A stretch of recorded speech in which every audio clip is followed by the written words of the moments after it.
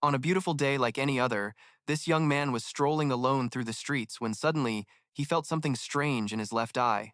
While feeling extremely uncomfortable, he suddenly saw a demon beast right in front of him. With a swift move, Han Sen quickly drew a dagger and stabbed it straight into the demon beast's rear.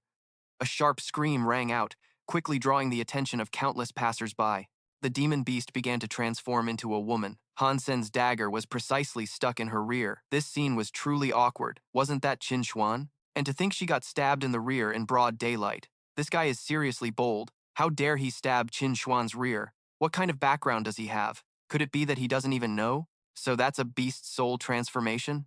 Looks like there's some fun to watch. Overhearing the noisy chatter from others, Han Sen started to shiver uncontrollably. Right in front of him was Qin Xuan. She was the most powerful woman and the authority of the steel armor shelter. This must be the first time Qin Xuan had someone poke her rear in public, so she was both angry and embarrassed. She stammered for a long time but couldn't form a complete sentence.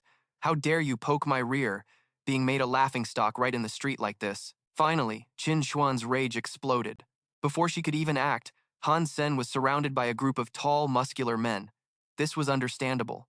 That girl was their goddess. How could Han Sen expect a peaceful ending after poking the goddess's rear? He was forced to kneel on the ground facing Qin Xuan's tsunami-like fury. She pointed her finger right at his face. She boldly declared that from now on, anyone who accompanied or helped Han Sen would be her enemy. A short sentence, but it was a total ban. It cut off Han Sen's future path. He immediately fell into a panic. Even Han Sen himself didn't understand how he ended up in this situation right after arriving at the steel armor shelter. Han Sen really hoped this was just a nightmare, but unfortunately, Qin Xuan's words carried too much weight. So afterward, he had no choice but to hunt alone because his abilities were limited. Han Sen only managed to hunt a few low-level mutant beasts. He vented some of his anger on a group of black beetles that prey on mutant beasts. These could randomly grant anywhere from 0 to 10 jealousy points. But Han Sen had already eaten more than 30 in a row. His jealousy points couldn't increase anymore. Human gene codes are currently measured by 4 stats. Those are normal genes, primitive genes, mutant genes, and divine blood genes. Han Sen's current normal gene points were 79 out of 100. The other gene codes were all 0. If this continued, he didn't know how long he'd have to wait. How much longer until he completed his first evolution and gained a rank? For the next month, Han Sen continuously hunted and devoured low-level mutant beasts, yet he still couldn't complete a single evolution. Which body to transform into? Before, he even considered hunting some slightly stronger creatures, but when he encountered a fellow steel armor shelter beast, the weakest primitive creature, Han Sen couldn't even defeat it. He almost lost his life. He had to rest and recover for nearly half a month before returning. Originally, if he found some companions, hunting stronger mutant beasts wouldn't be too difficult. But now he was banned by Qin Xuan, completely unable to find teammates. In his most desperate moment, Han Sen suddenly saw a golden light. It was coming from afar. It was still a black beetle, but with a completely different appearance from the ones Han Sen had just devoured. His intuition told him this creature was not simple, so he grabbed his dagger and charged. But the golden-winged black beetle seemed to be crawling quickly toward him. Han Sen couldn't wait and sped up. One stab straight into its belly. The system immediately notified him that he had defeated a divine blood black beetle. He received a divine blood beast soul. Han Sen was shocked reading the notification. Speaking of which, due to their characteristics and rarity, mutant beasts in the world are divided into 4 ranks: normal, primitive, mutant, and divine blood. Divine blood mutant beasts are the rarest. Yet Han Sen was lucky enough to encounter one. According to his knowledge, even in the steel armor shelter, few people possessed divine blood beast souls. It seemed heaven hadn't abandoned him yet. Han Sen gained 7 divine blood jealousy points from devouring the mutant beast. The beast soul he received from that black beetle was armor type, which perfectly matched Han Sen's wishes. He immediately fused with the beast soul. His body was quickly covered by a golden armor. Han Sen felt his body comfortably filled with energy in an instant. No wonder it was a divine blood beast soul. After transforming into armor, compared to the armors made from primitive beast souls, it was completely superior. Han Sen had admired other mutant users wearing armor from primitive beast souls, never expected that one day he would wear armor made from a divine blood beast soul. Impatient, Han Sen chose a large rock to test his strength. With one punch, the big rock shattered instantly. This power was overwhelmingly strong, making Han Sen keep sighing with satisfaction. After living in misery for more than a month, he finally waited for his day to come. After this great harvest, Han Sen returned to the steel armor shelter headquarters. Although Han Sen had already eaten the raw flesh of the Black Beetle godblood and gained 7 divine jealousy points, there was still some of its meat left unused, so Han Sen took it home to cook into soup. After finishing the pot of soup, he hoped to gain a little more points. Besides the meat and the beast's soul, Han Sen also managed to extract something else from the Black Beetle. It looked like a very bright gem, but it didn't resemble any part of the insect's body. While Han Sen was admiring the gem, suddenly the six-legged beast locked in the adjacent cage stretched out its long tongue and snatched it away. Before Han Sen could react, it swallowed the gem whole. After swallowing, the six-legged beast remained motionless for a while. Han Sen thought it had died, but the strange beast suddenly transformed its body, continuously growing larger, breaking out of the cage, and charged at Han Sen's head. He quickly drew the dagger at his side and delivered a fatal stab. Fortunately, the six-legged beast's combat power wasn't too strong. Han Sen was terrified but still barely safe. After the beast died, the system immediately sent him a notification as usual. Notably, this six-legged beast was originally just a normal level, but after swallowing the gem, it evolved into a primal level. This was likely because the crystal helped it evolve, similar to the abnormal Black Beetle god blood level creature. Thinking this through, Han Sen eagerly cut open the six-legged beast's corpse. The crystal was still intact inside its stomach. A bold idea popped into his mind. He wasn't sure if this crystal could help other creatures evolve to the god blood level, but if that was true, he could exploit it thoroughly. Soon he could start changing his meat supply. While Han Sen was happily enjoying his new loot, at home, his mother Luo Sulan was struggling with so-called family members. Han Sen's father had passed away. His brothers came to the house to bully Luo Sulan, demanding the house back. The reason was that the old house was originally the inheritance of Han Sen's paternal grandparents. They didn't want Luo Sulan to enjoy it all alone. She had lived there for over 25 years and gained a huge benefit. Now it was time to share the inheritance. Han Sen's second uncle, Han Lei, spoke in a very arrogant tone. "The eldest brother is right," Han Sen's uncle chimed in. "This old house is worth up to 3 million. If you give each of us 1 million, the house will belong to you. Otherwise, sell it immediately." Then Han Sen's second aunt spoke up. Luo Sulan was extremely distressed. Her husband had just died, finances were tight, and she didn't know where to find 2 million to split with them. But if she sold the house, they would have nowhere to live. She originally wanted to ask for some time to figure things out, but Han Lei started yelling and cursing. "Is your hardship the only one? Han Sen and Han Yan only attend compulsory education. Han Hao studies at a private school. The tuition alone makes my hair turn gray." Then he gave Luo Sulan an ultimatum: 1 month to pay each of them 1 million, or sell the house and split the proceeds evenly. Otherwise, take it to court. Han Lei left. Luo Sulan's face turned pale as she collapsed to the ground. At that moment, Han Sen had just returned home.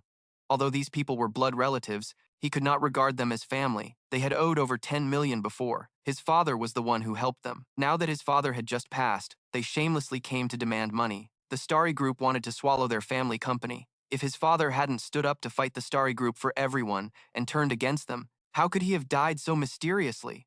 Han Sen clenched his teeth in anger and said, Luo Sulan was helplessly crying, blaming herself for being useless. She couldn't even keep their old house. Seeing his mother like that, Han Sen's heart felt like it was being torn into tiny pieces. "Don't worry, Mom. I've already asked Uncle Zhang. There will be a solution. You just take care of little Yan. Leave this to me. They won't be able to take our house." In Luo Sulan's eyes, Han Sen was just a kid who had just graduated high school. But after a month at the steel armor shelter, he seemed like a different person, much more reliable. Han Sen said this. She swallowed her tears and trusted her son. As for Han Sen, he had no intention of letting those ungrateful scumbags bully his mother and sister. Then he said goodbye to his mother and sister and headed to the teleportation station. At the teleportation station, he easily caught news about the stars posted there. For example, Chairman Zhao Along of the Starry Group had completed his 3rd evolution, qualifying to enter the 4th space of the Divine Jealousy Shelter, reaching demigod level. Or the genius youth Luo Sulan used 100 points of mutant jealousy to enter the 2nd space of the Divine Jealousy Shelter. Previously, concepts like pseudo-superior evolution and pseudo-demigod were beyond Han Sen's reach, but now with the mysterious crystal, he could probably reach that stage. He already had god-blood jealousy, but reaching 100 divine jealousy points to evolve in a short time was still too difficult. For now, Han Sen just wanted to earn 100 primal jealousy points and mutant jealousy points. Thinking this, he headed straight to Falling Wind Valley. Han Sen planned to speed up making a lot of money, enough 2 million yuan to silence those ungrateful family members, and now he had arrived at Falling Wind Valley. Han Sen still couldn't stop regretting that if he hadn't used the pure-blood Black Beetle's corpse to make soup, he could have definitely sold it for a price between 1 million and 2 million. Who would have known that something like this would happen right after eating? On that hunting trip, the first target Han Sen encountered was a primitive-level six-legged beast. This species is characterized by altar-like speed and attacks with serrated crescent-shaped front legs. Its fatal weakness is its waist. Han Sen had no reason to ignore this primitive-level mutant beast, so he quickly launched an attack.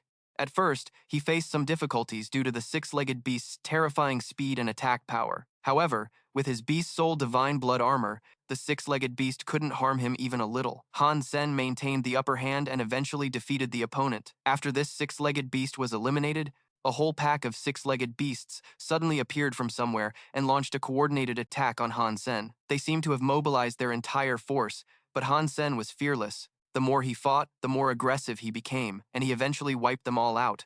Meanwhile, at the entrance of Falling Wind Valley, another mutant hunter appeared, Qin Xuan's subordinate, a wealthy man named Ouyang Xiaosan. Although he was incredibly rich, Ouyang Xiaosan was just a reckless guy. Wanting to earn Qin Xuan's praise, he didn't hesitate to dive into hunting mutant beasts. But after entering the valley, Ouyang Xiaosan realized something was off, because there wasn't even a single six-legged beast. At first, he thought a team had already swept through here, but from a quick glance, it didn't look like any group had passed by. Then, Ouyang Xiaosan noticed some bloodstains leading deeper inside, and he saw pools of blood splattered around. From the bloodstains, it was clear that a fierce battle had just taken place here. Curious, Ouyang Xiaosan ventured deeper. There, he found piles of six-legged beast corpses, and Han Sen was standing atop the heap, looking extremely proud. Ouyang Xiaosan couldn't hide his surprise. "Big bro, did you really take down all these six-legged beasts by yourself?" Han Sen didn't answer but instead asked back, "Ouyang Xiaosan, how many of these do you want?" "Then 1,000 tazuentes, no bargaining." Note that tazuentes is the common currency in this world. Actually, Han Sen was also troubled at this moment because he had accidentally wiped out the entire pack of six-legged beasts. He couldn't eat them all himself, so he had to sell them, unexpectedly running into a rich guy. Upon hearing this, Ouyang Xiaosan's face lit up, and he pulled out a thick stack of money to hand to Han Sen. "I'll buy all the six-legged beasts here. If there's any left over, consider it a deposit.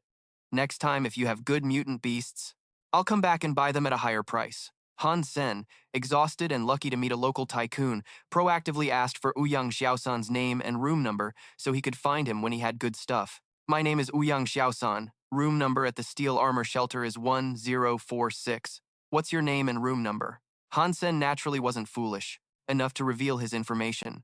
After all, in the steel armor shelter, he was hated by everyone. Han Sen took the money and left, not forgetting to promise that he would come to Ouyang Xiaosan if he had anything good later. "Gold coins. I only know about gold coins," Han Sen said. Unexpectedly, Ouyang Xiaosan was a fool. He heard Han Sen say he only knew about gold coins, but he misunderstood it as Han Sen's name being Gold Coin. He felt he shouldn't call a master by his real name, so he called him Brother Coin. "Brother Coin, I'm waiting for you. You definitely have to come." After parting ways with Ouyang Xiaosan, Han Sen went to the Falling Wind Valley territory to continue hunting monsters. Earlier, he had accidentally wiped out the entire pack of six-legged beasts, so now he had to learn his lesson and keep one alive to nourish with that crystal. Falling Wind Valley beasts are also primitive-level mutant beasts. Han Sen kept killing one after another until he finally obtained a beast soul. The beast soul of the Falling Wind Valley beast was very popular. Their beast souls took the form of weapons, exactly what Han Sen was lacking. Now he had both armor and weapons, significantly increasing his strength.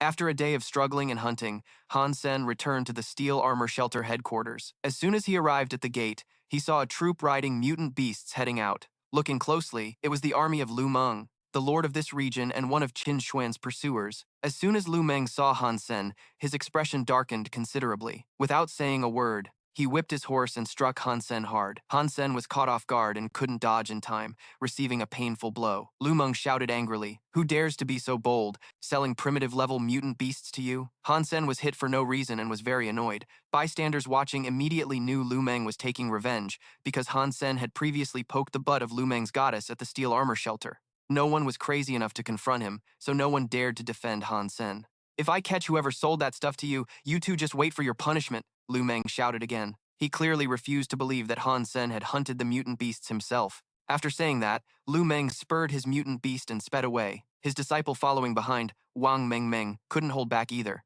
Before, Han Sen poked my butt at the steel armor shelter. No one was crazy enough to confront him, so no one dared to speak up in my defense. If I catch anyone who dares to sell that thing to you, you two just wait and suffer the consequences. The divine heavenly son shouted again.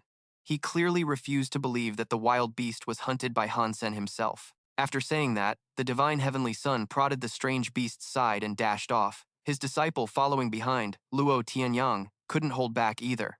Noisong, tan tien tu ben tuk vao hongde tu lao vuti. Monde kwahan di fia sao la tien duong kung kong hi noi. But threw Han Sen a look like a bullet. Today their army was rushing to another place. Otherwise, the divine emperor definitely wouldn't have just whipped him like that. Han Sen rubbed the whip wound on his shoulder, silently cursing those bastards. It seemed he had to quickly use that crystal to boost his strength, so he wouldn't be looked down on by these people anymore. A gentleman's revenge is never late. One day he would trample these people under his feet. 3 days later, in Han Sen's room at the steel armor shelter, the beast he fed the crystal to started to transform. Once its entire body turned a verdigris color like a statue, it would be considered a fully transformed mutant bronze beast. But even though the fur of this bronze beast shone with a verdigris hue, it was still far from a true mutant bronze beast. It seemed evolving from a primitive creature into a mutant creature wasn't as simple as a normal creature evolving into a primitive one, so Han Sen had to patiently wait longer, but just sitting and waiting was a huge waste of time. Meanwhile, he planned to go out and hunt some primitive creatures to trade for money. He could also eat them to increase his primitive level points. Suddenly, loud noises erupted outside. Han Sen pricked up his ears through a crack in the door. Hurry up and see what's going on in Falling Wind Valley. Too many people are dying.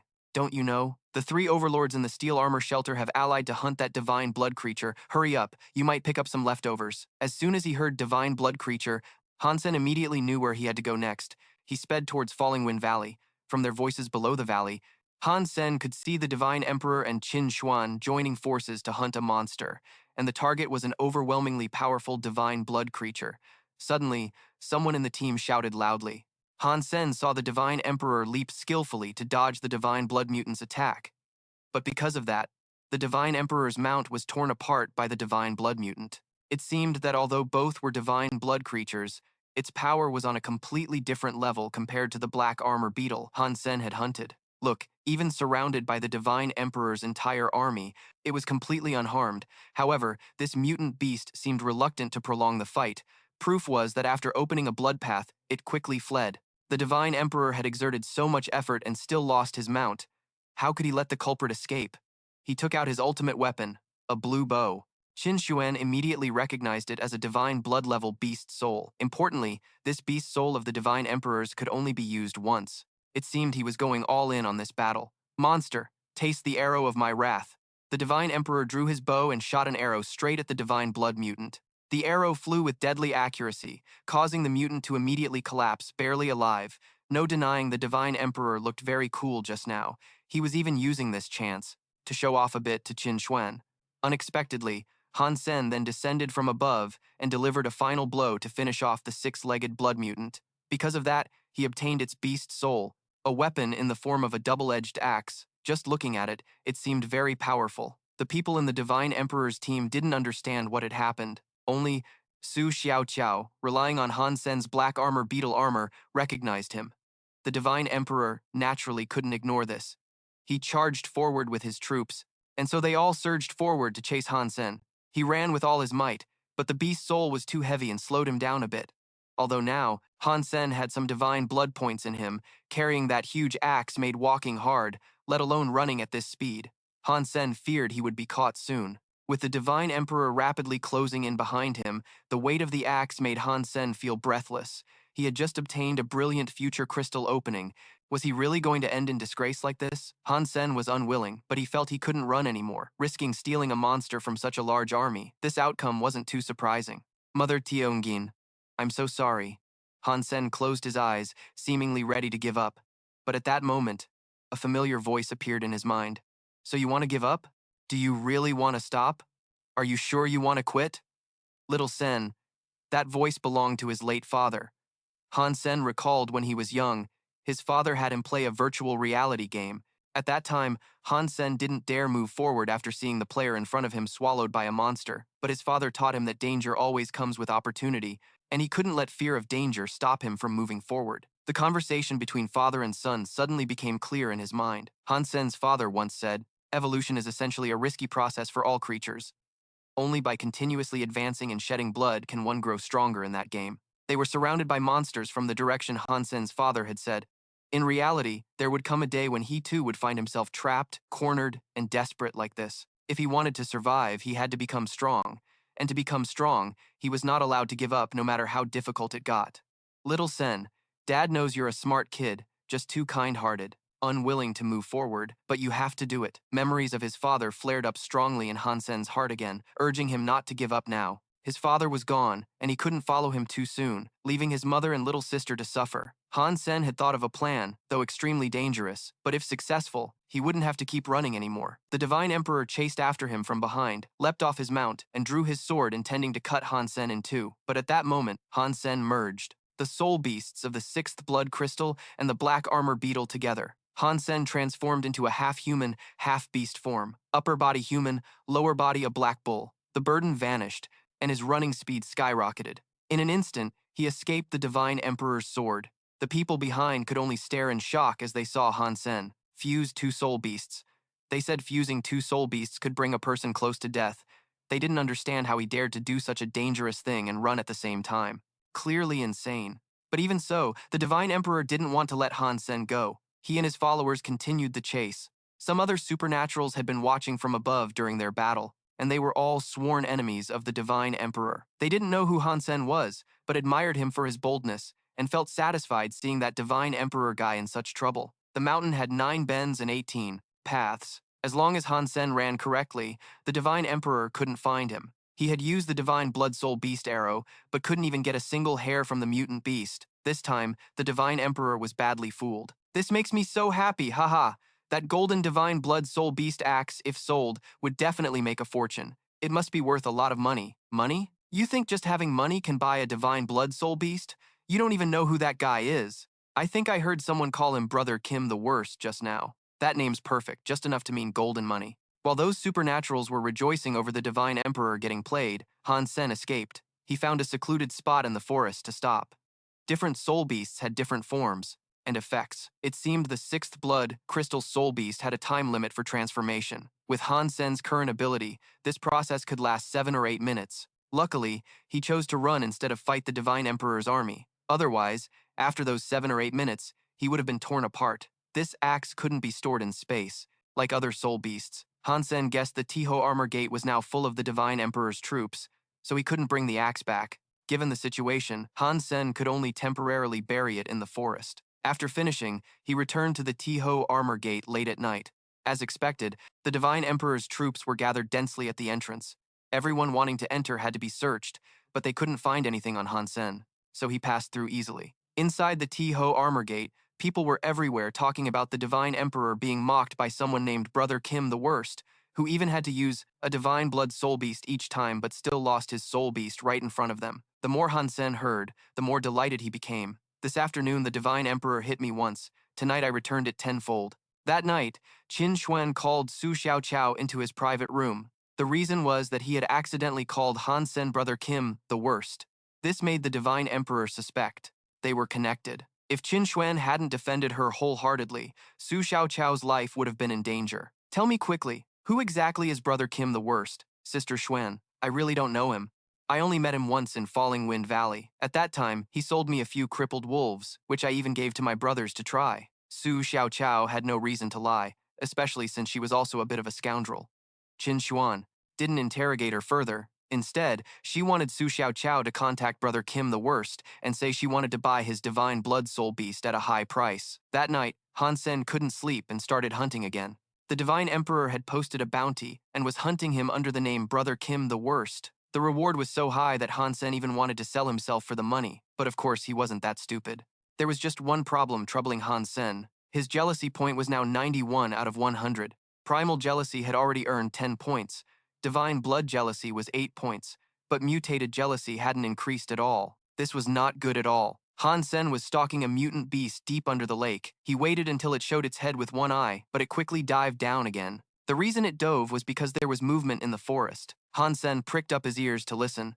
After a while, a figure appeared from the forest, but this person's clothes were tattered, looking quite unusual. The reason it dove down was because there was movement in the forest. Han Sen pricked up his ears to listen carefully. After a moment, a figure appeared from the forest, but their clothes were tattered, and something about them seemed quite unusual. This man quickly noticed Han Sen's presence and asked him where this place was. He also said he was from the Starry Group's Steel Armor Shelter, and this place was the Steel Armor Shelter. I don't know where the Starry Group's Steel Armor Shelter you mentioned is, up north of the Koklai 2 Mountains, Han Sen replied.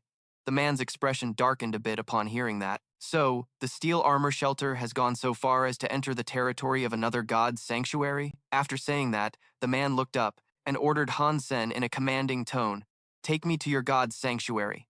Han Sen could hear the arrogance in his voice, so he wasn't very pleased. Han Sen showed the man the way, then refused to accompany him, saying he still had to go hunting. But just as Han Sen turned around, the man suddenly punched him. Han Sen fell forward hard, hitting his head on a large rock, blood gushing out. Han Sen immediately shouted, "What the hell are you doing? Stop talking nonsense. Just obey me and quickly take me to your god's sanctuary," the man continued to order. Han Sen couldn't stand it anymore and drew his spirit beast weapon, ready to fight to the death. His angry demeanor was intimidating, but the man seemed completely unfazed, even showing a bit of contempt. 3 basic spear moves from the standard curriculum? Trash. "Even if my spirit beast is destroyed, I'm not someone trash like you can handle," the man said as he broke Han Sen's spear with his bare hands. Han Sen was shocked and immediately realized it was a super nuclear muscle technique, a grand martial art that could activate potential in genes, like a nuclear fusion reaction. "What? Want me to show you the difference in class, trash? Here's one last chance. Lead the way or go sell salt." Han Sen knew the man was stronger, but he couldn't stand being called trash by some lunatic who fell from the sky. He wanted to fight it out, so he took off his armor. "Who are you calling trash? Who taught you basic manners? When you're out, you should respect others." After saying that, Han Sen charged to attack, but the man's speed was too fast. Han Sen couldn't land a hit and was instead struck in the leg. Though no bones broke, the armor made from the spirit beast's divine blood was dented. Han Sen was stunned. He had faced countless strange beasts wearing this armor, but none could scratch it even a bit. This man's strength was far beyond normal standards. The man also seemed surprised to see Han Sen's armor could withstand his Jade Bone Ice technique, quickly guessing it was divine blood spirit beast armor. Having lost his spirit beast, meeting Han Sen was like grabbing a straw to save his life, so he threatened, "Hand over your divine blood spirit beast armor, and I'll spare your life."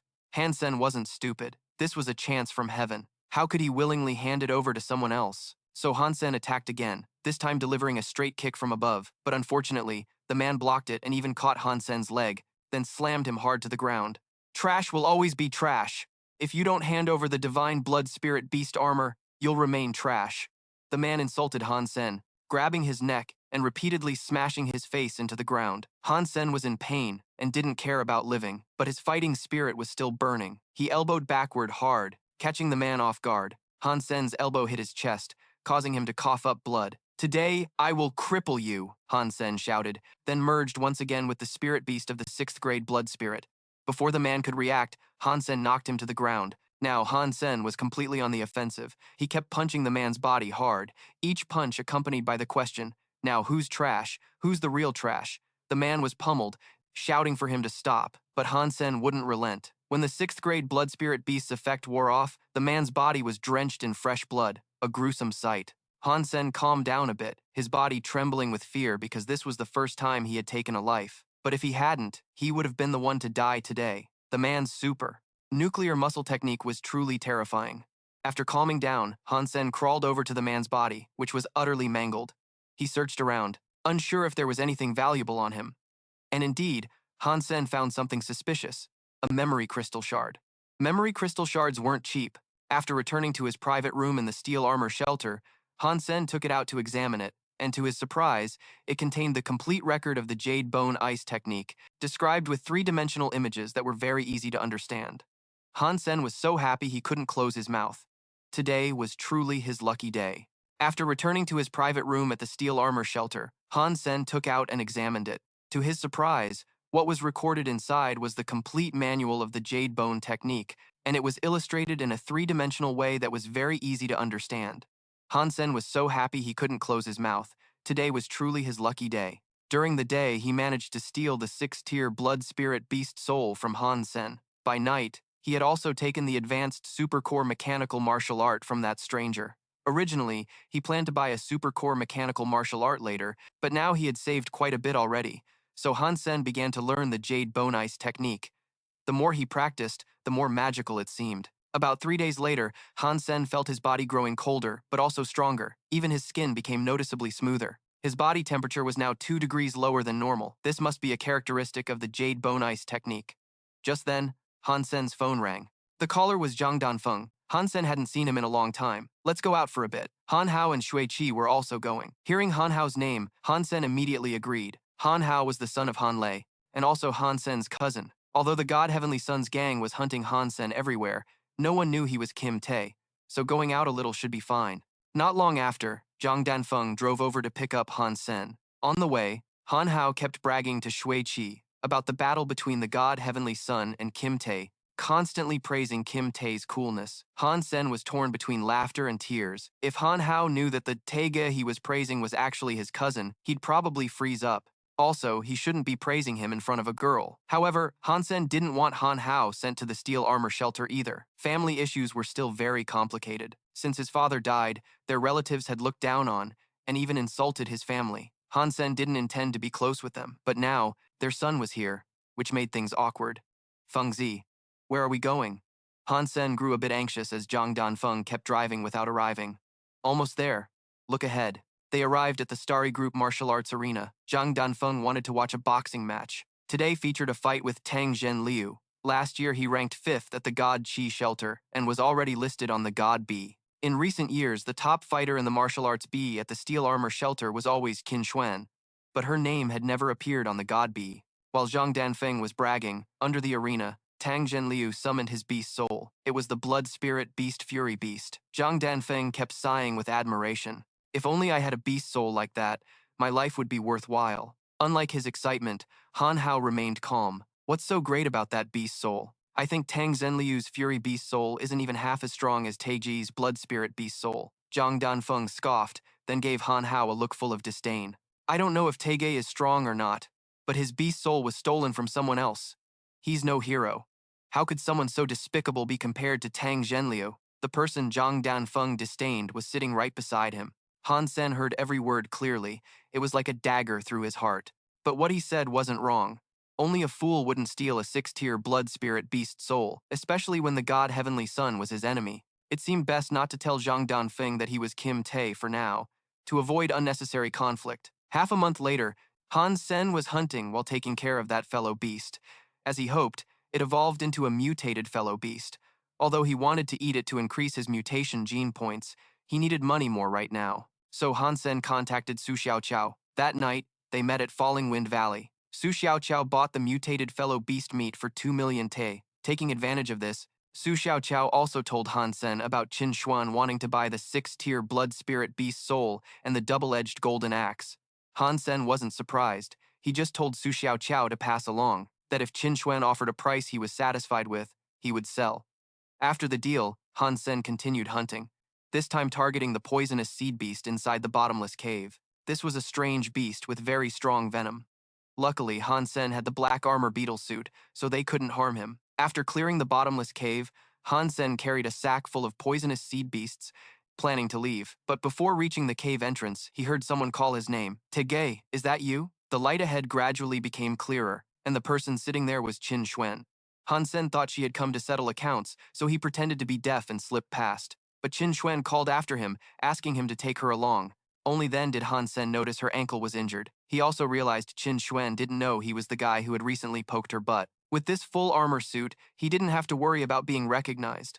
Since that was the case, Han Sen wanted to seize this chance to gain some benefits for himself. He sat down beside her, pretending to examine Qin Xuan's injury, then asked, "It seems you were poisoned by the poisonous seed beast, but how could that happen?" "A few things that are good for me." He sat down beside her, pretending to examine Qin Xuan's wound, then asked, "It seems like you were poisoned by the toxic seed of the venomous spirit. How could that happen?" She's clearly very strong, yet a black beetle sneakily attacked just as my spiritual essence was about to run out. Qin Xuan said this while a dagger appeared in her hand.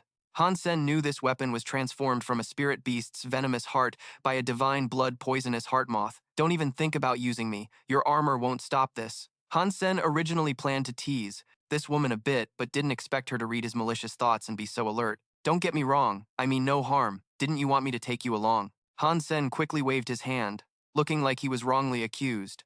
Qin Xuan still wouldn't lower her guard, holding the dagger close and saying if Han Sen could get her safely out of the bottomless cave, she'd pay him a large sum as thanks. After all, he always traded with Su Xiaoqiao to make money. Han Sen had earned enough to pay off his mother's debt of 2 million yuan. He didn't really need the money anymore. Sure, I like money, but not so much now. She just mentioned the venomous heart. Was it still alive? I took it down right behind me. Is there a problem? Qin Xuan then looked Han Sen up and down, quite surprised to see his armor. Not a single scratch even after facing the Black Beetle. As for Han Sen, he agreed to take Qin Xuan out without payment.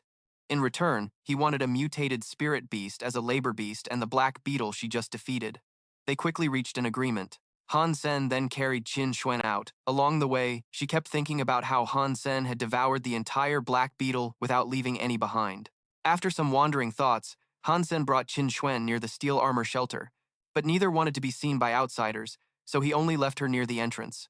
As promised, Qin Xuan gave Han Sen a mutated spirit beast. She also asked about the spirit beast of the blood crystal illusion and the double-edged axe. Qin Xuan really wanted to buy them and offered 6 million yuan. Han Sen was very satisfied and immediately agreed. After all, he couldn't use that axe. Get the money ready.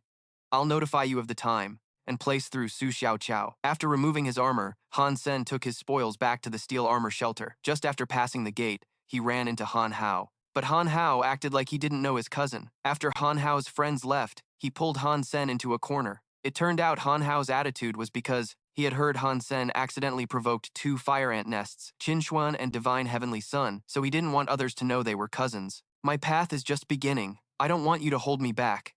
Fine, I'll keep my mouth shut. We won't acknowledge each other in this shelter. Han Sen shot back and left. A few days ago, he was still unsure how to face this cousin, but now that Han Hao chose to despise him like his parents did, Han Sen had nothing left to think about. Han Sen returned to his room. Now that he had plenty of money, life could finally get a bit better. Han Sen really wanted to share this joy with his mother and sister, so the next day, he took them out. Han Sen didn't even hesitate to splurge on jade ice cream for Han Nian, an expensive treat he hadn't dared to think about until recently. The ice cream shop was crowded. Han Sen wanted to take his mother and sister upstairs but was stopped by staff because the second floor was reserved for privileged nobles. Luo Sulan and Han Nian didn't mind, but Han Sen showed obvious irritation.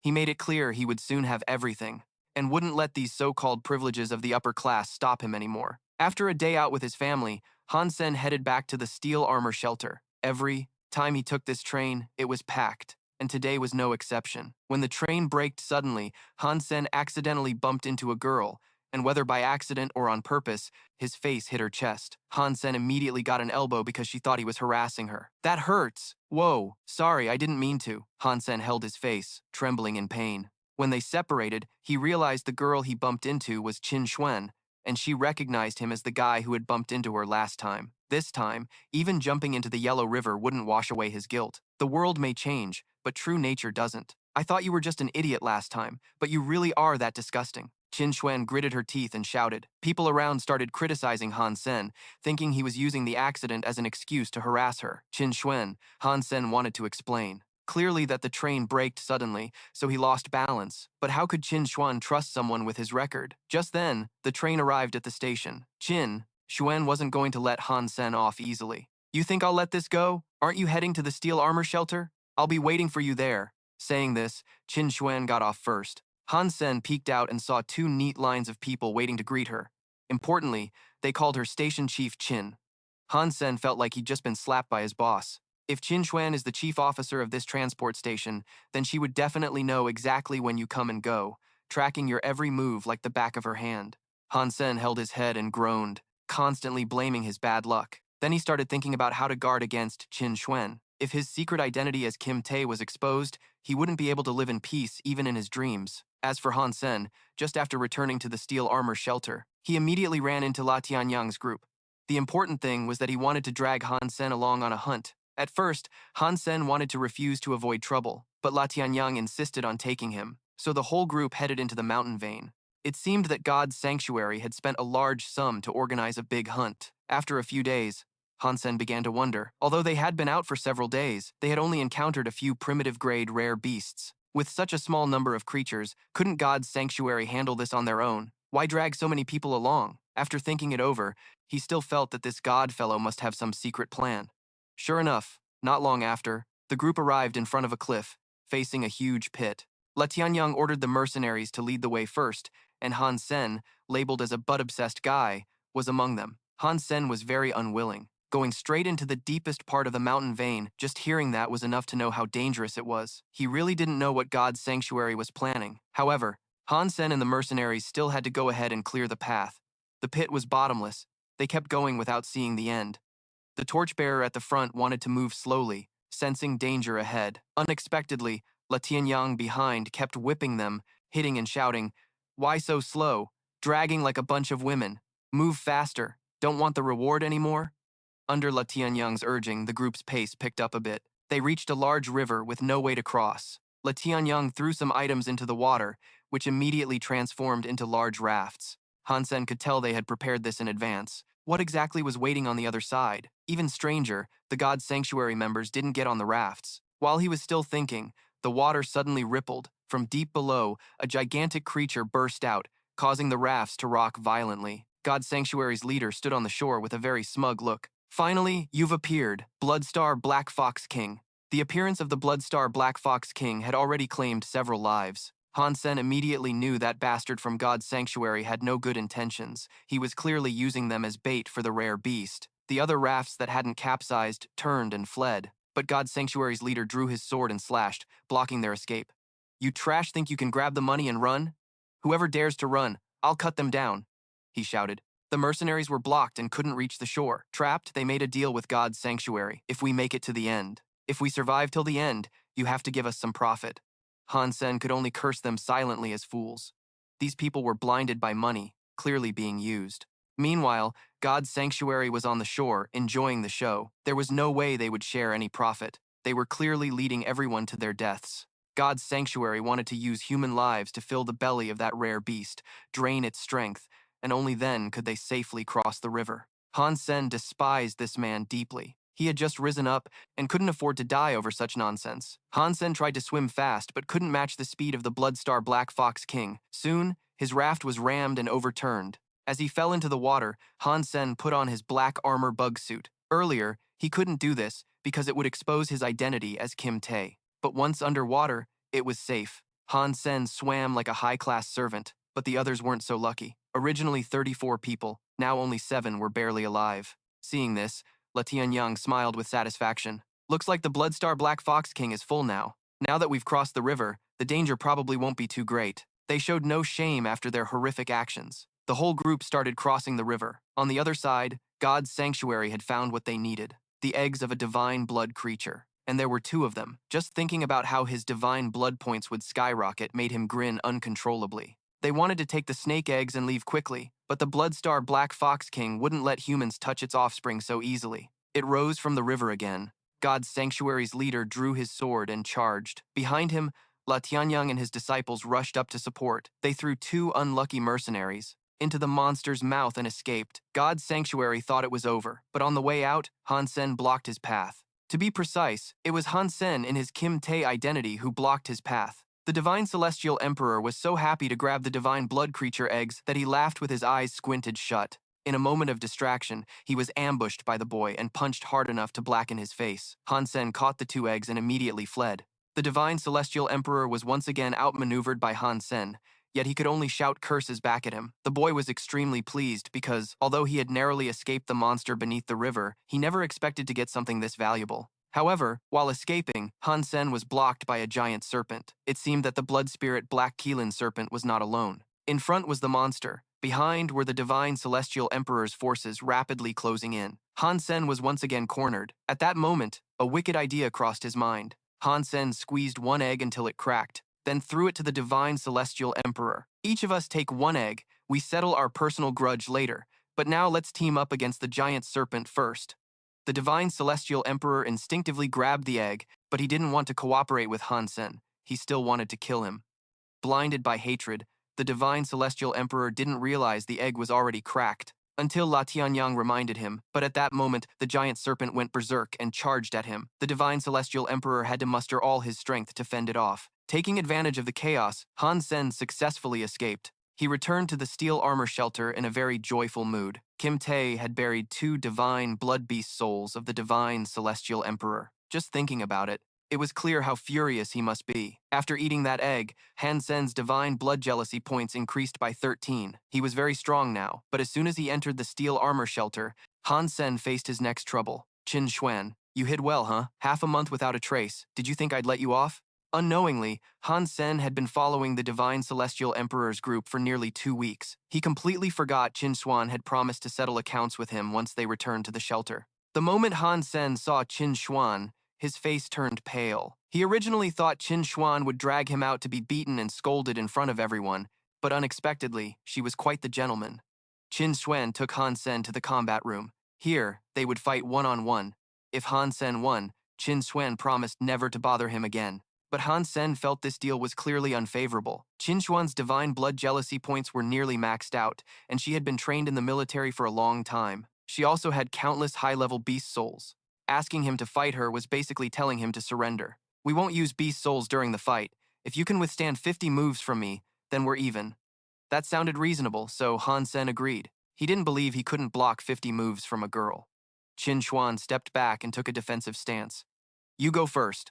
As soon as she said that, Han Sen charged forward and threw a straight punch to her face. He really didn't hold back, hitting a girl right in the face. Qin Xuan staggered back a few steps and shouted, "You bastard!" Seeing her ugly expression, Han Sen panicked and apologized. He just wanted to finish quickly and leave, so he acted too fast. She hadn't even had time to prepare. Qin Xuan wiped the blood from her nose, stood up straight, and continued speaking. Before she could even curse again, Han Sen landed another punch. This time, it was definitely intentional. Such a good opportunity had to be seized. Qin Xuan's fury reached its peak. She charged at Han Sen and started throwing punches and kicks non-stop. The strength of someone trained in the military was truly different. Plus, being hit twice unexpectedly by Han Sen earlier made her even more furious. She beat Han Sen until he was crying and admitting defeat. In the end, Han Sen took all 50 moves from Qin Xuan. She showed no mercy. So when it was over, his face was swollen and bruised.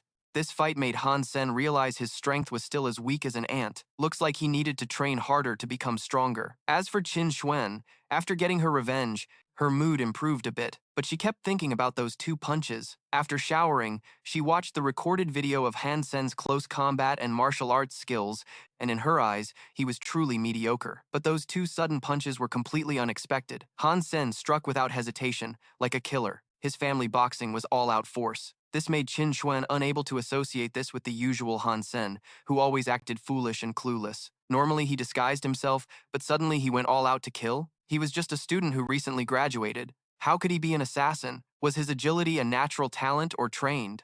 Qin Xuan was very curious. But no matter what, in her eyes, Han Sen was still a jerk who harassed women. And Qin Xuan swore she would never forgive him. After a good sleep, Han Sen decided to take extra classes.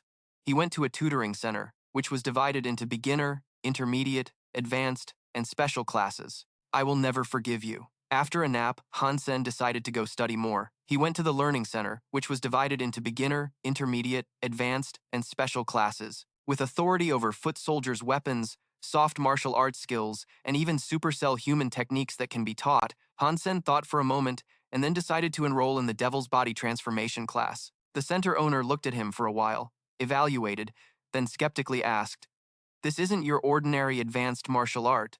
Has your physical aptitude reached the required level? Don't worry, 1 million yuan can be paid by card." Han Sen said this and immediately took out his card to hand over. In fact, after practicing the ice muscle jade bone technique, his body had become much stronger and more agile than before. Han Sen's father had once mentioned that the Devil's Body Transformation was highly effective against women. That's why he chose this course, hoping that after training, he could handle Qin Xuan. But when the secret manual finally arrived, Han Sen realized with a tingle that he had wasted 1 million yuan. The old man taught all kinds of ways to cling to women, hugging techniques, truly shameless beyond words. If Han Sen applied this to Qin Xuan, it would only make her think he was a disgusting harasser. However, 1 million yuan was no small amount, so Han Sen still decided to learn it. Qin Xuan, you better not provoke me in the future, or I will definitely use you as practice material, Han Sen said at the Devil's Body Transformation Training Center. A few days later, back in his room, he really felt like he had turned into a perverted old uncle,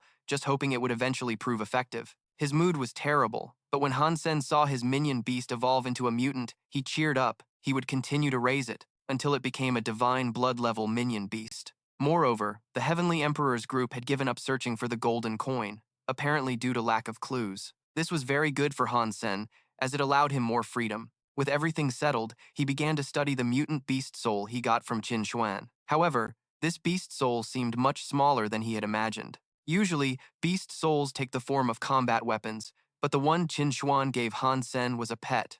Importantly, this black cat was tiny, and it was unclear if it had any combat power. Han Sen wanted to test it once, so he called the three-eyed black cat to face off against the three-horned Keeling beast in front of him. His pet enthusiastically charged, but before it could attack, it was knocked back by the three-horned Keeling beast. The test was a complete failure. Clearly, even as a mutant pet, it was useless. Actually, it was only good at meowing and acting cute.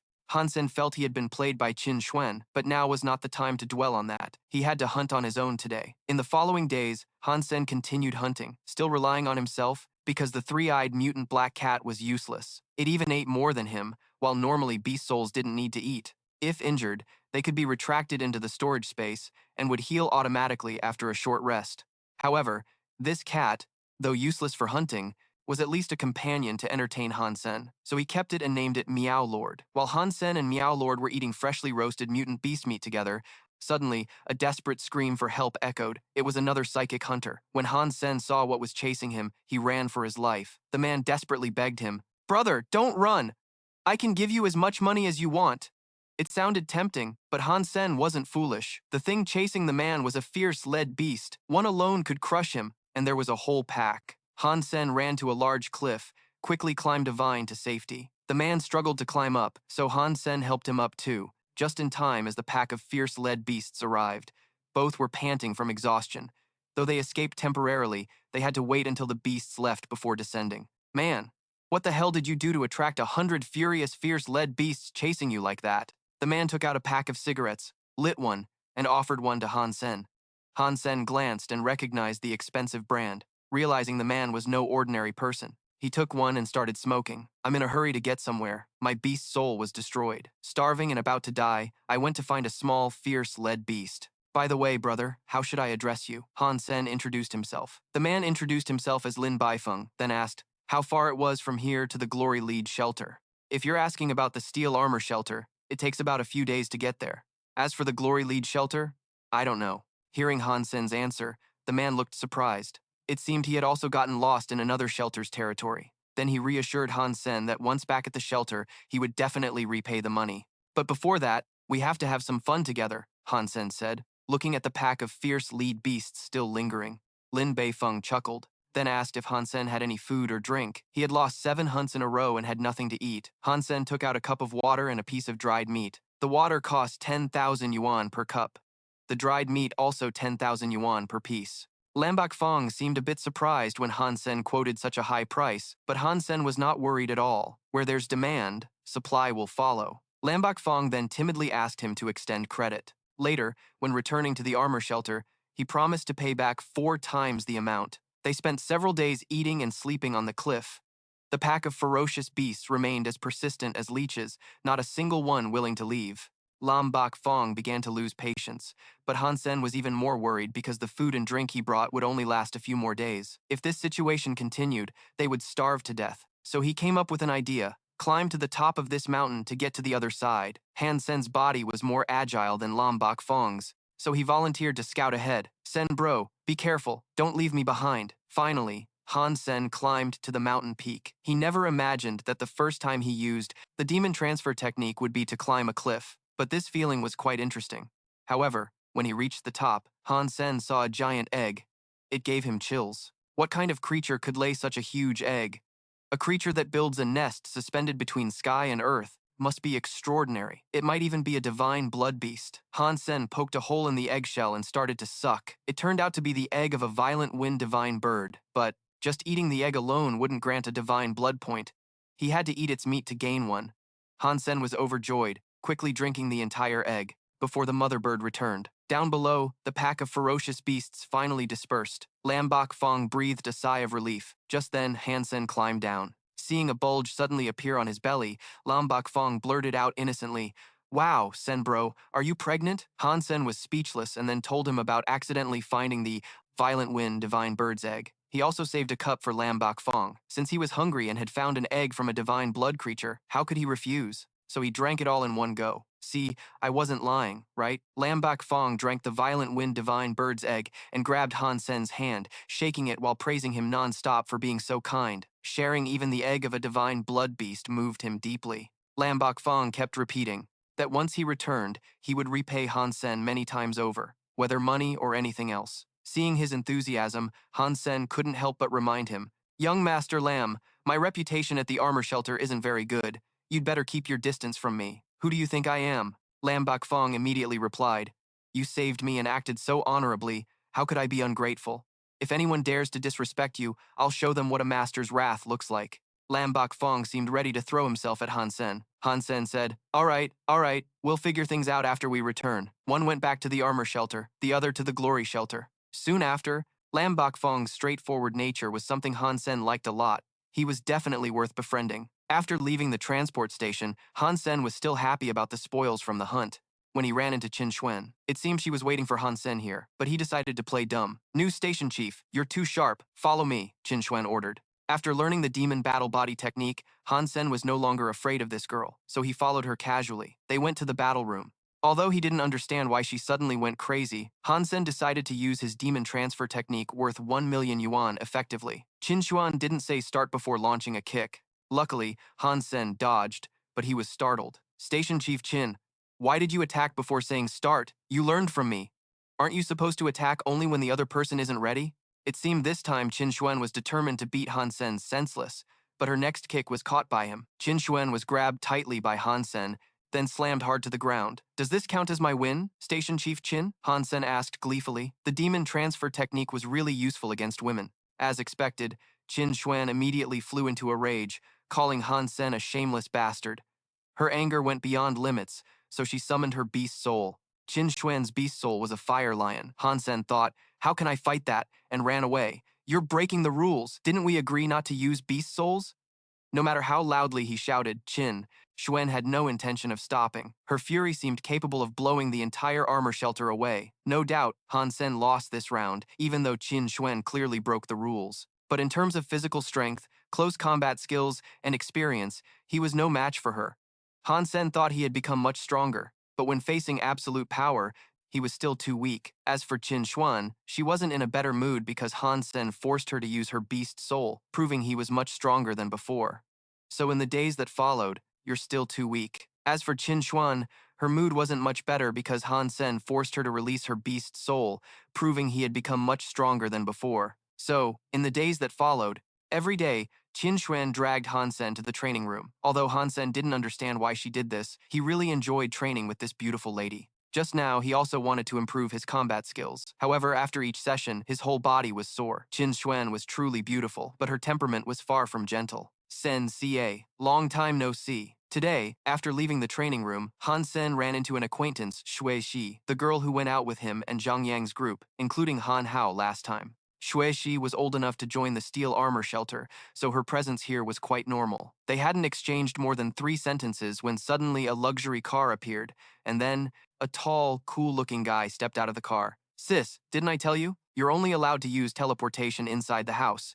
If you use it at the transport station, you're bound to attract annoying troublemakers." Seeing her brother mistaking Han Sen for a nuisance to Shui Shi, she quickly explained, "Fourth bro, don't misunderstand. This is Han Sen. He's my childhood friend."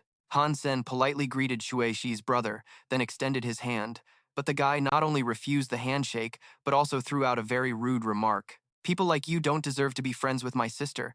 Don't hang around her from now on, or don't blame me for being impolite." Shui Shi looked embarrassed by her brother's rude behavior. Han Sen wasn't happy either, being treated like vermin on their first meeting. Are you talking to me? Looks like you didn't listen to what I said. The brother sneered and suddenly lunged forward. Han Sen realized he was launching a close combat attack, but the devilish close combat technique was a primordial level skill. Since learning it, even Qin Xuan didn't dare let him fight up close anymore. Yet this guy was throwing himself right into his grasp. Han Sen smoothly dodged the opponent's kick, then charged forward, grabbed the collar of the tall man with both hands, and used all his strength to slam him to the ground. Xuexi's brother couldn't help but curse. Han Sen looked very satisfied after teaching him a lesson. Just a first meeting greeting between men. He's so tall and strong, he should be fine, right? After that, Han Sen didn't linger. Before leaving, he didn't forget to say goodbye to Xuexi and mentioned that they should have a meal together next time. It was just a casual invitation, but Xuexi's brother took it seriously as a special meeting gift. If he didn't respond, Xuexi would invite her friend over for a meal in a few days. At this moment, Han Sen had returned to his room in the steel armor shelter. Recently, because Qin Xuan kept clinging to him, he hadn't had time to hunt in the mountains, so his income was too low. Therefore, Han Sen started browsing the web for part-time jobs on the Extreme Night site. Although it wasn't an official website, it still allowed for intelligence exchange and essential supplies.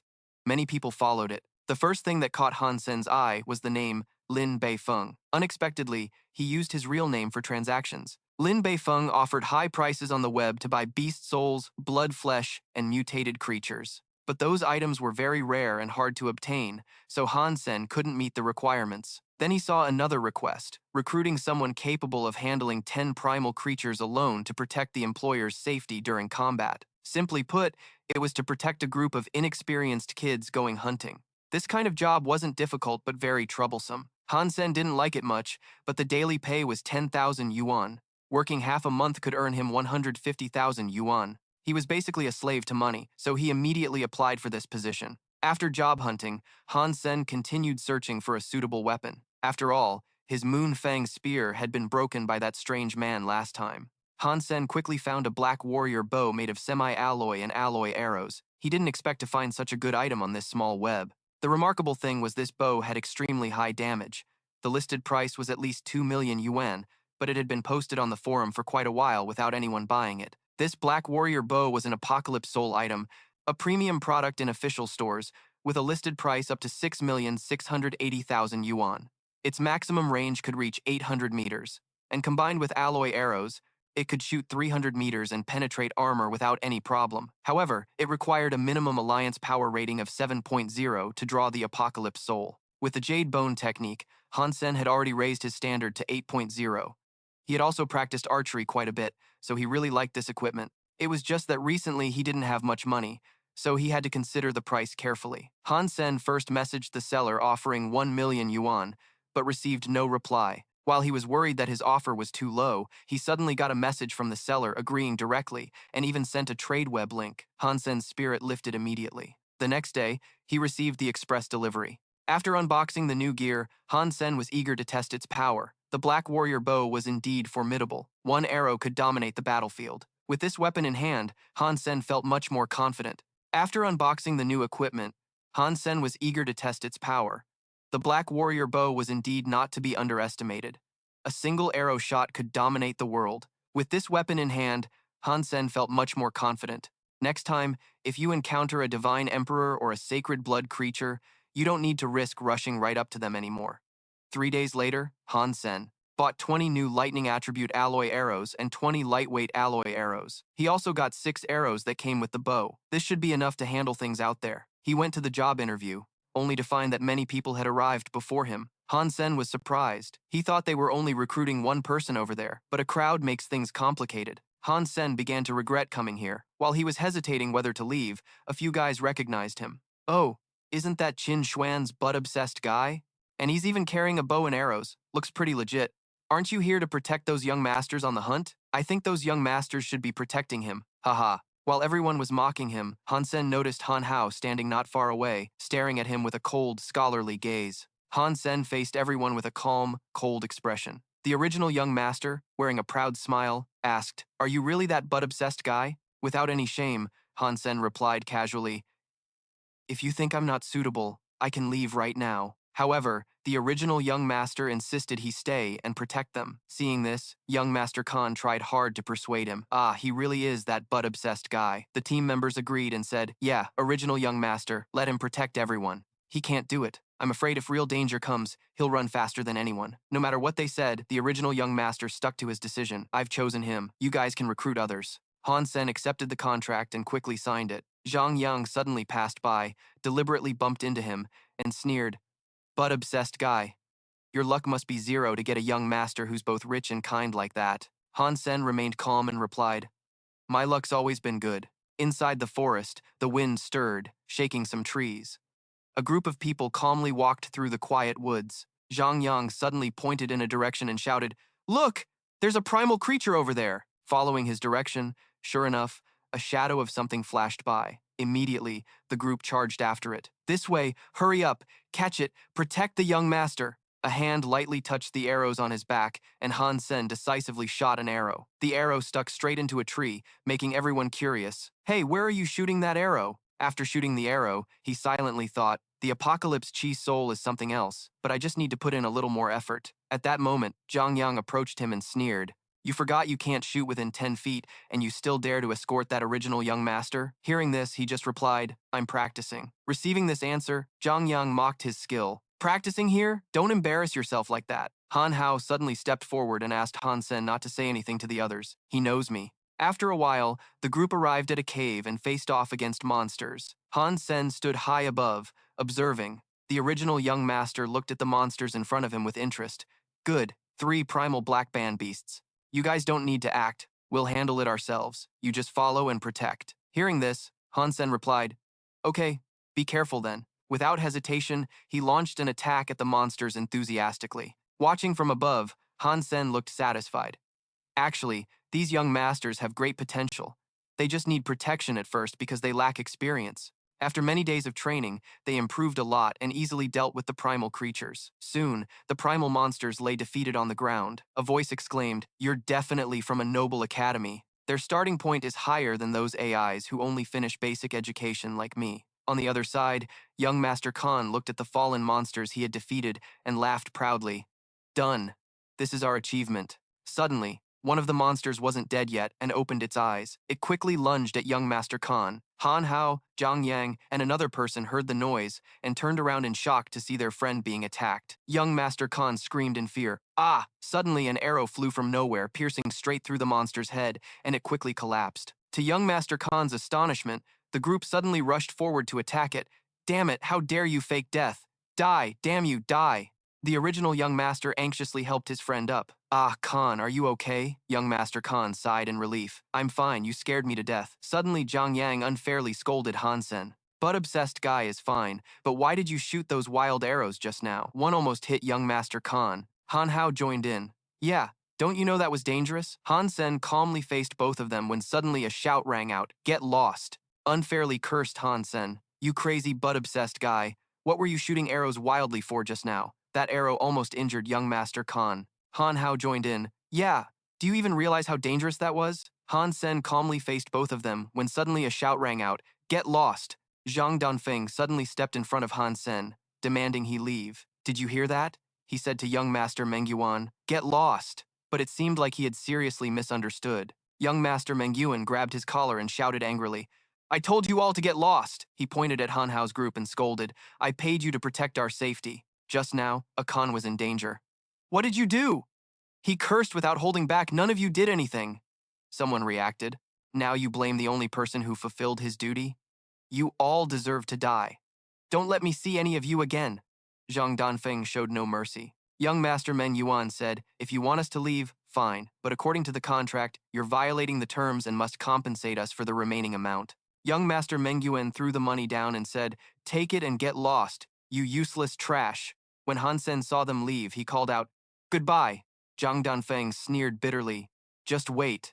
Later, young Master Khan approached Han Sen to thank him. Kwang, no, thanks for saving me just now. Han Sen replied simply, no problem, as long as you're not hurt. At this point, young Master's attitude toward him had softened considerably. In the contract, his name was Han Sen, the one who could wield the apocalypse bow, Chi Hun. In the Black Rain series, forces had to reach at least a 7-point standard. Young Master Khan expressed admiration. 7 points is really impressive. He had a keen eye. Watching how Han Sen just acted, he guessed my words were still an understatement. Just now, Han Sen's first shot was nearly an 8-point force, so he immediately wanted to be friends with Han Sen. Sen, let's be friends. If I mess up later, I hope you'll look out for me. Han Sen shook hands and became friends with him. The young master humbly said, "You hired me from the start because you recognized the apocalypse bow." He had some respect for Han Sen. The young master was wealthy, but had good vision, a reasonable boss. Hard to find that nowadays. The next day at the guild gate, a crowd came and went. Han Sen had just returned when someone blocked his way. Zhang Danfeng was still bitter about the other day and wanted to pick a fight. Finally, he spat out, "Because of you, I can't make a living?" Very dissatisfied. Zhang Danfeng didn't hesitate and lunged to attack Han Sen. "You dare to stomp on my livelihood? I'll teach you a lesson, or else you won't respect anyone." Han Hao and the others watching thought silently, Han Sen is stupid. I can't help with the trouble he causes. But life isn't a dream. Han Sen easily dodged Zhang Danfeng's strike, startling him. What? He disappeared suddenly. A hand grabbed the one holding the knife. Han Sen, what? He went down and effortlessly took the knife from him, making him yell, "Ow, my hand!" Han Hao was confused. What's going on? He's too fast. Almost vanished. I couldn't even see how he did it. Not only was Han Sen sudden, but his gang was equally shocked. Huh? Kwang couldn't take down Zhang Danfeng. Zhang's physical talent was 6.7, and even with his hand controlled, he shouted, "Why are you all just standing there? Kill that Wang and his gang now." Seeing him so noisy, Han Sen deliberately twisted his arm and warned coldly, "Enough talking." Zhang Danfeng's gang was fearless and deaf to warnings, yet they dared to rush Han Sen. "Everyone charge and kill him." Slashes flew everywhere. Han Sen lightly swung his deadly knives. Every strike broke the enemy's swords, leaving them dumbfounded. What is this? Even Han Sen admired the sharpness of the blade. High-grade alloy blade, unbelievable. Zhang Danfeng had such quality gear? This kind of blade wasn't cheap, at least 1,000,000 yuan or more. That pleased Han Sen quite a bit. Good, just what I needed. Meanwhile, Han Hao was still stunned by the scene. Is this really the Han Sen I knew? He watched Han Sen examining the blade, thinking, wasn't he always just hunting black armor beetles and couldn't even kill primitive creatures? He's weaker than me, so why? As for Zhang Danfeng, Han Sen intended to keep his high-quality knife. Zhang Danfeng said, "Such a good thing wasted on you, so I'm taking it now, it's mine." After grabbing the prize, he turned and walked away. Suddenly, someone shouted. Startled, Han Sen stopped and saw La Tianyang riding a horse blocking his path. "Kuang, you're really bold, daring to mess with my people." Zhang Danfeng, seeing his savior, immediately tattled. "Brother La, he not only broke my arm but stole my knife. You have to get justice for me." His dumb teammates made La Tianyang angry. He shouted, "Useless trash just embarrasses me," then quickly drew his whip, ready to teach Han Sen a lesson. That crazy guy. "Today I'm going to show you how you'll die without a shred of fear." Han Sen immediately drew a new arrow from his bow to counter him. He dodged the attack while silently admiring. So strong. It's said his physical talent is a solid 9.6, no doubt about it. Even Luo Sulan didn't expect he could stand up to him. He dodged that strike. Since when did this trash get so strong? Because of this, he decided to deal with Han Sen. No way, he can't be allowed to live, so he raised his whip high and shouted, "You're done for." However, before he could strike, Han Sen aimed his arrow at him. This shocked him. What? Even Han Hao was stunned, mouth agape. Han Sen. He dared to confront Luo Sulan? Zhang Yang's group didn't expect Han Sen's move either. Does this crazy guy not want to live anymore? That's Luo Ka, a disciple of God's sanctuary on Han Sen's side. It's not easy to maintain the bow-drawing stance. This consumes a lot of stamina. But right now, I can't show any weakness. If Luo Sulan dares to move, I'll kill him with one shot. Suddenly, Qin Xuan appeared out of nowhere and ordered him, "Han Sen, lower your arrow." Her presence made him wonder, "Qin Xuan? She came here again?" Qin Xuan angrily pointed at Luo Sulan and shouted, "Luo Sulan, you too, put away your whip." Her words made Han Sen turn back to look, then both quickly lowered their weapons. Luo Sulan suddenly accused, "Before, Qin's sister, this crazy guy harassed you. Today he even dared to attack me. I have to kill him." Qin Xuan didn't say a word and suddenly struck his whip-holding hand. Her blow knocked him to the ground. His teammates worriedly ran over. Luo Ka, are you okay?" She then warned him, "I will train my people well. Don't let outsiders like you poke their noses in." Then she ordered Han Sen, "What are you standing there for? Let's go." He grunted in response. Whatever. Soon after, the two left under Luo Sulan's furious glare. His teammates whispered among themselves. Qin Xuan said, "The crazy guy is hers. She likes that type. She just wanted to poke him for that. Ignoring the chatter of her own team, Luo Sulan angrily swore, "Damn it, I won't let this go easily, just wait." Han Sen followed Qin Xuan. After hearing her out, he firmly opposed. "Huh? You want me to join the God's sanctuary?" "No, I won't go!" But she thought he could use the Apocalypse Soul, proving his stamina isn't bad. Today he offended Luo Sulan. No one will protect him. Does he think Luo Sulan will let it slide? Still, he insisted on his decision. "New station chief, thanks for your kindness, but I'll handle my own matters." She kept trying to persuade him. "This little steel armor shelter only has my God's sanctuary. If you join the military academy later, you'll have great opportunities." Hearing this, he sadly said, "Who said I want to join the military academy? My physical talent can't reach 10. I don't meet the requirements." Of course, she didn't believe him. He even provoked himself. "Really? That's too much for ordinary people. But nothing is impossible for you." Qin Xuan's words made Han Sen wonder what she meant. She smiled smugly and replied, "Although there's nothing special about you, but you really have some strengths. I don't care how strong you are. For me, using talented people is the top priority." Suddenly, he boldly asked her, "Use me despite what I did to you in the past? Aren't you angry?" Just mentioning this made her furious. She warned him to try saying it again. After calming down, she reminded him, "If you don't join the military academy and have no noble rank, when you reach conscription age, you'll only be a regular soldier, sent to the front lines as cannon fodder."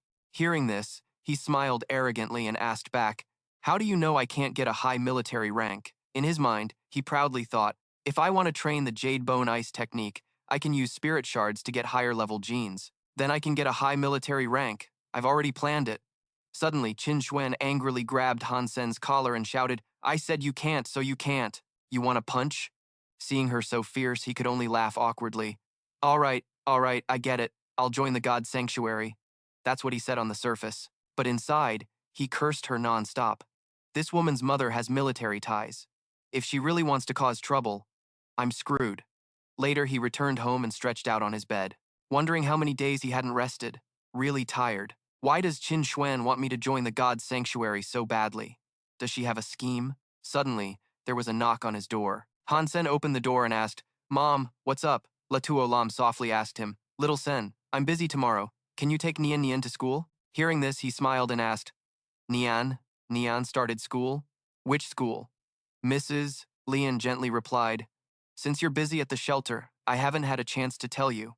You have the money from before. I enrolled her in St. Harmony. I want my younger sibling to attend a good school." He was quite happy. "Really? Besides those noble schools in Falling Wind Valley, St. Harmony is the best we have. Mom will handle her own matters first.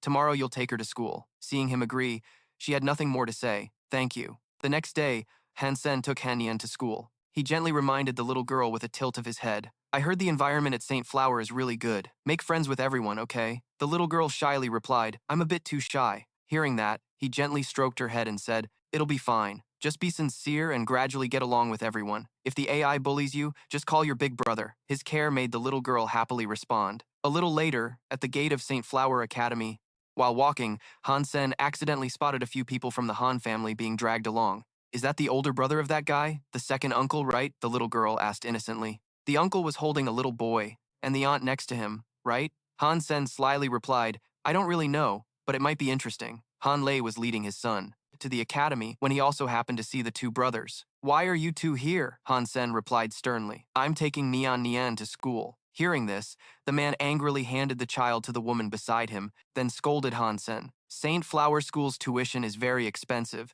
at least a few million yuan. Your father has controlled the company for many years. Surely he has earned a lot from it." He even pointed threateningly at Han Sen. "Let me tell you, that money belongs to the Han family and must be shared equally. Otherwise, don't blame me for being rude." Han Sen wasn't afraid and dangerously retorted to the second uncle, "Ah, haven't you read the contract? It clearly states that 2 million yuan has already been paid. You won't get a single cent from our family." Han Sen's words made the man furious. "That's a lie. It doesn't count. Let's go back. I'll find your mother." Han Sen calmly warned him, "Second uncle, you shouldn't do that. I have the right to beat you to death." Han Lei's rage rose. He lunged to attack Han Sen. "What did you say, brat?" Han Sen's sister panicked and shouted loudly, "Don't hit my brother!" Calmly, Han Sen easily caught the man's fist and gently threw him to the ground, then coldly warned him, "Second uncle, if you're tired of living like this, you can come to my house and try a little. I don't mind." Han Sen's sister admired him, saying, "You're amazing." The woman quickly picked up the crying child and left. "Son, don't be scared. Mom will take you to school first, then call the police to arrest him and put him in jail." Suddenly, Han Sen sat down and took out his mini camera. The woman was impressed. "That kid is cute too. If the second aunt sees you, guess what she'll do?" Han Lei was startled and panicked. "Did you record everything?" The man nervously reached out to grab the camera. "You crazy kid, delete it quickly." But before he could do anything, Han Sen grabbed his hand and slyly threatened him. "We're family. Let's negotiate a bit. If you give me 2 million yuan, I might consider deleting it."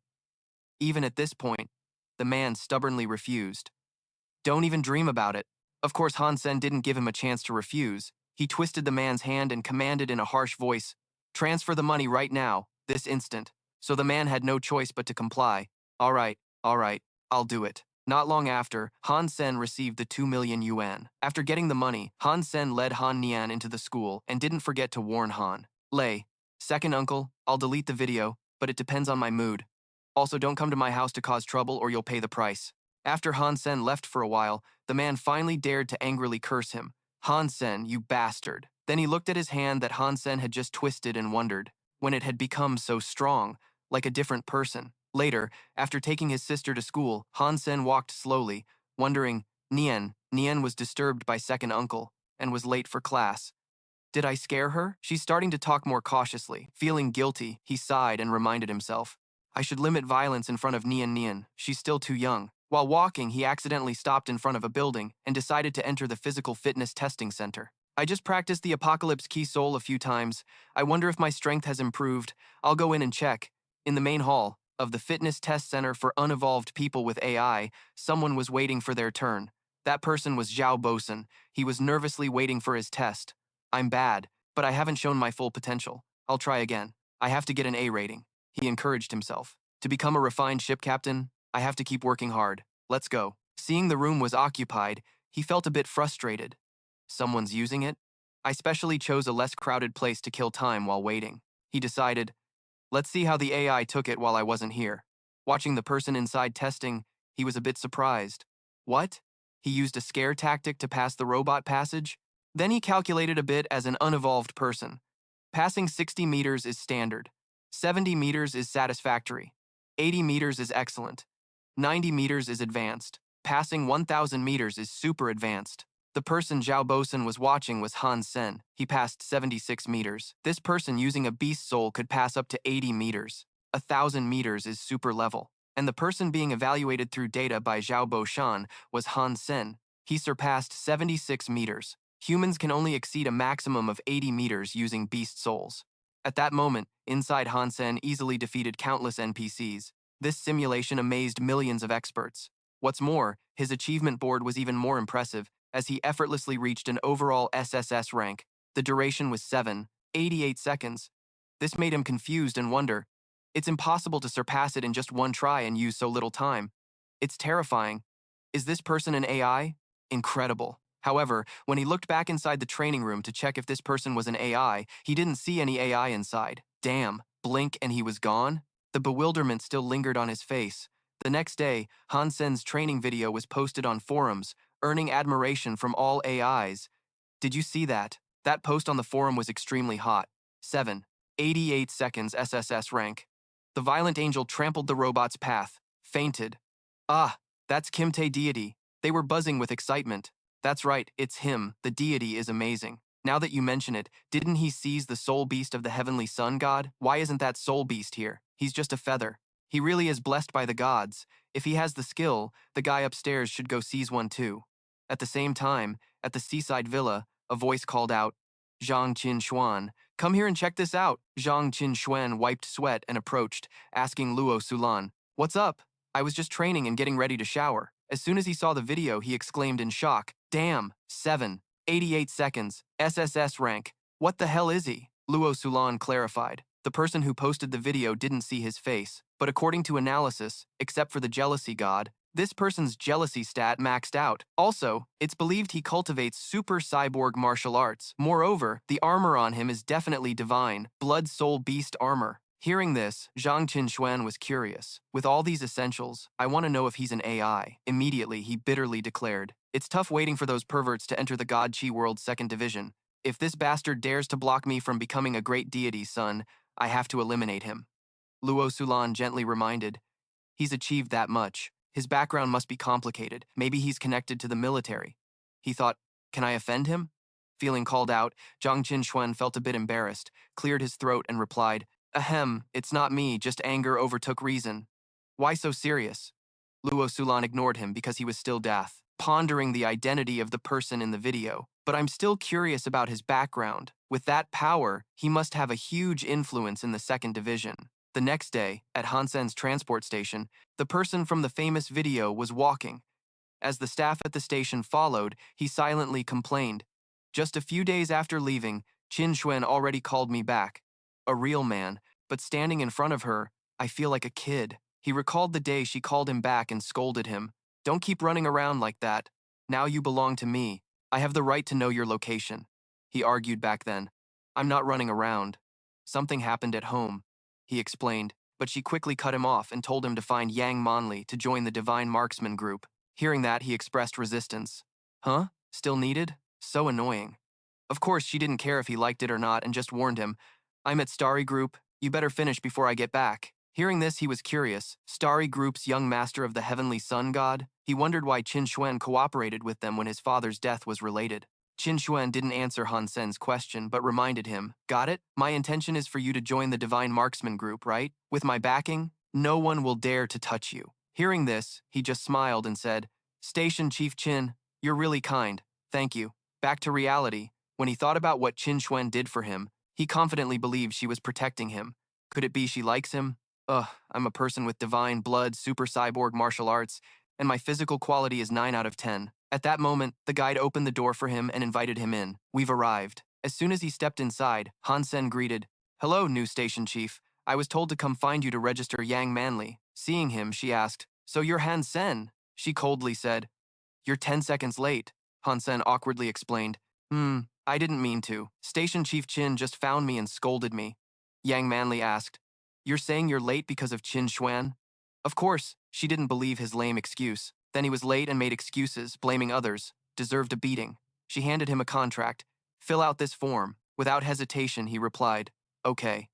While filling it out, he wondered why this woman seemed to hate him, not knowing she was an AI. Suddenly, Yang Manli said mysteriously, "You must be something special for her to accept and value you like that." But instead of paying attention to her words, Han Sen focused on what he shouldn't. Team leader, I can't fill this out." If she just sat there thinking that, he quickly filled in the information and handed the paper back. "I'm done." Hearing this, she immediately ordered him for the next morning. Exactly 6 o'clock at the Divine Archer Training Camp, the world's guardian base. Remember, I don't like people who are late. While speaking, suddenly her communication device connected. Luo Sulan contacted her and requested that she come to my office now. Bring Han Sen along. Shortly after, the whole group arrived at Qin Xuan's office to watch a video. She seriously introduced the video to young Luo Sulan. Luo Sulan watched it. This video was causing a stir on the forum. Han Sen himself was alarmed the moment he saw the video. "Isn't this me at the Physical Ability Survey Center? Who has the time and money to record footage of me like this? Damn it, my identity will be exposed." But luckily, he hadn't been exposed yet because young Luo Sulan still didn't know the person in the video was him. "Is that Kim Tae? This guy has such high attack power? No one saw his face?" Qin Xuan obviously didn't know his identity either. The person filming only recorded the part checking the robot passage checkpoint. Hearing that the two girls still didn't realize he was an AI, he felt relieved. "Oh man, you scared me. Phew, that's a relief."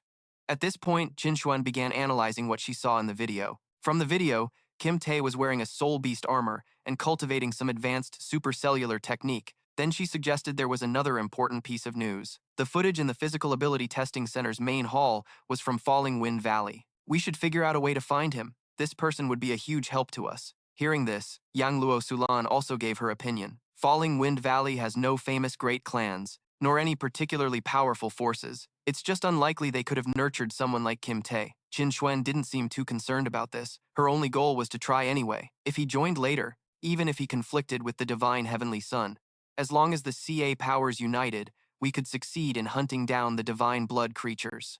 After hearing this, Han Sen realized her true intention. Got it, so that's what she meant last time. Qin Xuan saved me from La Tianyang. She also said she's recruiting talent. She must want to find someone better. So he quickly pretended and said, but I heard he works alone, so he probably won't join. However, Qin Xuan wasn't too worried, because she had a secret weapon to help with this. No need to worry. We already have Luo Sulan's beauty trap. Yang Luo Sulan proudly responded, I don't care. I just fear he's not a man. These few words from the two beauties made Han Sen pale and think suspicious thoughts. No way. These two women are really cunning. Later at the Guardian base, Han Sen was checking the monster he had caught and locked up at home. Perfect.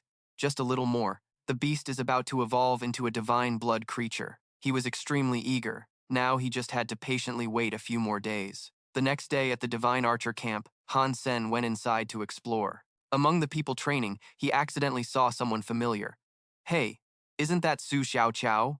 Then he went over to start a conversation. Su Xiaoqiao, you're also at the Divine Archer camp? He was surprised when Han Sen suddenly talked to him and asked, Kuang Meng, how do you know me? Being asked like that, Han Sen realized he had been caught, forgetting that he usually dealt with him under the identity of Kim Tae. So he quickly made up a story to cover it up. How could I not know? You were the first to call out Tae Ca's name. Su Xiaoqiao laughed heartily at this. Am I that famous? So if I didn't call his name, Tae Ca wouldn't be famous now, right? This casual chat was enough for him to then ask Han Sen, Brother, why did you join the Divine Archer camp to train? It's really tough here. Han Sen didn't hesitate to answer honestly. I don't know if it's tough, but I think the bow has long range, so no need to risk everything. Hearing this, he agreed but reminded him, I think so too, but it's better to be careful. Yang Luo Sulan is a fierce woman who found an ally, so Han Sen joined in. I met her before. She really. Before he could finish, Yang Luo Sulan's voice rang out, startling them both. What are you two doing? She appeared with an overwhelming aura that made Han Sen shudder and silently call her name, while Su Xiaoqiao panicked. Oh crap! A barrage of arrows was shot fiercely at the target. Su Xiaoqiao shouted in panic. What? Training with a 7-point bow, 1,000 arrows each. Yang Luo Sulan glanced at both of them and sternly warned. You can only leave when you're done. Just wait and see how I deal with you. Her carelessness made him pale with fear. Please, oh God, is she trying to kill me? My strength is only at 7 points. Captain Yang, we were wrong, please forgive us. At this moment, Han Sen spoke up to reassure. Don't be so desperate, she's not here anymore. We're just training casually, she doesn't know. But instead of calming him down, Han Sen made him even more panicked. Brother, you're too naive. That perverted Virgo sent specialists here. Anyone who crosses the line, misses the target, doesn't count. 1,000 arrows can't miss a single shot. 1,000 arrows cannot be missing a single one. He laughed and said, well, then we just have to shoot. There are no rules anyway. At the same time, he placed his hand on Vu's shoulder, remembering that a persistent man is a great asset. Han Sen himself placed quite a bit of hope in Su Xiaoqiao. With a 91% strength like his, being 7% weaker without training really isn't hard. Su Xiaoqiao might not believe it, but if he tries, he will become even stronger. Later, while the two were training, all the others had already left. They didn't forget to tease them both. Xiaoqiao, butt obsessed. Train hard. Tomorrow we're going to hunt the sacred blood creatures. You two don't stand a chance, Su Xiaoqiao asked curiously. Sacred blood creatures? I didn't know about this, one of the smug guys replied. The god's sanctuary people found them. Call us to team up and eat them. Han Sen heard this and whispered to himself, wondering if the god's sanctuary might be Qin Xuan negotiating with Starry Group about this matter. Suddenly, Liu Swiftblade appeared out of nowhere and sternly shouted, Enough nonsense, keep training. As soon as he appeared, Su Xiaoqiao begged, with a little money, Deputy Leader Liu, please help me talk to Leader Ouyang to let me go along tomorrow. But of course, he coldly refused. Did he think this was a market for food bargaining? Then he turned to harass Han Sen and said, Don't think you can just rely on Captain Qin's face to barge around the steel armor shelter. Our steel armor shelter doesn't take in trash. Before leaving, he left a warning for both. Leader Ouyang said you must shoot 1,000 arrows, not one less. Don't even think about leaving before finishing. Han Sen felt a bit annoyed by his insult. Then he went back to training, saying, We can't slack off. The steel armor shelter's rules are that strict. Su Xiaoqiao spoke up indignantly, but those usual scraps they keep bring in a lot of money from us. He was just pretending. Then he turned to remind him, Brother, he has a grudge against you. This made Su Xiaoqiao a bit puzzled. Why does he have a grudge against me? He whispered some gossip he had recently learned. Liu Swiftblade seems to have feelings for Leader Ouyang and always tries to please her. He probably knows Leader Ouyang is unhappy with you, so he's deliberately picking on you. Hearing this, Su Xiaoqiao was a bit speechless and said, "He treats me like that just because of that? Crazy." Han Sen didn't bother to say anything more and picked up his bow. While aiming and shooting, he reassured Su Xiaoqiao, "This time I'm dragging you into this, but don't worry." He shot an arrow, and as it hit, "The bullseye," he confidently declared. "Tomorrow we're still going to hunt the sacred blood creatures."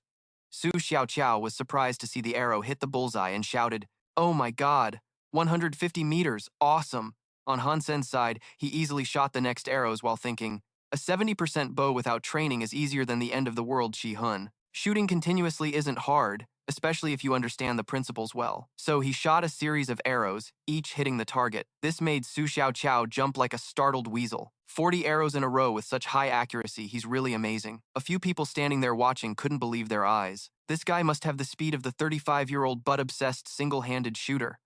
Am I seeing things?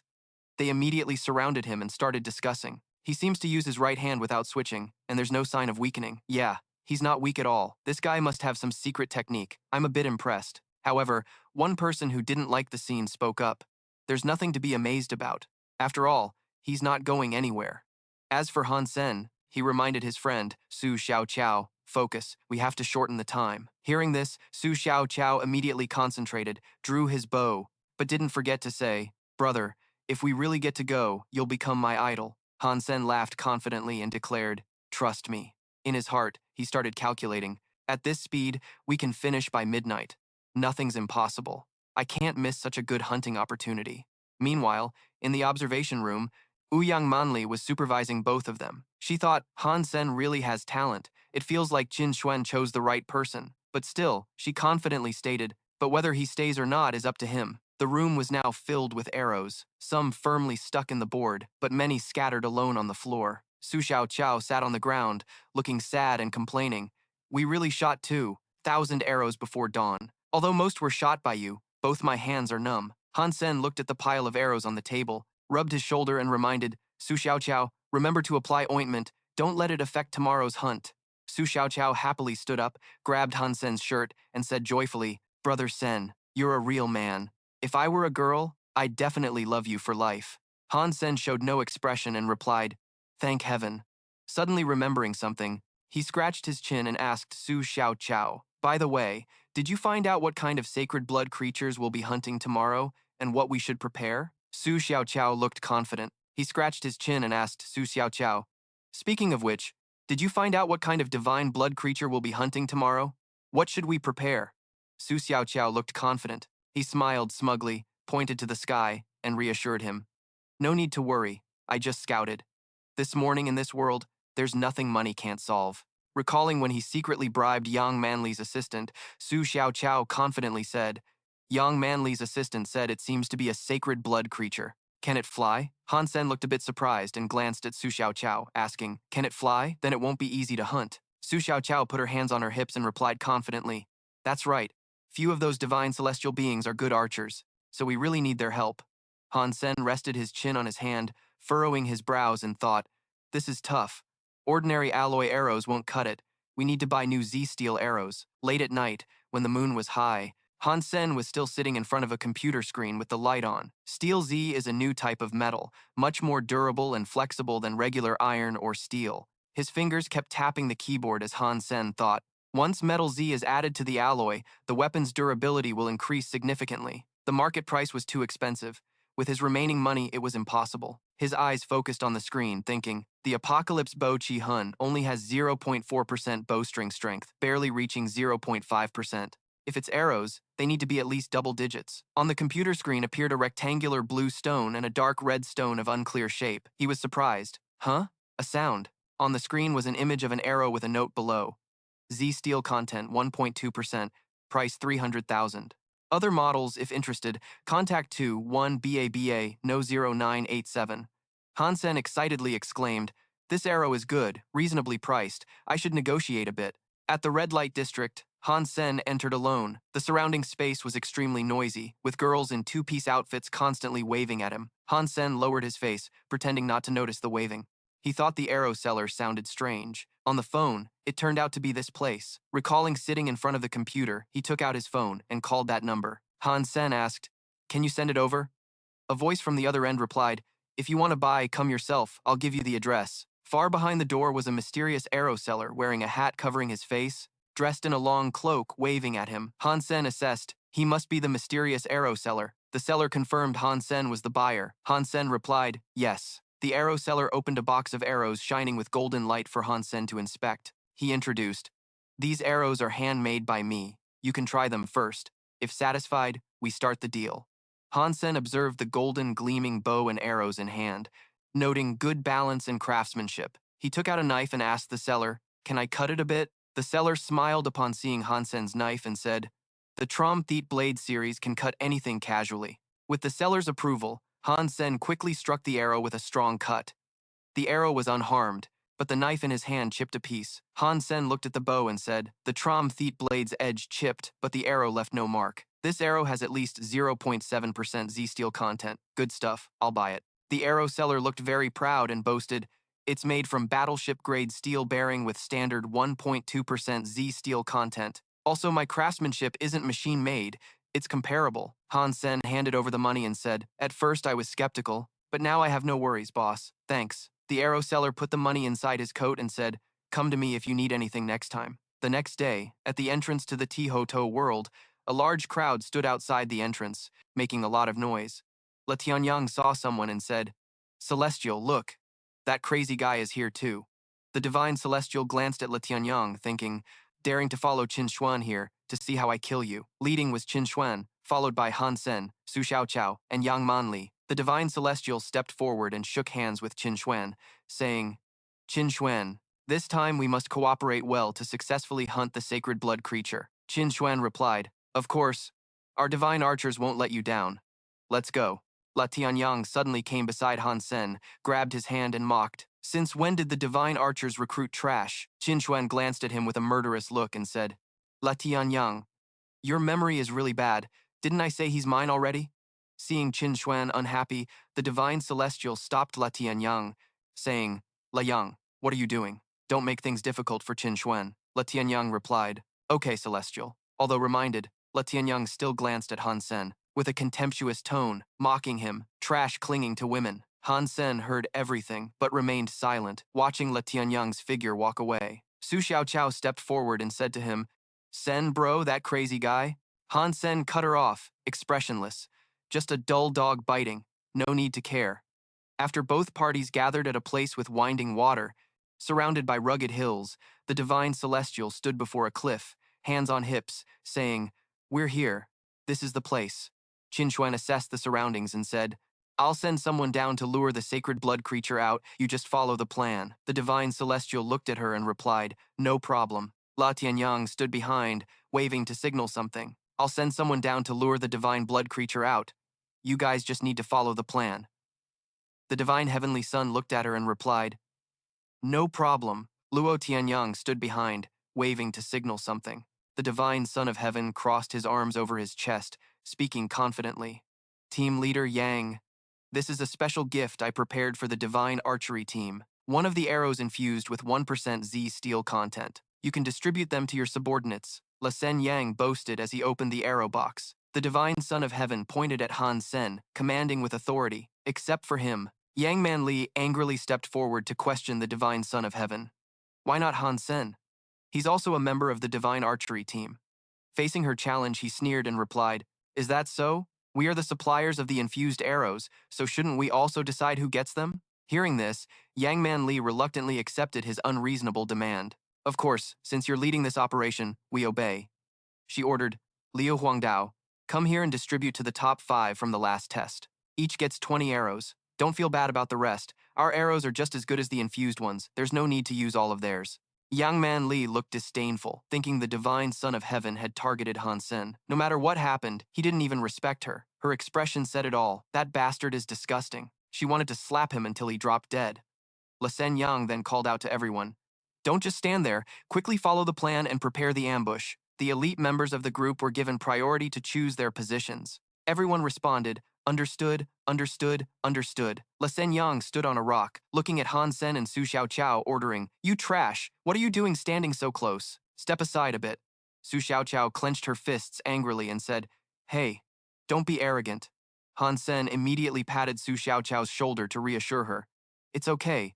Standing anywhere is the same. They moved to the other side. The two hid behind a rock and some bushes. Su Xiaoqiao angrily complained, so frustrating. He thinks he's so great. If he wasn't giving us infused arrows, fine, but now he's picking a fight with me. Han Sen focused ahead with no expression, speaking calmly as if it were just a normal conversation, since the divine Son of Heaven hates me. Su Xiaoqiao turned and asked, Sen, brother, aren't you mad?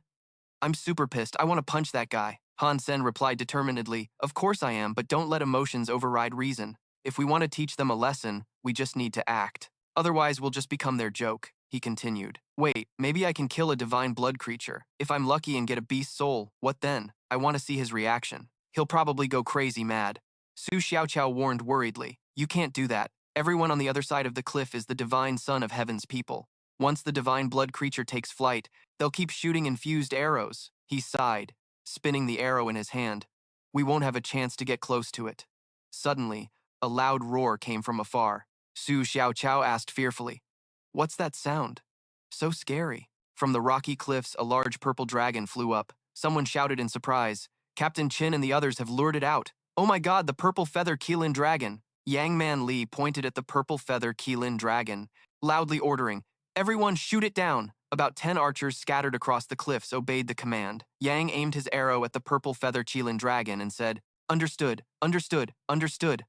Hundreds of arrows shot from all directions toward the purple feather Qilin dragon, flying high, seemingly able to easily bring it down, but it swiped its tail and deflected all the arrows. Arrows that hit its body bounced off, Su Xiaoqiao exclaimed in amazement. Infused arrows don't work on it. Its scales are even harder than steel. Han Sen reached behind and took out his refined arrow, marveling. As long as it hits its eyes, infused arrows are only so effective. Han Sen aimed his bow at the purple feather Qilin dragon, thinking this arrow's Z-steel content was 2%, and it would disappear after being shot. I'll take it down in one shot. Su Xiaoqiao was shocked by his words. Useless. No wonder the divine Son of Heaven arranged so many people. The monster changed direction.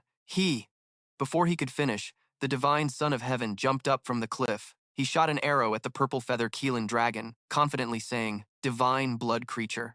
You belong to me! His arrow flew at an incredible speed toward the purple feather Qilin dragon. The entire arrow pierced through its wing with a golden light, tearing it apart. The purple feather Qilin dragon screamed in pain. Han Sen watched and thought, No, this isn't the time. Its defenses haven't been breached yet. Wait a bit longer.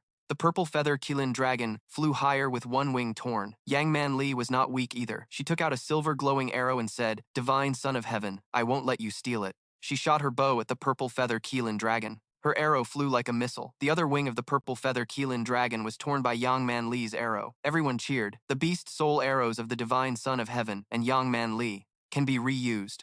The divine Son of Heaven rode a large leopard and ordered everyone. Both wings are injured. It can't fly far. Chase it. Everyone mounted their mounts and gave chase. They responded, Understood. Ambush. Don't let it escape. Meanwhile, Han Sen and Su Xiaoqiao also quickly pursued. He thought, I don't have beast soul arrows or mounts. They'll catch up to it first. Su Xiaoqiao ran alongside, and Han Sen anxiously asked, Brother Sen, what are we doing? Running on foot like this, we won't catch up to them. They will catch up to it first. As Su Xiaoqiao ran after them, Han Sen anxiously asked, Sen bro, what are we doing? Running like this won't catch up to them. Qin Xuan immediately called out loudly to Han Sen. Han Sen looked back at him in surprise, thinking that Qin Xuan had climbed up from the cliff. She reached out her hand toward him and said, Hurry up, give me your hand. Han Sen jumped up and extended his hand to her. He thought that right at that moment, Qin Xuan easily grabbed his hand. Han Sen was effortlessly pulled up by her. Su Xiaoqiao, seeing this, shouted, Station Chief Qin, me too. Han Sen wrapped his arm around Qin Xuan's waist. He then showed a perverted expression, thinking, She's quite slender, and her mount is pretty fierce. Qin Xuan turned to look at him with a disgusted face and reminded him, Hey, don't touch me. I'm letting you come along. It's because Luo Sulan said your shooting skills aren't bad and could help us. Han Sen pursed his lips and said, I understand, Station Chief Qin, but deep down, he thought, it's not because you like me, right? I don't care. The people standing below kept looking up at the cliff, constantly discussing, it's really high. How are we supposed to climb up there? What should we do? We can only do it if we have a spirit beast that can fly. Qin Xuan and Han Sen approached Luo Sulan to ask, What's going on with Luo Sulan? God's Sanctuary glanced at Han Sen with a displeased expression. He thought about that bastard daring to sit on Qin Xuan's mount. Luo Sulan moved toward Qin Xuan and said, Qin Xuan, you arrived just in time. That sacred blood creature has flown over the mountain. It's a spirit beast arrow. Even if we go further, we can't kill it. What should we do? Qin Xuan looked up with determination and said, we have to find a way over there to kill it or lure it down. Even then, the odds of winning aren't high. God's sanctuary gritted his teeth, clenched his fists in anger, and said, send someone to climb up and lure it down. We'll wait here and kill it. Everyone helplessly looked up at the mountain, discussing, who could do it? This mountain is too steep. Usually, people fall and die before reaching the top. Even if they get up there, they'll be attacked by that creature. God's sanctuary angrily shouted, we've come this far. Are you all giving up? Who dares to step up will be generously rewarded later, fair and square, right? Hearing God's sanctuary, everyone agreed. He seemed to be right. It sounded convincing. If we consume a lot of spirit beasts, our jealousy points could increase significantly. That's right. Han Sen stood behind, observing everyone. He thought about when they killed the Black Beetle. He only knew how to sacrifice others to get what he wanted. Qin Xuan rubbed her wrist and said, we'll proceed with the plan quickly. Whoever wants more, follow me up there. God's sanctuary worriedly tried to stop her. Qin Xuan, you don't need to go up there. Just give orders to others. Qin Xuan ignored him. He advised her, but she kept moving forward, saying, why give orders? I don't want to wait. Got it? He couldn't stop her. God's sanctuary then pushed Han Sen's shoulder. In a commanding tone, he said, you quickly follow behind to protect Qin Xuan. His eyes were full of killing intent as he looked at Han Sen, thinking, you'll die when you reach the top. Han Sen looked at him with a puzzled expression. He wondered what this madman was scheming now. Groups of people climbed ahead, holding onto vines. Qin Xuan led the way, followed by Han Sen. The six-legged beast above flapped its wings wildly, kicking up a cloud of dust. It roared loudly, threatening the group approaching it. It ferociously bit off half of a person who rushed to attack. Seeing this, no one panicked. Instead, they seemed to gather strength and charged at it even harder. Qin Xuan looked up at the massive six-legged beast in front of her and shouted to remind everyone, quick, find cover and shoot the six-legged beast. Everyone shouted to each other to find hiding spots quickly and prepare to shoot. The beast easily knocked down the group with its tail. Han Sen stood on a distant rock, aiming his bow at it. He thought the creature was seriously injured with so many people shooting continuously. He pulled the bowstring, ready to shoot. He thought it would die soon. He just needed to wait for the right moment to finish it off with the steel arrow Z. Suddenly, from behind, God's sanctuary jumped up with a dark blue aura. He transformed into a divine beast and attacked from behind. Han Sen cried out in pain. God's sanctuary laughed triumphantly, saying, I warned you. Today, you'll die here. Han Sen fell from the mountain peak down below. He tried to hold tightly onto the vine in his hands. Han Sen grabbed the vine with both hands as his body slammed hard against the rocky slope. Han Sen gritted his teeth and frowned, thinking, ugh, that hurts. Finally, he stopped slipping down. He was secretly relieved. Luckily, my physical constitution has improved.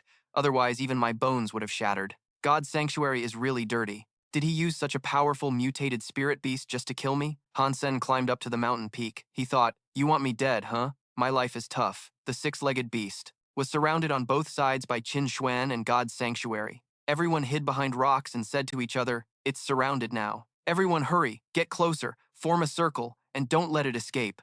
Han Sen wiped the sweat from his hand. He thought Qin Xuan also used her spirit beast, transforming into a golden lion. Although his six-star blood crystal was very strong, this terrain was not suitable. His gaze was resolute, thinking, we just have to wait. This is not the time. Qin Xuan, with her large divine lion beast, charged forward and bit the six-legged beast's leg. It screamed in pain. On this side, God's sanctuary also used all his strength to punch its head repeatedly. The six-legged beast struggled and broke free from their attacks. Qin Xuan then transformed back to her original form. She rushed forward and said, it's about to die. Attack. God's sanctuary also returned to human form. He grabbed his sword and charged, saying, fine, this beast will die by my sword.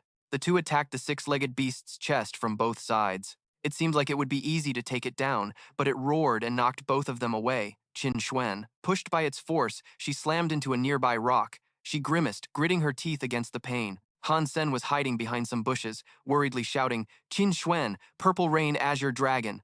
Looking across, someone yelled, this creature is way too strong. It wanted to fly to the opposite cliff. Han Sen thought he couldn't let it escape. He hurriedly chased after it. He believed no one would have a chance to kill it if it flew over there. Han Sen looked at Purple Rain Azure Dragon with determination. From behind, he drew out his golden bow. and Divine Heavenly Sun also summoned his arrow. Gritting his teeth in anger, he said, "How can I let my prey run away? If you want, try taking my arrow first." He shot a blue arrow, angrily saying, "Damn lizard whore, you belong to me. Die!" Watching Purple Rain Azure Dragon prepare to take off, Han Sen made up his mind right then. He fired the golden arrow. Although it was shot after Divine Heavenly Sun's arrow, Han Sen's arrow flew faster than his. Han Sen's golden arrow sped toward Purple Rain Azure Dragon as a critical strike. Han Sen had taken down Purple Rain Azure Dragon before it could escape. Suddenly, Han Sen's eyes widened in surprise. Hey, everyone around watching this scene was also shocked and whispering, "Whoa, that's the butt-crazy guy who killed it. How did the butt-crazy guy kill Purple Rain Azure Dragon? Unbelievable." Divine Heavenly Sun was stunned, wondering why his arrow hit first. Qin Xuan, holding her injured shoulder, looked at him suspiciously and said, "Han Sen?" Divine Heavenly Sun angrily grabbed his shirt and questioned, "How do you have a mutated beast soul?" Facing his interrogation, Han Sen calmly replied, "I just wanted to hunt beast souls, but my luck is terrible." He suddenly sneered and continued, "I didn't get anything at all." Qin Xuan looked at Han Sen and said, "Han Sen, did you get the beast soul? The beast soul belongs entirely to whoever finishes it off. If you got it, then name your price." Han Sen rubbed his injured cheek, looking innocent, and said, "Honestly, I didn't get anything. If there was a chance to make big money, why would I give it up? I was just a bit scared that Purple Rain Azure Dragon would fly away, so I shot. Otherwise, it would have wasted everyone's effort." Qin Xuan frowned. It seemed like he was telling the truth. It's not easy to get a beast soul anyway. Qin Xuan looked seriously at Han Sen and advised, "Forget about that. Don't run around recklessly in the next few weeks, or Divine Heavenly Sun might kill you without you noticing. Don't say I didn't warn you." Han Sen happily replied, Got it, Captain Qin." He thought about how Qin Xuan stopped him today, recalling his argument with Divine Heavenly Sun, who angrily hit him and said, "Hey, you did that on purpose, didn't you? I'll cripple you today." Han Sen painfully held his left cheek. Qin Xuan immediately ran up and shielded Han Sen with her body, saying, "Stop, Divine Heavenly Sun. If you touch my people, don't blame me if something happens." Looking at Qin Xuan's glowing back in front of him, Han Sen thought, "I might get some help here. That would be great." At night, glass buildings were surrounded by greenery. Han Sen just finished showering, still smiling. He said, "Purple Rain, Azure Dragon, a flying-type beast soul." Han Sen looked at the shimmering purple aura in his hand. The system announced, "Hunt successful. Hunted Purple Rain Azure Dragon, received beast soul."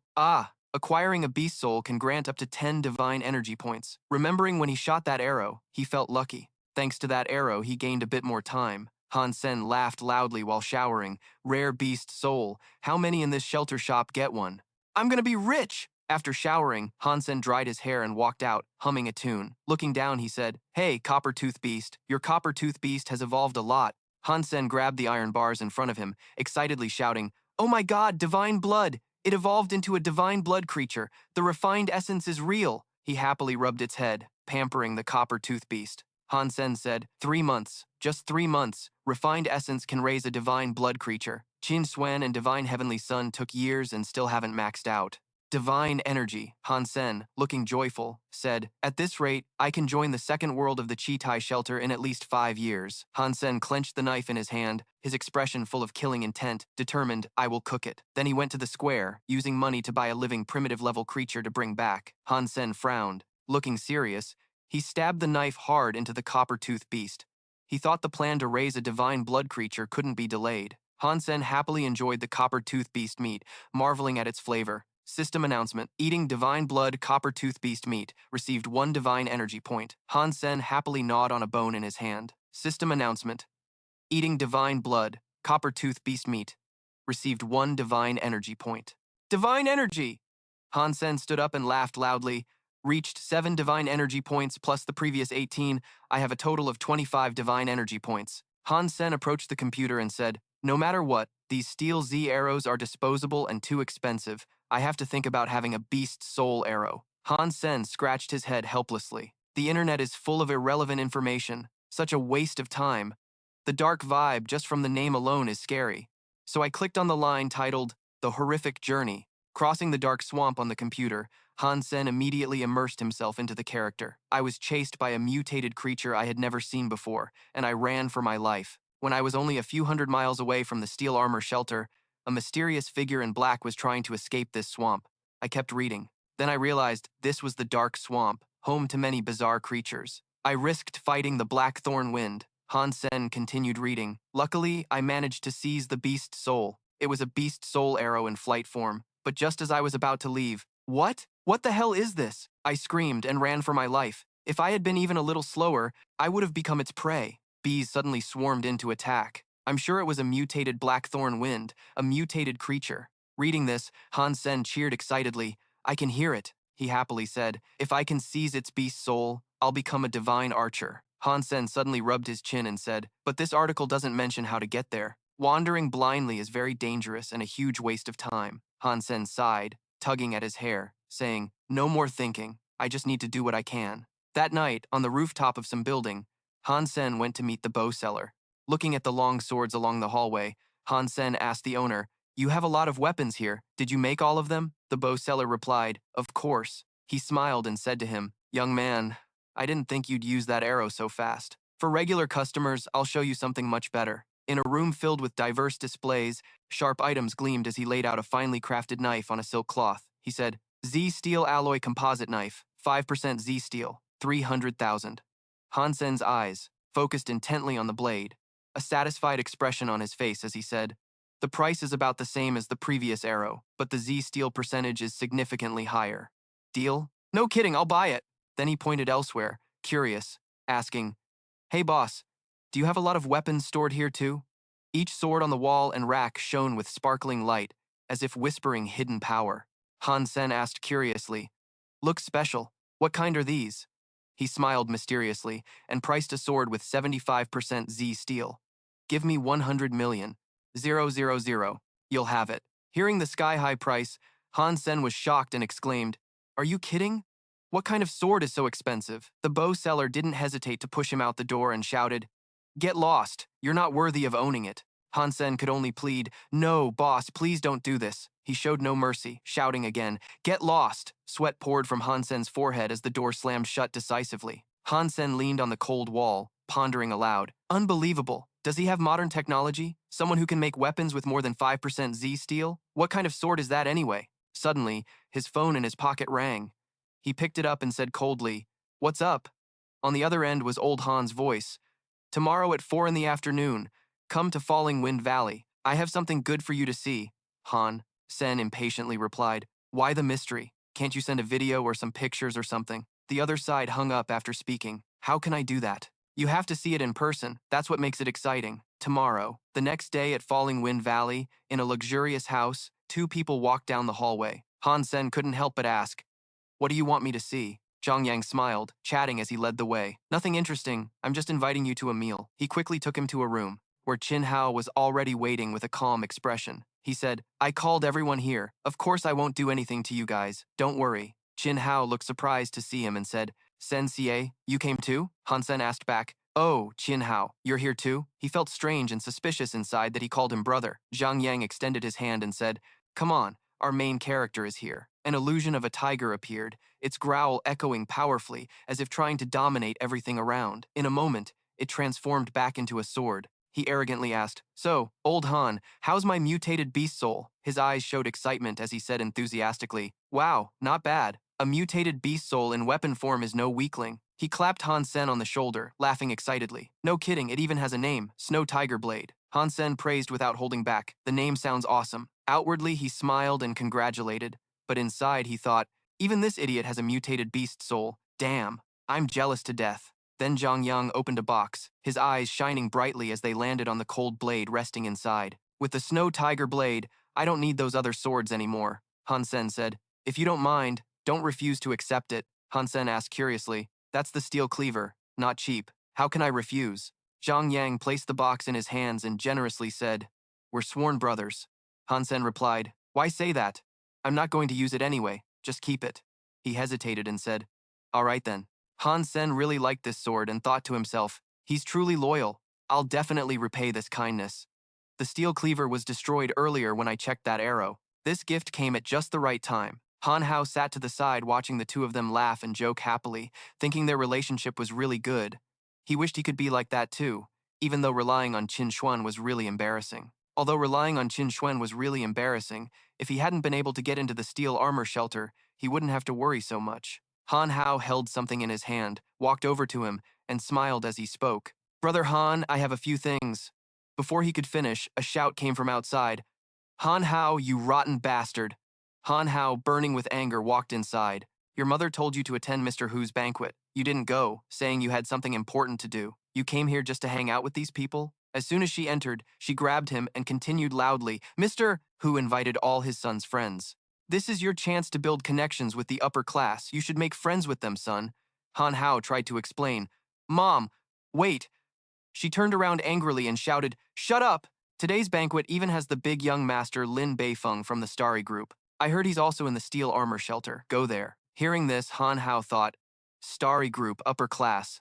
This is a great opportunity. Maybe I can become friends with Lin Beifeng. Han Sen is nothing. Zhang Yang, bored watching this scene, turned to Han Hao and said, Han Hao is grown up, but still controlled by his mother. He recalled Han Lei's words and couldn't help but feel annoyed. "Hanging out with these people? They're just trying to piss me off." Han Sen scratched his face, deep in thought. Lin Beifeng must be at the banquet. In the luxurious room, groups of people chatted animatedly. Two smiling girls approached young Master Lin and started a conversation. "Young Master Lin, very pleased to meet you. Could we have your contact info? I usually don't take the initiative like this." Two people farther away looked over and whispered, "That's the young master of the Starry Group, Lin Beifeng, right? Their ancestors must have accumulated a lot of virtue to be this lucky. If not luck, then what else?" He bought a defective AI core, but unexpectedly discovered a huge amount of precious minerals from a small company. Overnight, it became the biggest corporation in Falling Wind Valley. "I'm really jealous." Han Lei's mother took the opportunity to lead him over and warmly introduced, "Young Master Lin, I'm Han Yumei, and this is my son, Han Hao." He also greeted, "Young Master Lin, very honored to meet you." Lin gave them some face and replied, "Hello, what brings you here to see me?" People around couldn't help but gossip. "Are they AIs? Trying to get attention?" Someone laughed and said, "That's the wife and son of the Han family's corporation. They're probably negotiating something, maybe trying to get close to young Master Lin." Han Yumei happily said, "Young Master Lin, my son Han Hao is also in the steel armor shelter. In the future, you two could become good friends." He quickly added, "Yes, young Master Lin. We're both in the same shelter. If you need help, just say the word." He felt a ripple inside hearing the mother and son, but smiled on the outside. "Ah, all right, that's fine. I'm also looking for someone." Suddenly, she glanced over here. Han Sen was walking away, muttering, "The hot pot here is pretty good." Zhang Yang walked ahead proudly and replied, "Yeah, all famous chefs." Han Yumei's eyes flashed with malice as she thought of Han Sen's name. Then she pushed Han Hao forward and said tactfully, "If you want to find someone, I'm sure it's the right person. Han Hao is good at this. You two keep talking. I have some business to handle." Then she went over, aggressively grabbed Han Hao's arm, and said fiercely, "Hey, where do you think this is, that you dare come here like this? I've heard your story from Han Hao. You better scram. Your bad reputation is already everywhere. Don't ruin my son's future." Han Sen and Zhang Yang stayed silent. She threatened them venomously. "Don't think just because you're in the shelter you can find AIs whenever you want." Han Yumei pointed at him with contempt. "Do you think you're worthy?" Han Sen lost patience listening to her ramble. He retorted, "I'll go wherever I want. What's it to you? I have no connection with you guys." Hearing this, she got even angrier. "Ah, you brat. I'm warning you, my son Han Hao." The argument caught young Master Lin's attention. "What's going on over there? Hey, that figure looks familiar." He recognized Brother Han. Suddenly, young Master Lin jumped up, hugged him, and shouted, Brother Han! Brother Han! It's really you! Finally found you! I've missed you so much!" Han Sen was caught off guard and didn't react quickly. Hey, who's this guy?" Young Master Lin's eyes shone brightly as he happily said, "Brother Han, you're my benefactor. It was tough finding you. Knowing you were in the steel armor shelter, I came looking for you." Zhang Yang, confused, asked the benefactor, "Old Han saved young Master Lin? What happened?" He looked helplessly at the person in front of him. People around gossiped. "Damn, he saved young Master Lin. His ancestors must have accumulated a lot of virtue. Right, one step to immortality. Didn't expect the savior to be so young. Who's that AI? Is he married? I have a daughter." Han Yumei was shocked. How did it come to this? Han Hao was equally surprised. Lin's mother said, Han Sen saved him. He's his benefactor. Han Sen cleared his throat. Ahem, young Master Lin, sorry, this kind of welcome isn't really my style. We can talk later if needed. I have to go now. Young Master Lin grabbed his hand and asked Brother Han, "Where are you going? There's a flying vehicle outside. Let me take you." Han Sen waved his hand to refuse. "Ah, no need. Young Master Lin thanked him, waved as he watched him walk away, and shouted loudly, "Sen bro, we'll meet often. I'll follow you." The crowd watching the monster hunt buzzed with curiosity. Who was that guy? Why did young Master Lamb worship him so much? He doesn't look like a noble, right? I've never heard his name in noble circles. Strange, but if he saved young Master Lamb, he definitely isn't ordinary. Zhang Danfeng shrugged and asked old Han, "You stole the spotlight tonight. You have to tell me how you saved young Master Lamb." Han Sen replied indifferently, "No, enjoy it first. We'll talk about this later." Han Yan angrily snapped. "That brat Han Sen dares to look for young Master Lamb to back his son?" Han Hao gritted his teeth in anger. "I thought he only clung to women. Didn't expect there was someone else. Such trouble." Under the clear blue sky and towering skyscrapers, Han Sen strolled with his hands in his pockets. He finally finished explaining to that guy, who seemed to enjoy gossip. "But I hope never to meet Lam Beifeng again. Think about it, he's rich, so there's no worry about whether he'll pay or not." Suddenly, a loud explosion came from a distant building. A major fire broke out. Han Sen was stunned. What's happening now? The system announcement warned, "Warning, intrusion of unidentified targets detected. Warning, warning." From the fire, a crowd of people fled in panic. The chaotic scene was filled with shouts, "Fire! Help! Run! Get out fast!" Han Sen didn't hesitate. He rushed straight inside. He thought, if I'm not mistaken, that fireball came from the spaceship. This type of spaceship only exists with the Tula tribe. The Tula tribe are enemies of humanity. Their characteristic is identical appearance, wearing masks and horns. Next, humanity has fought against them for many centuries on this planet since ancient times. Because the Tula tribe's physique far surpasses humans, humanity has always failed to resist them. Even now, for nearly 200 years, humanity discovered the divine sanctuary world inside the sanctuary world. The panicked group ran while shouting loudly, "The defense system has been destroyed. Quick, call for reinforcements." Communication devices were also interrupted. Connection lost. No way out. Han Sen rushed over quickly. He silently analyzed the odd situation. Falling Wind Valley is a commerce-driven planet. Why is their spaceship appearing here? He worried if anyone inside was dead. Han Sen looked up at the tall building. A ship had broken through the glass layer. A huge hole formed, accompanied by black smoke spreading from the debris. The little girl hung suspended, crying pitifully. "Save me. Sob, sob, sob. Daddy. Mommy. I'm scared. Sob." Han Sen was horrified. Danger. If the girl falls from that height, she will. Suddenly, his eyes widened in shock. The lid inside suddenly popped open. Then, a figure from the Tula tribe stepped out. He had fierce red eyes, a tall, muscular body. Han Sen was terrified. Golden noble horns. He slowly stepped out. Right beside him was the little girl, still sobbing in fear. "Daddy, Mommy, sob." The Tula tribe member raised his blade to strike down. At that moment, a bright orange figure flashed by in an instant. Kim Tae appeared wielding a weapon. A beam of light shot up toward the hole in the corner. The reporter raised his camera to snap a photo. Reporter Fuang Tone stared wide-eyed, wondering, "What is this? Am I seeing things?" That was just as the Tula tribe member was about to swing his blade down. Kim Tae rushed straight to the girl. He managed to catch her in his arms just in time. His gloved hand caught the blade. Kim Tae leaned to one side, blocking the Tula tribe's downward strike with one hand. Holding the girl with one hand, watching this thrilling scene, Fuang Tuan excitedly shouted, "He saved that kid. Amazing." Kim Tae was unmistakably the one. Definitely Kim Tae. I only knew him from some breaking news reports. Finally, I get to see him in action. I'm lucky today. Tomorrow's hotline is definitely mine. Taking advantage of the moment, he quickly brought the girl down, reassuring her, "Don't be afraid. I'm here."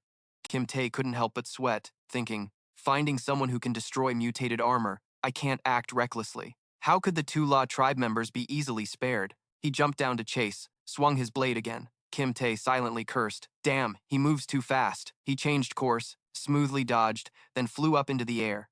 His figure quickly vanished. Kim Tae dashed into a building. The glass door shattered because of it. He instructed the girl, "Find a place and hide there. Don't make a sound." The girl wiped her tears. "Yes, big brother, thank you." There were many people around. This made him even more worried. There are too many people here.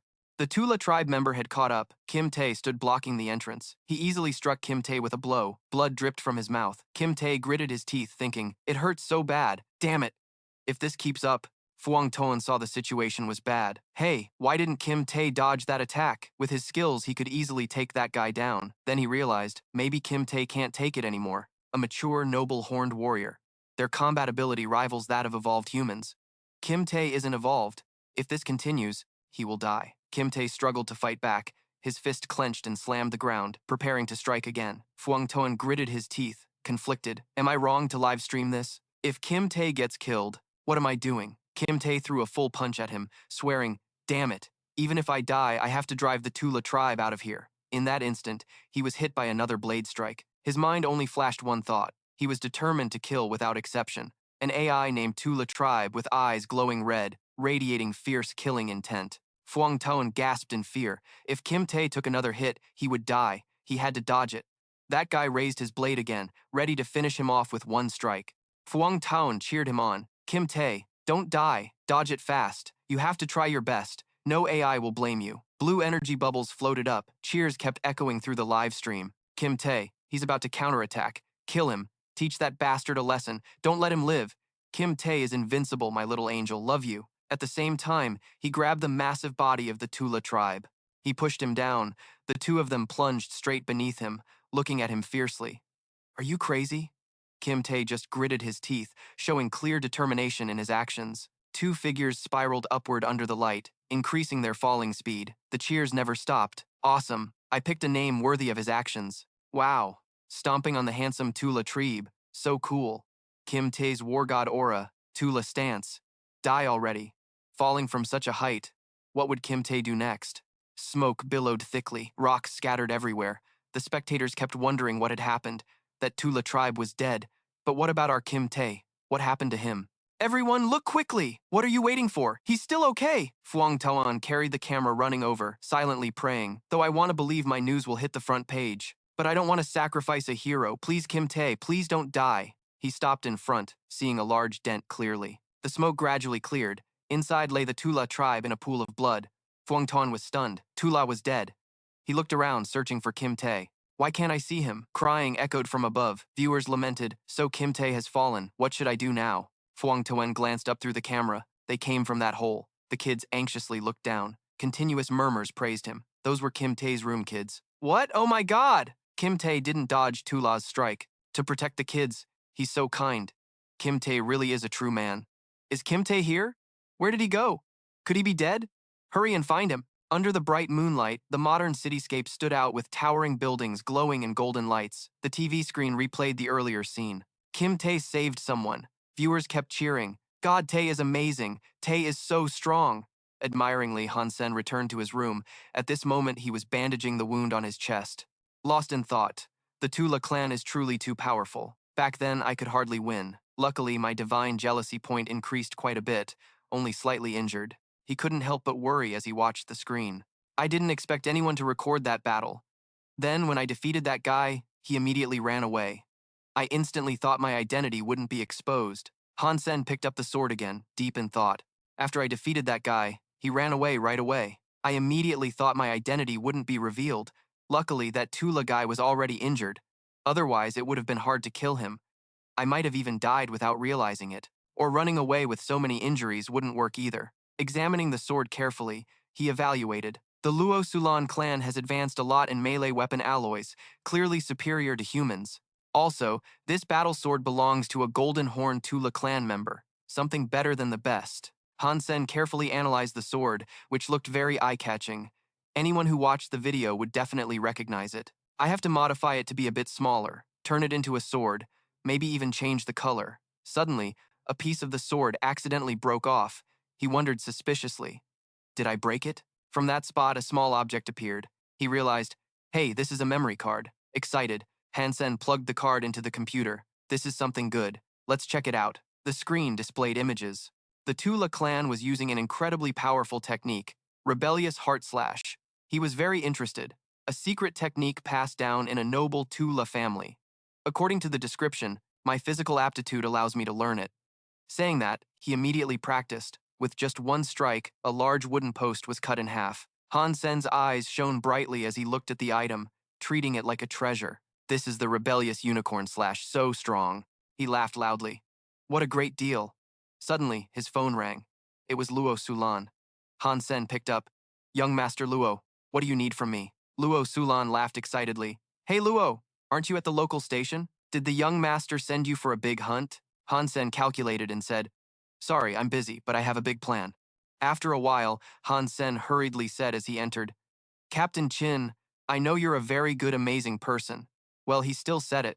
I really don't want to enter the Black Armor Military School. I want to join Falling Wind Valley. Qin Xuan and Yang Manli exchanged glances. Yang Manli angrily slammed the table. Han Sen, are you stupid or just dumb? Black Armor is among the top 50 famous schools. Falling Wind Valley can't even make the top 1. Why on earth do you want to join there? Qin Xuan coldly agreed. Both education and services at Falling Wind Valley can't compare to Black Armor. There, you can even practice with battle armor and battle ranks, the best trainers in new martial arts. Got it? Then she stepped in front of him, implying, if you graduate from such a good place, your future is bright. I suggest you because Black Armor has a special annual quota for archery specialists. With my recommendation and your archery skills, you will have many opportunities. Han Sen hesitated a bit. He had his own worries. Although she was right, Black Armor is not in Falling Wind Valley. Who will take care of Mom and the little one? Qin Xuan crossed her arms coldly and said, if you want to stay in the field, that's fine, but not everyone gets such an opportunity easily. She then pointed over there. Qin Xuan, analyze the data from this video. Qin Xuan responded. All right, okay, let's take a look. The three approached the large screen. It showed the scene of him fighting the Tula guy, Luo Sulan clan. Han Sen was furious. I knew it. I really want to catch the guy who recorded this and beat him up badly. Qin Xuan looked at the screen and asked, Manly, do you see anything? Manly bluntly said, stupid golden god. Hearing this, Han Sen thought, punish her? This woman dares to call me stupid? Does she have no sense of coolness? Yang. Manly analyzed every move. The force and speed are absolutely top in the first space, local station. The best combat method is to attack from a distance, then continuously strike, but he fought head-on, really a bit reckless. Qin Xuan rested her chin, watching attentively, thoughtfully said, you're right.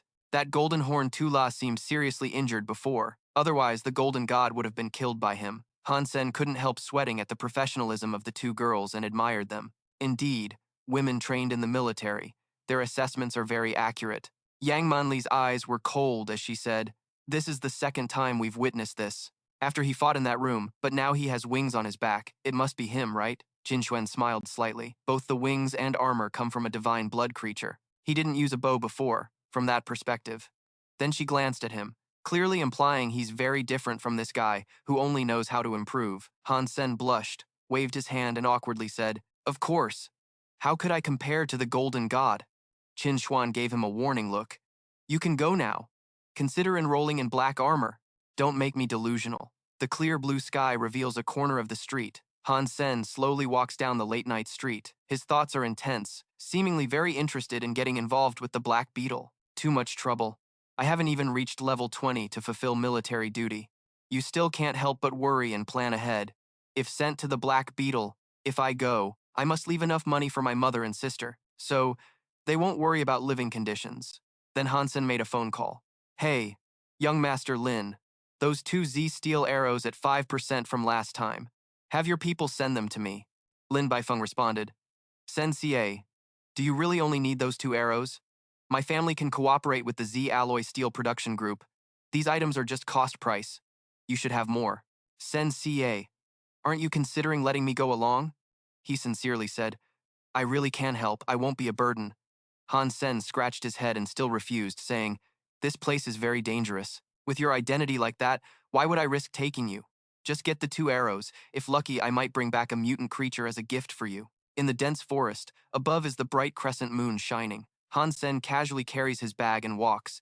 His lonely figure is on a quiet alley, surrounded only by mountains and woods. He walks to the riverside, a peaceful place, surrounded by rocky outcrops and small bushes. 2 days later, Han Sen stands on a cliff. Beside him are 2 beasts flying up. He thoughtfully says, finally arrived at the dark swamp, in the gloomy forest.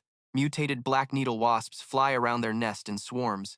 He nods and says, this is the place with the soul arrow beast. It's hiding here. Han Sen determinedly tells himself, no matter how dangerous it is, it can't stop me. I must be stronger than the fierce mutated black needle wasp with its sharp needle. It seems it could kill anyone who enters the gloomy riverside edge. Various fierce mutant beasts fly around. He is not afraid. Thinking silently, no wonder entering the dark swamp is really not easy. The mutant creatures here are much bigger and more ferocious. Unfortunately, I can't kill them all at once. I need to find a suitable creature to hunt. He observes the surroundings carefully. Under the faint moonlight, beneath the water reflects the long shadow of a school of snakes swiftly swimming by. Kim Se stands in the air, draws his bow aiming precisely at the prey, and says, "That snake, you are the first prey." Instantly, the arrow carrying power shoots down. He silently calculates.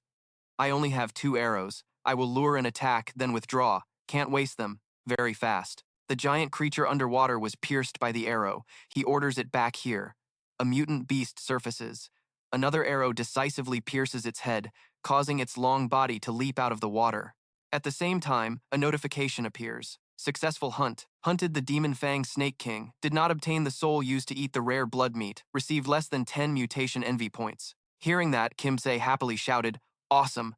At this moment, schools of mutant fish are moving underwater, unaware of the approaching danger. Bubbles keep rising. The arrow swiftly chases the fish underwater. A very fast one got hit, then 2 golden fish were pierced by arrows simultaneously. The others fled in panic. He, excitedly controlling the string, "My prey, the more you struggle, the more I enjoy it." Kim Tse glides lightly on the water surface, pulling the string, excitedly says, "Baby, you're the next character. Come here." He pulls the arrow up with one hand as it lifts the fish out, the other hand immediately cuts it in half. Meanwhile, the notification appears again. Successful hunt. Hunted mutated bloodfish. Obtained the soul used to eat rare blood meat. Received 1 to 10 mutation envy points. Hearing this, Kim Te's eyes flashed. What? He clenched his fist and lunged forward, laughing contentedly. That's right, I got the soul. And a mutated soul pierced the darkness, exactly escaping heaven. The result of this hunt is a pot full of meat steaming with aroma. At this moment, the system notification appears. Eating rare blood meat gained 1 mutation envy point. System notification. Eating rare blood meat gained 1 mutation envy point. Notifications keep popping up. System notification. Eating rare blood meat gained 1 mutation envy point. He is satisfied. Eating meat and still kind. Kissing the small creature beside a piece. System notification. Eating rare blood meat gained 1 mutation envy point. Kim Tse gently strokes the small creature, happily shows off to it. The cat lord only has a few days left, a few days since creation to this place. Mutation envy points increased by as much as 31 points. Then he stood up holding the spear, examining the soul of the mutated bloodfish. It is a spear, not an arrow. That's fine, that's good. Anyway, soul weapons don't need repairs or anything. Also easy to carry. Even if completely destroyed, they self-repair. Suddenly, a white aura accompanied by sound flies close. Kim Tse immediately becomes alert and asks, "Who's there?" At this moment, a large eagle descends from above. Smoke billows thickly. Kim Tse instantly draws his sword to defend, silently thinking, maybe it's a flying-type creature. Such creatures usually don't randomly attack humans. The beast lowers its head. Then a figure jumps down. Lu Wei Nan walks straight up, pointing at the green meat and suggests, "Kid, is this meat yours? Let's negotiate a bit." Kim Tse lowers his face, deep in thought. This is a kind of beast soul mount. I didn't expect anyone braver than me to dare come to this swamp to train. I bluntly said no. Luo Sulan walked over and sat beside the boiling pot of meat. He scooped up a spoonful to taste and said, warning beforehand that the beast meat in the pot was poisonous. Be careful. At the same time, the system announcement sounded, eating the rare blood meat grants 1 mutation envy point. He joyfully stood up. I received a mutation envy point, meaning this place is full of mutated creatures. Luo Sulan raised his blade to threaten me, warning that anyone who wants to trade with me must comply. Otherwise, you'll be prey for the mutants. The steel armor shelter's Kim Tse showed no mercy, coldly replied, "No means no. Are you stupid or what?" Hearing that, I got furious, raised my blade. Arrogant stupidity needs to be taught a lesson. Luo Sulan charged forward, shouting, "I gave you a chance. Now die." The blade stabbed into the tough armor, no damage at all. Luo Sulan broke into a sweat and said, "What? The alloy blade doesn't work on you?" Kim Tse lifted his spear. Supernatural power radiated, arrogantly said, "Alloy blade? This trash dares to fight me?" Before attacking others, he said that and swung down the blade in his hand. Luo Sulan was shattered to pieces. Kim Tse angrily gritted his teeth and continued, "You should review your combat skills first." I swung a few strikes like that, but Luo Sulan arched his body to dodge. He took momentum and stopped. Then, as if in disbelief, touched the light scratch on his face and shouted, "Ouch!" With that handsome face, Luo Sulan knew he couldn't win. He jumped onto the back of a nearby steel armor bird and challenged, "Don't get cocky, you'll pay for today." After speaking, the steel armor bird stomped and lifted him into the air. Kim Tse wasn't about to let it slide. He jumped up and taunted, "You think I can't do anything just because you're riding a mount?" Luo Sulan looked horrified as the figure flew swiftly toward him. "How the hell are you flying like that? And at that speed?" The divine blood beast soul Kim Tse smirked, pointed his spear in approval. "Excellent." The reward for the answer was a poke in the butt. Luo Sulan grabbed his bleeding butt where the spear poked, cried out, "Ouch! My butt!" Kim Tse laughed wickedly. "One more poke." Then another jab hit his butt.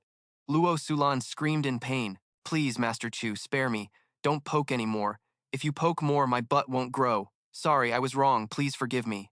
His hand slipped into the bloody sides of his butt. Luo Sulan's tears streamed down. He raised an object pleading with the saint to surrender. "Spare me. Let it be like nothing happened. Let me go." Scene shifts to the crescent moon shining brightly in the night sky beside a campfire. Kim Deze crossed his arms, looked down at the one crawling with his butt up, said, "Kid, your life is in my hands. Tell me some useful clues, like where the Blackthorn Wind is, for example." Hearing that, Luo Sulan raised his head and asked, "Blackthorn Wind? That's very dangerous. I'm not going anywhere."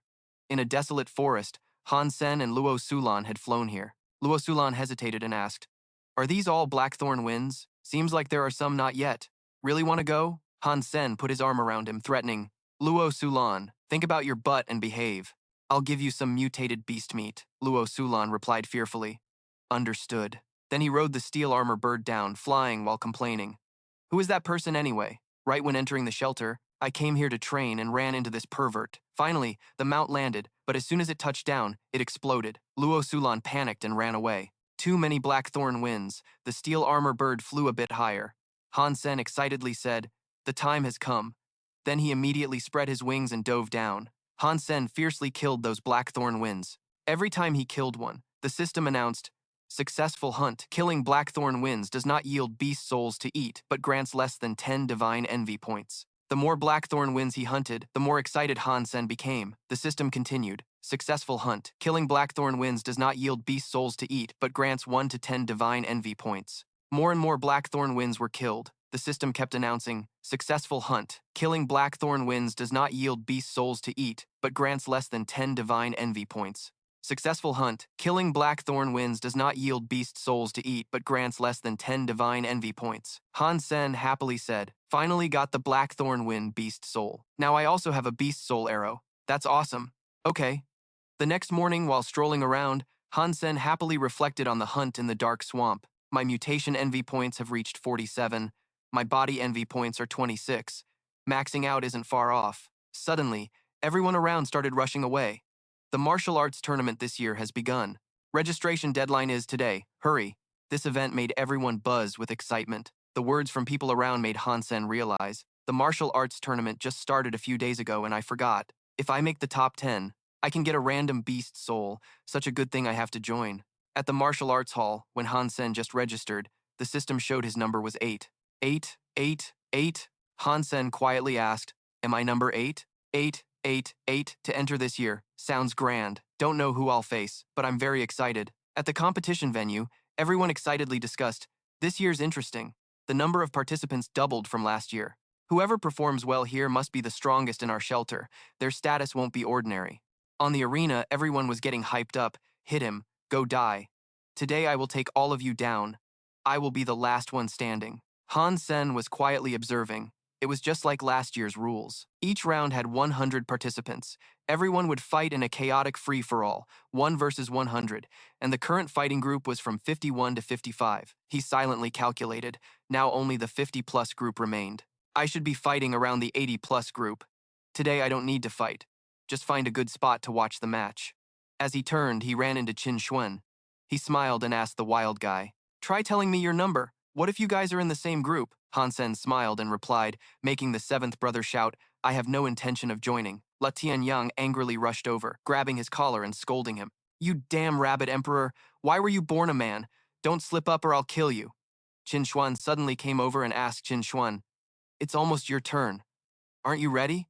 Qin Xuan arrogantly said, "Of course I'm still performing well. I will definitely get the advanced certificate." He confidently said, "It's my turn to show off now, Qin Xuan. You have to watch my match." As he left, Qin Xuan turned to ask Han Sen, "Are you afraid of Qin Xuan?" Han Sen straightforwardly answered, "Yes." She curiously asked why. He replied, He's strong and also the young master of Starry Group. A small character like me wouldn't dare provoke him. Duan manly objected, but when he killed Li Yufeng in front of Qin Xuan, he was already very brave. Qin Xuan seriously probed Han Sen. Are you protecting your family, afraid they'll get caught in the hatred between you and that guy, so you're trying to avoid him whenever possible? Qin Xuan's insight surprised Han Sen. Right. Did you read my mind? Yes, I don't care how they look at me. What's important is my family, my mother and Nian Nian. I have to protect them at all costs. Starry Group is truly connected to my father's death. Now is not the time. Seeing his expression, Qin Xuan was sure she guessed right. She continued, You're a filial son. You always care about your family like that. You have to reconsider the Black Eagle matter from last time. Han Sen asked curiously. Why? Qin Xuan said, Once you join Black Eagle, I'll get you into the special team. Members are protected by the military. No one dares to touch them. Not even Qin Xuan. Han Sen asked curiously. It sounded like a high-status position. What does that team do? Qin Xuan gave a vague answer. You'll know once you join. After a while, leaving the arena, Han Sen was deep in thought. I should consider joining Black Eagle. It might be beneficial for me. If one day Qin Xuan targets my mother and little Nian, that won't ever happen. The next day at the arena, everyone angrily asked, Who the hell is the last one? Haven't seen him yet? Scared to show up and run away? Someone angrily cursed. 99 people waiting for one. Really don't know who will show. Just give up. Otherwise, I'll be the first to punch him. Suddenly, a voice rang out. Sorry to keep everyone waiting. When the last person stepped in, everyone showed terrified faces. That's him, really him. Isn't he the one who killed the Tula Horn? Kim Sao, the younger brother. Qin, the younger brother. Qin participated in the fight. Han Sen silently laughed. Han Sen didn't appear. Temporarily replaced by Zero. Zero took all the spotlight. Tonight, just entering the match, Han Sen struck fiercely. Within seconds, he took down one opponent after another.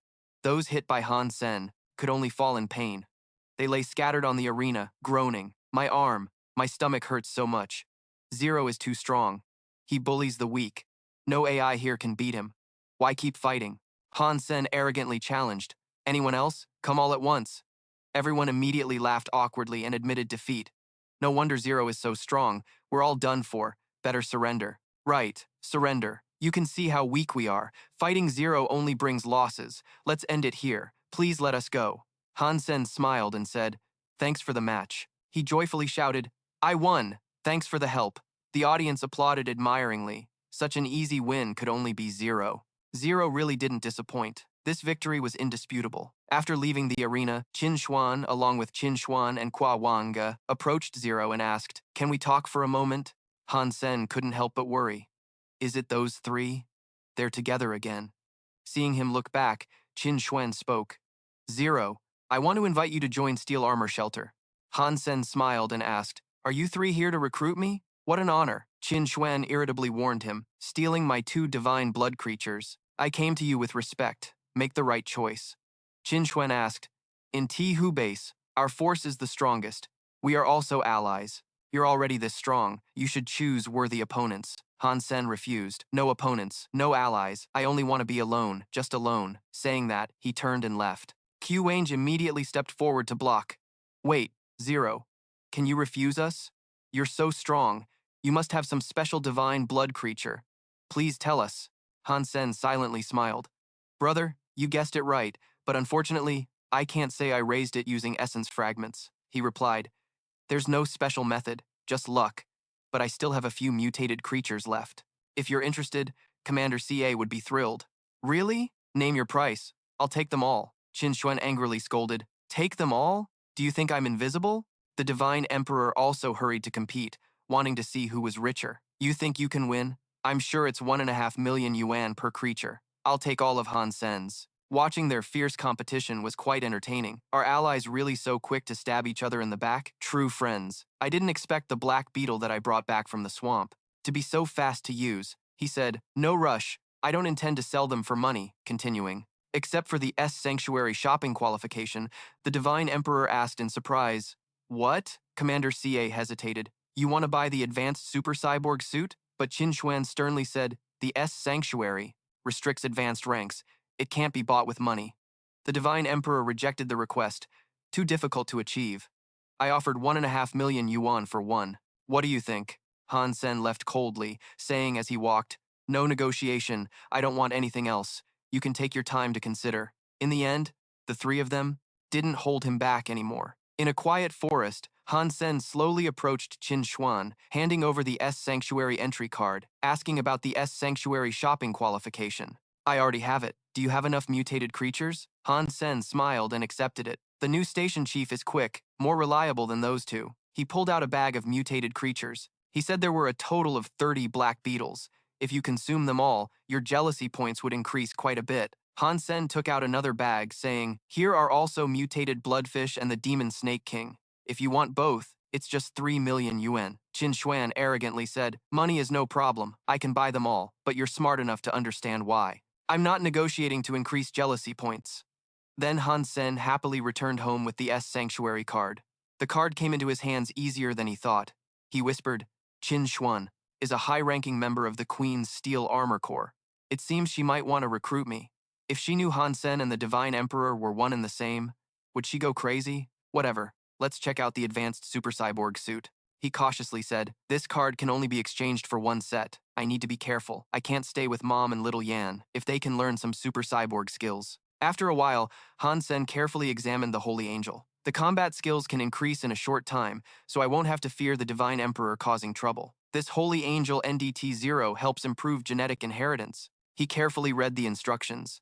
The cultivation process was gentle and calm, not too intense or rare. According to the description, the Holy Angel is similar to the Super Cyborg suit, allowing the cultivator to become strong without anyone noticing. But compared to it, the Super Cyborg suit is still stronger than the Holy Angel. The S Sanctuary's Super Cyborg suit is still weaker than the Snow Dragon Swallows at the Falling Wind Valley Academy of Holy Flowers. Teacher Holy Flower asked, "Do you want to apply for a leave of absence for Hanyan?" Han Sen replied, "Yes." Teacher Ku said, "Because my family has some matters and needs to delay for a while." Teacher Holy Flower is actually Kwawan Ca, she said seriously. "Your parents are very irresponsible. Although Hanyan has attended roll call, no family member has ever come to a parent meeting. The first time I met my sister's brother was to ask for leave." Han Sen smiled awkwardly and said, "I'm sorry, many families are busy and have neglected this." He thought to himself, "I can't tell the real reason. I want little Yan to stay home and cultivate the Holy Angel." Kuwan Ca stood up seriously and said, "Honestly, Han Yan has great talent but still uses ordinary nurturing serum. If she doesn't cooperate with advanced nurturing serum treatment, she might fall behind. I hope the family can pay more attention and take this seriously." Han Sen asked curiously, "Advanced nurturing serum?" She explained, "A higher quality serum, the earlier it's supplemented, the better, enhancing physical and mental qualities. Surely the family doesn't want little Yan to stay stuck at the starting line forever, right?" He asked, "How much does that cost?" Kuo Wan Ca answered, "If it's grade S, 5 million yuan per year." He had already sent her to Holy Flower, so he probably anticipated the expense. Han Sen worriedly thought, "Damn, I don't have enough money and can't ask Mom." The fastest way is to use essence fragments to raise mutated creatures, then sell them. At that time, at Falling Wind Valley, Han Sen's home saw Han Yan absorbed in training. Watching the TV, Han Sen smiled happily, thinking little Yan really has talent, and quickly grasped the cultivation method. "Having such a talented little sister makes me proud." He called out, "Little Yan, you're amazing." When Mom turned around, she recalled, "Teach me the Holy Angel." The girl asked happily, "Really? Can I?" Han Sen patted her head and said, "Of course, but don't tell anyone you've been training the Holy Angel. This is our family secret. When you get grade S nurturing serum, you'll improve even more." Han Yan excitedly said, "Great, Big Brother is the best. Little Yan wants to be stronger too." That night, at Qin Xuan's place, Yang Manli seriously asked Qin Xuan, "Are you really going to do that?" Qin Xuan calmly replied, "No worries, it's nothing serious." Qin Xuan angrily said, "It's been so long, and that kid still hasn't given me an answer? My patience is running out. I really want to see what kind of person he is." Yang Manli reluctantly took out a pill and said, "That person is really not simple." She kept insisting like that, so I said nothing more. Han Sen was already scheduled to meet Qin Xuan in the battle room. Qin Xuan wildly charged at Han Sen. He thought angrily, "What's gotten into this woman?" Qin Xuan straightforwardly kicked him in the face. "What the hell is with that violent attack? Did she eat something?" She coldly stepped forward and said, "Lately, you've been making slow progress. I should pay more attention to you." She drank water and rested. "We'll continue later." Han Sen nodded. "Okay." Seeing Qin Xuan hurriedly drink water, Han Sen happily thought, "She must be tired too, forcing herself to fight me so fiercely." He slowly opened the water bottle and took a small sip. After drinking, the scene before him made him horrified. Qin Xuan stood seductively in front of him and asked, Han Sen, am I cute? At that moment, the jade bone muscle technique that repels evil was automatically activating. Han Sen weakly fell down as the jade bone muscle technique activated on its own. The water bottle had something added to it. What was Qin Xuan planning to do? Qin Xuan gently stepped forward and asked, Han Sen, doesn't my body feel good? Han Sen was furious. Damn it, why is she seducing me? I can't let her hypnotize me. I'll trick her first, he dreamily said. Boobs there. Qin Xuan asked, what about them? Han Sen replied, big, round, and white. Qin Xuan was furious hearing that. Men are corrupt at heart. She bent down slightly and said, I'll let you touch them. Han Sen trembled as he raised his hand, but she slapped it away. Following her words, he was completely hypnotized. Qin Xuan seriously asked Han Sen, tell me, are you Kim Tae? He honestly answered, no. She continued to interrogate. Then why are you still hesitant about joining Black Eagle? He answered, Black Eagle is far from home. If I go, I can't take care of my mother and sister. I feel uncomfortable being so far from them. Qin Xuan was surprised. That's exactly why. He really cares a lot about his family. Suddenly, she asked Han Sen, from the bottom of your heart, what do you think of me? Han Sen vaguely replied, you. Qin Xuan. Han Sen tiredly said, Qin Xuan, you are the most beautiful woman I've ever met. The most adorable person in this little shelter. Qin Xuan blushed deeply and immediately slapped him. Han Sen quickly sat up. Chief Qin, what are you doing to me? He turned and complained. I only remember drinking the water you gave me. Qin Xuan coldly interrupted. Nothing serious. We just trained too hard, and you fainted from exhaustion. I slapped you to wake you up, she thought irritably. Why am I worrying so much? I'll let him tell the truth later, Han Sen whispered with a smile. Qin Xuan is still just a girl. She can't handle a little teasing. She won't suspect me anymore. With her protection, everyone will think I'm strong because of her help. Then, I can slowly improve my combat skills. One day in the future, I can completely erase Kim Tae's presence. That night, in a deserted forest, Han Sen handed over the mutated creatures to young Master Lamb. Young Master Lamb said, these are what I promised you, the two special ones I've been holding on to until now. I don't want to attract attention, so don't tell anyone else. Young Master Lamb opened the package to look inside, and was extremely shocked. Mutated blood, cursed fish senpai. You really kept your word, that's righteous. Han Sen confidently said, of course, I do what I say. The Divine Emperor suddenly stepped forward and spoke in a cold tone. Isn't this young Master Lamb? Why are you with this idiot? Following the Divine Emperor was La Tianyang. Young Master Lamb quickly stood in front of Han Sen to respond. Divine Emperor said, what a coincidence. Let me tell you, Senpai is my friend. There might be a misunderstanding between you two. For my sake, end it. La Tianyang angrily shouted. No way! That ass-crazy guy! The Divine Emperor raised his hand to stop him and coldly left. Tianyang, let's go. No time to waste here. The next match is against that Kim Tae. Prepare well, Han Sen whispered. So the second match's opponent is La Tianyang. A good chance to settle the score. The next morning at the martial arts arena, everyone was buzzing. This match is worth watching. La Tianyang isn't weak, but no one can predict the outcome. His opponent was Tei Shen. La Tianyang and Tei Shen were definitely not on the same level. He was the Divine Emperor's man. No matter how strong Tei Shen was, he wouldn't dare face the Divine Emperor, right? Tu Xiao Qiao confidently predicted, Tei Shen will definitely win. I guarantee it. Liu Hengdao reminded, don't judge a book by its cover. La Tianyang has the Divine Emperor backing him. Can Tei Shen really oppose the Divine Emperor? The two quickly went to the stands to sit. Seeing the man next to them covered head to toe, Tu Xiao Qiao curiously asked, aren't you hot, brother? Planning to cosplay here? Liu Hengdao said, Brother Qin stole the Divine Emperor's sacred blood creatures. No one knows that. What if the Divine Emperor lends La Tianyang a soul beast? He could use this chance to take revenge. Tu Xiao Qiao disdainfully retorted, isn't it just a soul beast of a spirit? There are quite a few beast souls even for the evil god. Han Sen is just a strong guy, but brainless. He can't last even a minute against the evil god.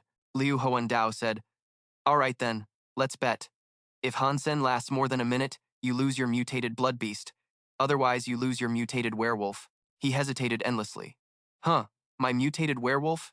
Su Xiaoqiao in front tiredly said, this is too troublesome.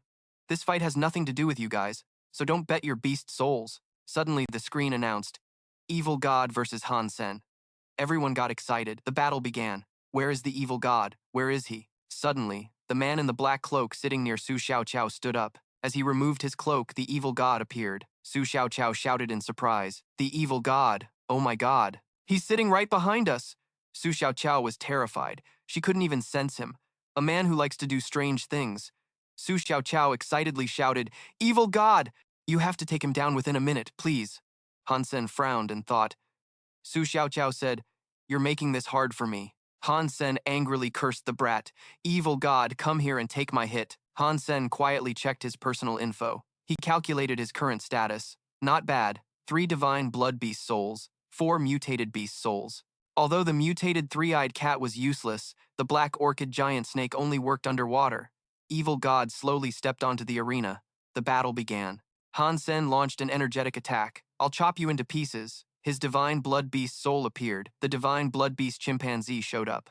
Liu Huandao laughed and said, Han Sen really took the divine blood beast soul of the divine heavenly son. I definitely win. Su Xiaoqiao angrily scolded the evil god. "You can't let him last more than a minute. Otherwise my mutated werewolf will be gone, please."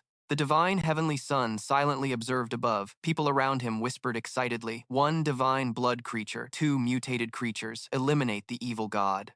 The divine heavenly son really gave him a lot. The evil god was in trouble. The divine heavenly son frowned and said, "The evil god can't defeat you alone. What you took from me. I'll make Han Sen pay back little by little." Han Sen, full of killing intent, approached Han Sen and asked, "Who gave you the guts to stand in front of me?" Then, his legs turned into horse legs and charged forward.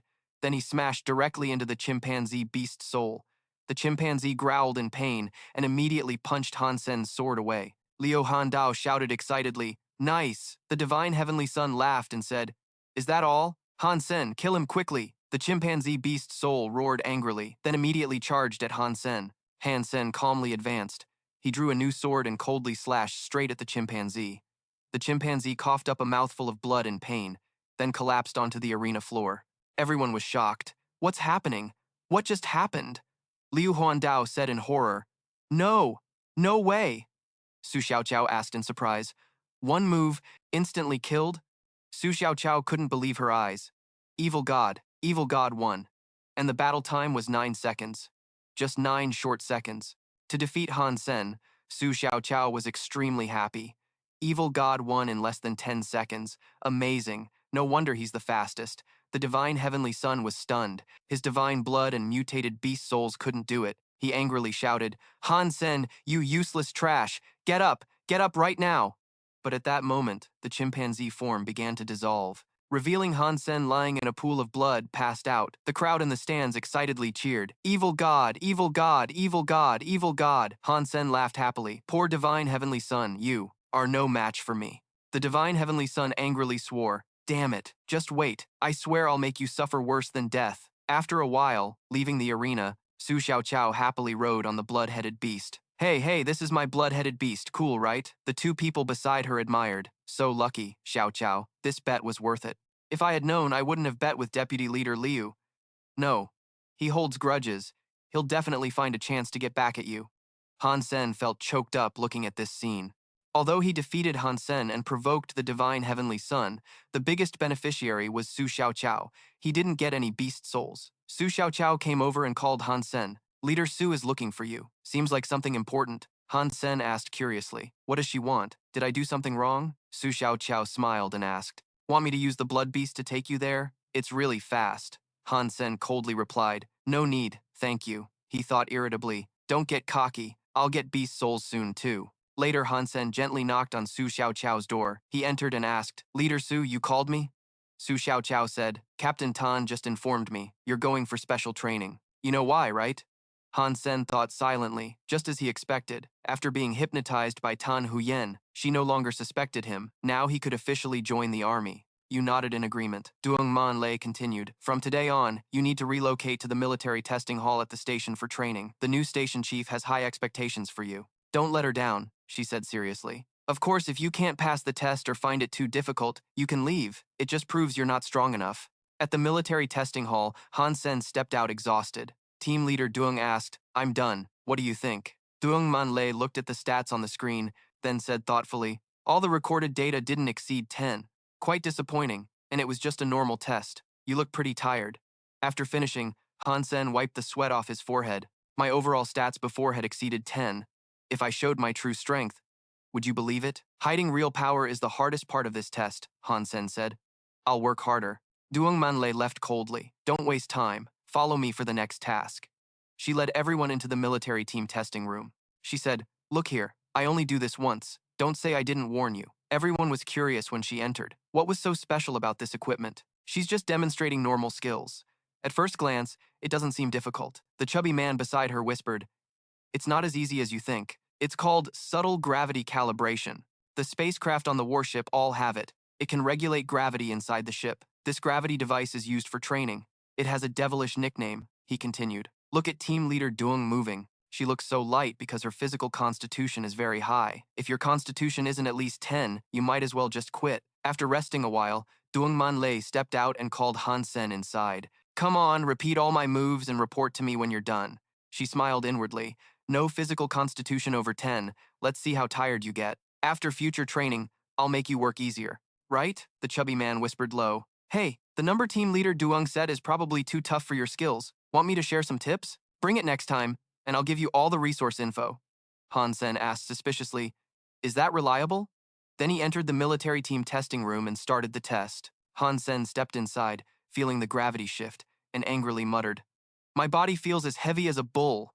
This gravity calibration really doesn't give any mercy. It can secretly change parameters without detection. That's cheating. To pass, I just need to meet the parameters Duong Manlei set without overthinking. Han Sen stepped forward, pressed the increase button to the max to see his limits. He trained hard. Who knew he could keep improving, keep increasing, getting stronger? In the evening, Duong Manlei looked at the report stats, then slammed the table hard. She shouted at Han Sen, be honest, did you cheat? Han Sen calmly replied, not at all. I only completed the test under team leader Duong's guidance. The process was recorded on video and monitored by background data. That proves I didn't cheat. He smiled inwardly. I did change some parameters but didn't cheat, just eased the difficulty. If I had known, I would have made the results even worse. Duong Manlei frowned and said, the machine's fine, but your physical constitution is the issue. How could you finish so fast? Han Sen shouted fiercely. It's possible because this gravity calibration awakened my potential. Team leader Duong, thank you for your help. Duong Manlei stammered, speechless. He teased her. You sure have a sharp tongue. Don't think I'll let you off that easily. I'll keep increasing the difficulty for you gradually. You can go now. Han Sen happily left the room. Duong Manlei said, loving the light drink more than the strong. Got it. The next day at the arena, everyone was buzzing. Did you hear? Taethun's next opponent is Qin Xuan. They're fighting for first place. Qin Xuan is one of the top fighters in this armor division. Will Taethun be okay? I want to see their fight. It might even get bloody. Someone sighed and said, too bad Thun Tin Tu lost to Qin Xuan. Feeling bored, Han Sen took out an item and handed it to the chubby man. Here, I brought what you needed. Thanks for the gravity calibration. He happily accepted it and said, no problem. It's pure stuff. Real deal. I didn't expect it so soon. Looks like I don't have to worry about exaggerating it anymore. To show my sincerity, I'll show you this. Then he suddenly swung a dagger to Han Sen's neck. Han Sen was shocked. You suddenly made the dagger disappear? Han Sen asked in disbelief. The dagger vanished, then reappeared. He was completely baffled. It's back now. When was that? The man twirled the dagger and smiled. The world in the sleeve. What do you think? Want to learn? Later, at the testing hall, Han Sen excitedly practiced. I didn't expect that guy's world in the sleeve was a sleight of hand with a dagger, he said happily. Interesting. It's really designed around arm muscles and joints. Only by skillfully using muscles and joints can you manipulate these tricks. After some training, Han Sen began trembling. The purpose of this exercise was to improve flexible reaction speed. But it's too difficult. My success rate is no more than 20%.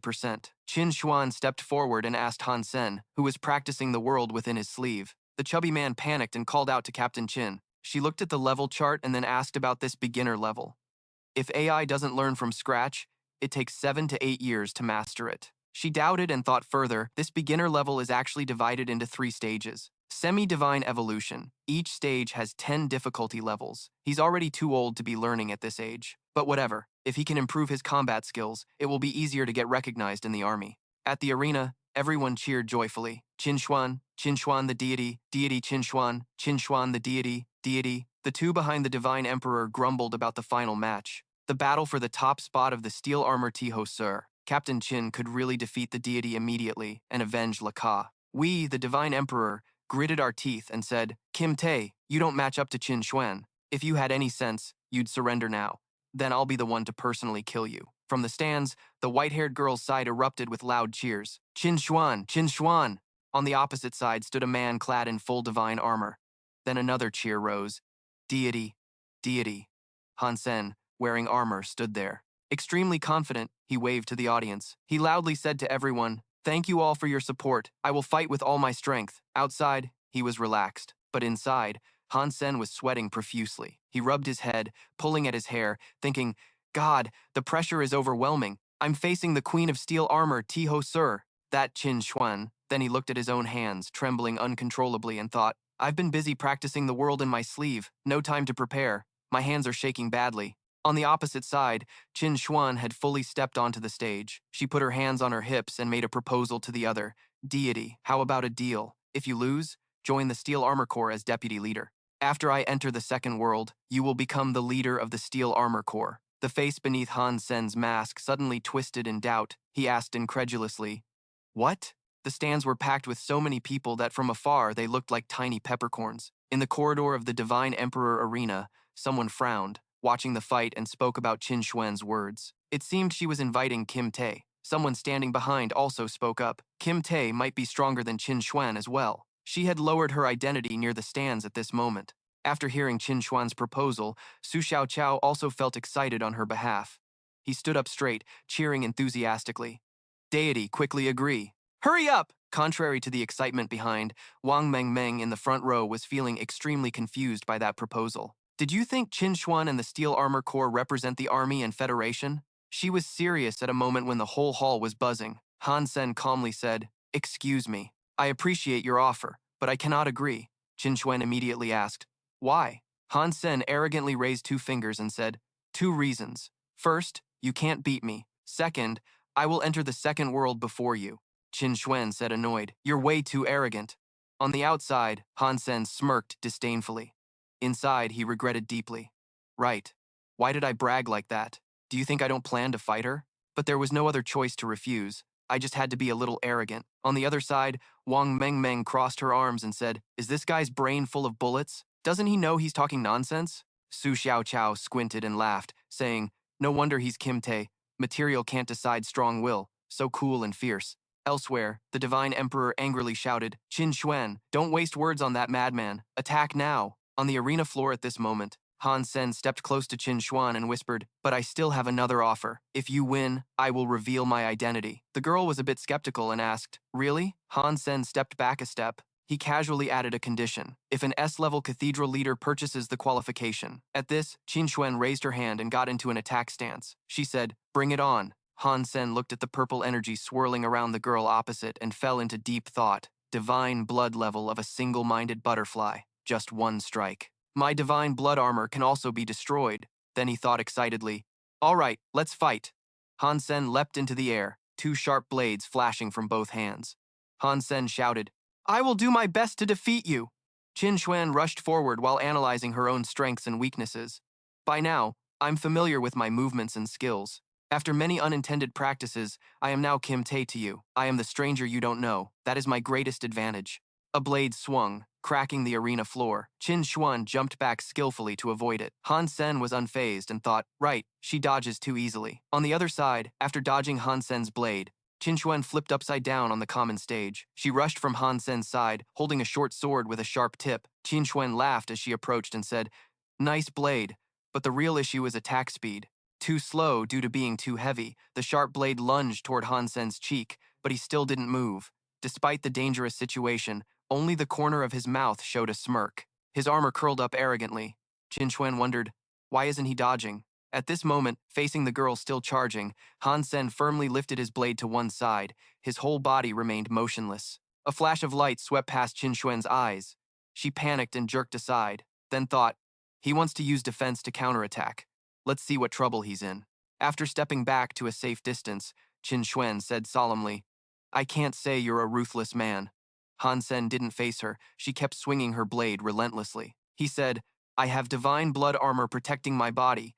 Your dagger can't kill me. Gripping the large blade with both hands, Han Sen continued, Instead, you might be split in 2 by this blade. Dodging left once, dodging right once, Han Sen's following swings were easily avoided by Qin Xuan. Her long hair fluttered wildly. The girl curled her lips and said, "Not bad, NDT-0, let's see." Watching Qin Xuan approach again without being too affected by the blade in his hand, Han Sen frowned. Thinking he had used the Golden Horn blood battle technique, Qin Xuan successfully dodged those attacks. Realizing this, Han Sen had to admit this woman was truly strong.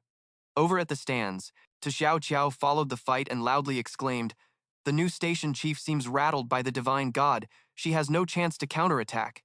Yang Manli frowned and retorted, "What do you know?" Qin Xuan was just maintaining dodges against the divine god's attacks. She had cultivated the atomic disintegration technique. She was patiently waiting for him to wear down. Hearing this, Xiao Qiao asked curiously, "What kind of atomic disintegration technique?" The image of Qin Xuan meditating with closed eyes appeared in Yang Manli's mind. She calmly explained to Tu Xiao Qiao a kind of advanced core technique. It requires using every part of the body, as the name suggests. It is almost the root of all core techniques. It can sustain energy and significantly improve physique. That's why Qin Xuan hardly gets tired. Looking at Qin Xuan's serious expression during the fight below, Yang Manli continued, "Qin Xuan's goal is to become one of the top 10 chosen. She will only meet the standard if she takes first place in the armor station, so she will completely win this match." The Divine Emperor looked through the transparent glass in the hallway and excitedly said, "That's right. Qin Xuan will defeat him when he's worn out and deliver a fatal blow." At that moment, a voice sounded beside him, "No, the Divine God will not lose." The Divine Emperor turned toward the voice and saw two people, one blonde, one brown-haired. He called out, "Isn't this young Master Yuan and young Master Khan?" The one who spoke earlier was young Master Yuan, but now he ignored the call. Focusing on watching the fight below while holding a box of popcorn, young Master Khan had to lean over and respond, "Emperor! Oh, Emperor! Is that your brother? What a coincidence!" The Divine Emperor spoke again, "Young Master Yuan, you are young and inexperienced, not knowing much about combat skills. Don't make reckless guesses. No, you're just embarrassed for yourself." Young Master Yuan then glanced at him and sneered, "The Divine God's combat skills. It seems he learned a lot from you, yet he doesn't even know to reflect on himself." The Divine Emperor immediately got angry. He almost shouted at him. Meanwhile, down on the arena floor, Han Sen swung the bright blade toward Qin Xuan. Young Master Yuan's voice continued, "That incident is known as a legend at this armor station. How can a legend be defeated?" Qin Xuan jumped to dodge the blade aimed at her, thinking, "It's strange. My body is circulating with the atomic disintegration technique, so I don't feel tired after such a long battle." Holding the short sword, she stepped back, wondering, "But why doesn't he feel tired either?" Han Sen walked forward calmly, pulling up his blade and taunting, "Station Chief Qin, I know what you're wondering. That's right, I don't feel tired." Carrying the blade on my shoulder, he smirked and pointed at Qin Xuan, continuing, "For someone aiming to be #1 at the armor station, entering the top 10 chosen, how could I not be prepared? At least I won't fall before you." Remembering his previous cultivation state, Han Sen thought, "The ice core jade bone technique lowers my body temperature. Energy accumulates as well. I've surpassed the gravity aptitude. My body has grown stronger." He extended the blade toward Qin Xuan, thinking happily, "Before, facing Qin Xuan was very disadvantageous, but now I'm doing very well." At this moment, Qin Xuan said, "It seems I have to use a special technique to deal with you." Then, with sharp eyes, she spread her hands to both sides and shouted, "Beast Soul Fusion." Purple lightning began to appear around her. She crossed her arms again. A gust of wind blew, making her hair fly wildly. Then from Qin Xuan's body, a blurry image of a large golden lion shot straight up into the sky. "Taive, tan tien tu lien sung sot noi.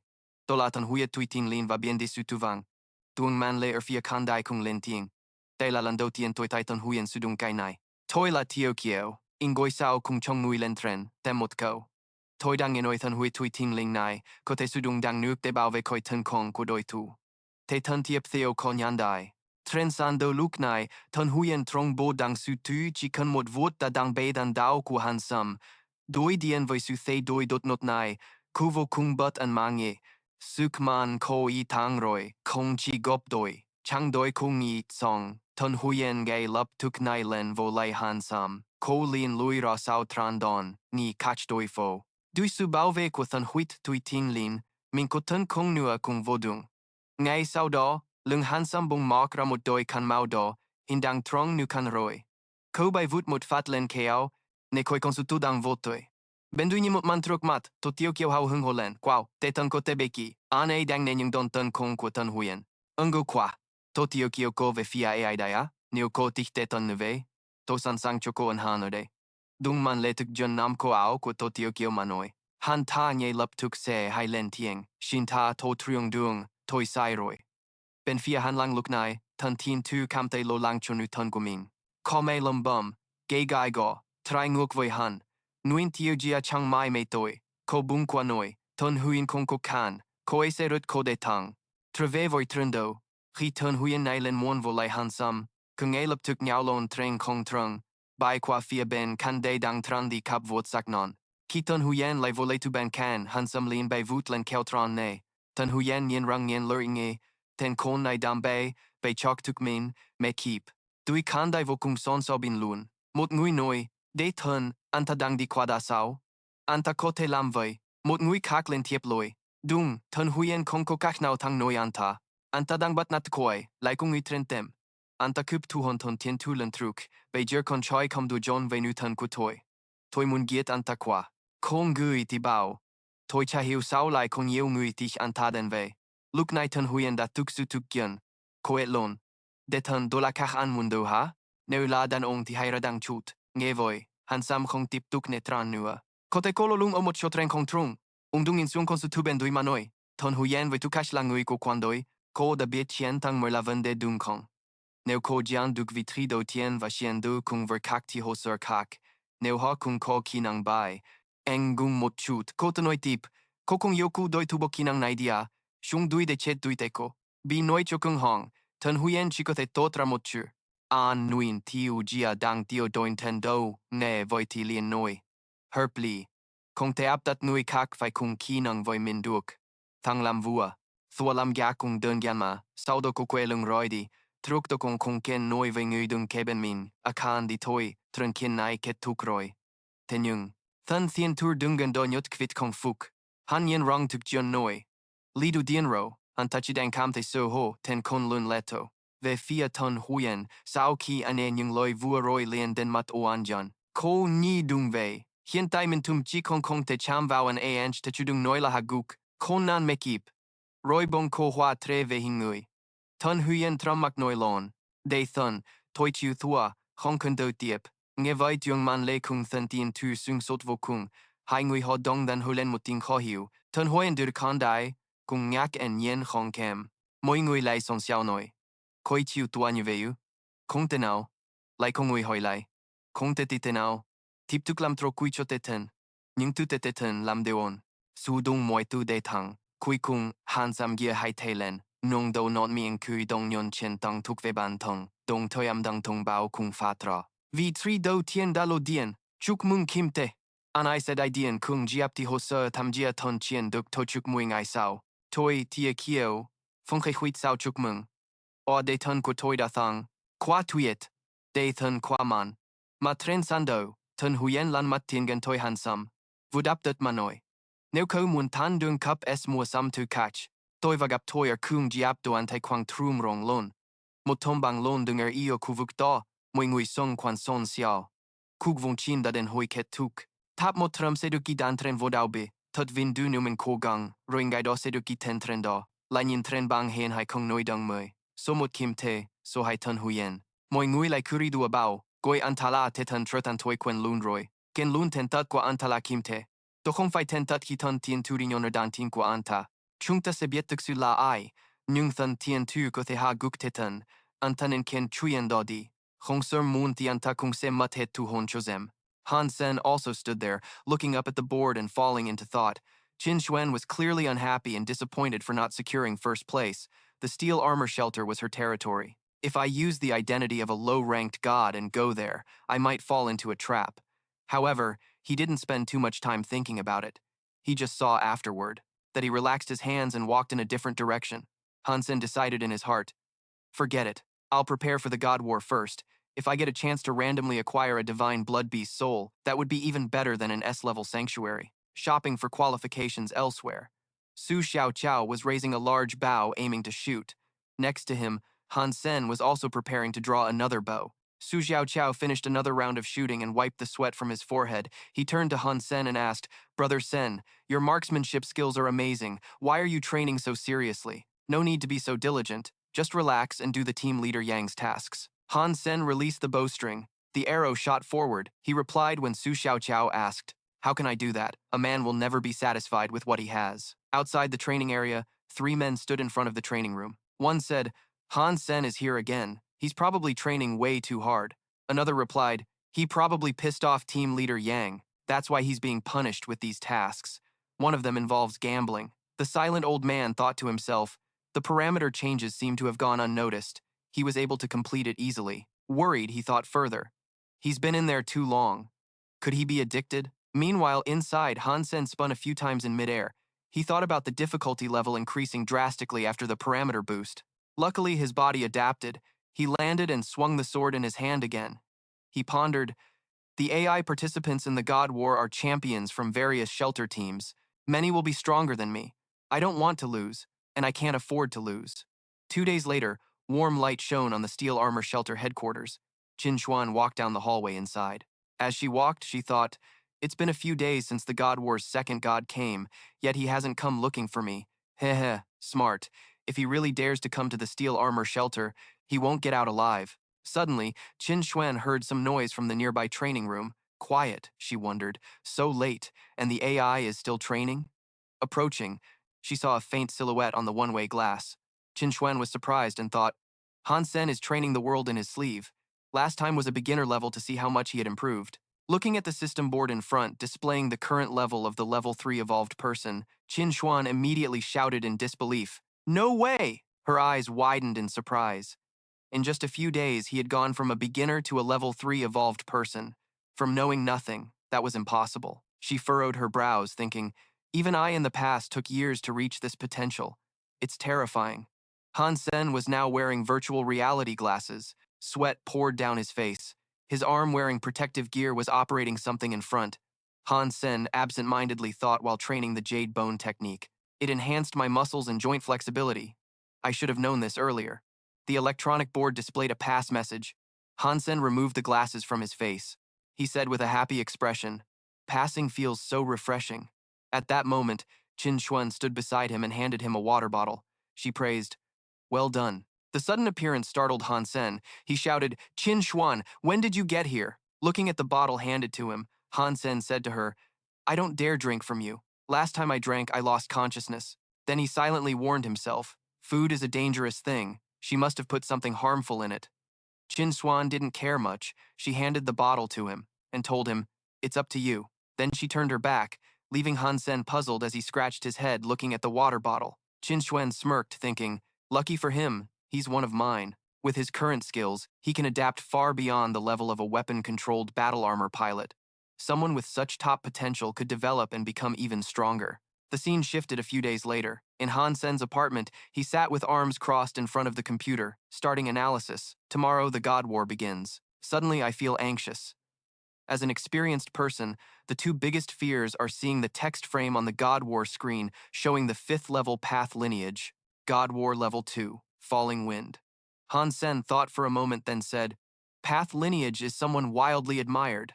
I'm not very familiar with Falling Wind, but the name is quite similar to Lam Bok Fong. Don't tell me they're related." He propped his chin with his hand and asked himself, objectively speaking, these two have already reached the 2nd god level hiding in the world, so why are they still here occupying space so strangely? He leaned back, analyzing, but didn't mention combat skills. Just mentioning their high-level soul beasts is already terrifying enough. I hope I don't run into them anytime soon. Otherwise, even if I fight against him, I'll suffer heavy losses. There was no benefit from that battle. At this moment, the phone on the table rang a few times. Han Sen startled and looked over. An unknown number was calling. It might be AI answering. Han Sen's phone spoke first. "Hello. May I ask who the AI on the other end is?" The reply, "Are you Han Sen? I am Fuang Kan Kai." Hearing that name, Han Sen immediately recalled the man he had defeated earlier. He thought silently, Fuang Kan Kai. So that guy is the 4th brother of Tuyet Teach. Fuang Kan Kai on the other end was leaning against the edge of a table. Beside him was a young man calmly reading a book. He lowered his face to the floor. Continuing on the phone, "Actually, that guy said I was looking for you. This matter is related to tomorrow's divine battle. If you can come," Fuang Kan Kai added, "there will be gifts for my friends." Nearby, a boy in a red shirt was standing in front of a glass door looking outside. Han Sen on the other end caught the main point. He asked seriously, "Divine battle?" On the electronic screen, a short video was playing. A man wearing a hat holding a short sword was surrounded. Next, he swung the sword in his hand. Several sword blades created pale blue afterimages that sliced past the necks of those surrounding him. After the boy withdrew his hand, except for him, all the others had collapsed to the ground. Outside the electronic screen, Fuang Kan Kai, Tang Zhenliu, and Han Sen stood focused watching. Behind them, Luo Sulan sat calmly on a sofa. At this moment, Han Sen put his hands in his pockets and said boredly to the others in the room, "You guys called me here just to watch that?" Tang Zhenliu, standing next to him, asked, "Don't you find it familiar?" Han Sen didn't answer immediately but thought silently. Quite surprised, he didn't expect the friend Fuang Kan Kai, mentioned to be Tang Zhenliu and Luo Sulan. Before, he worried about facing them in the divine battle, but never expected to meet under these circumstances. He frowned again, shifting his attention to the boy on the screen and continued pondering. The person in the video was really strong, looked quite similar to the world in his sleeve, but he seemed more ruthless and decisive. Every attack was murderous. Thinking this, Han Sen turned to ask the person next to him, "Who is that?" Tang Zhenliu replied, "Yi Dongmu, demigod level, a powerful upper council member." "The council member's grandson?" Han Sen frowned hearing that. He said, "Grandson of a senator. What do they have to do with me? I don't want to get involved with people connected to politics." Tang Zhenliu smiled and replied, "No need to worry. It's not easy for us to approach him.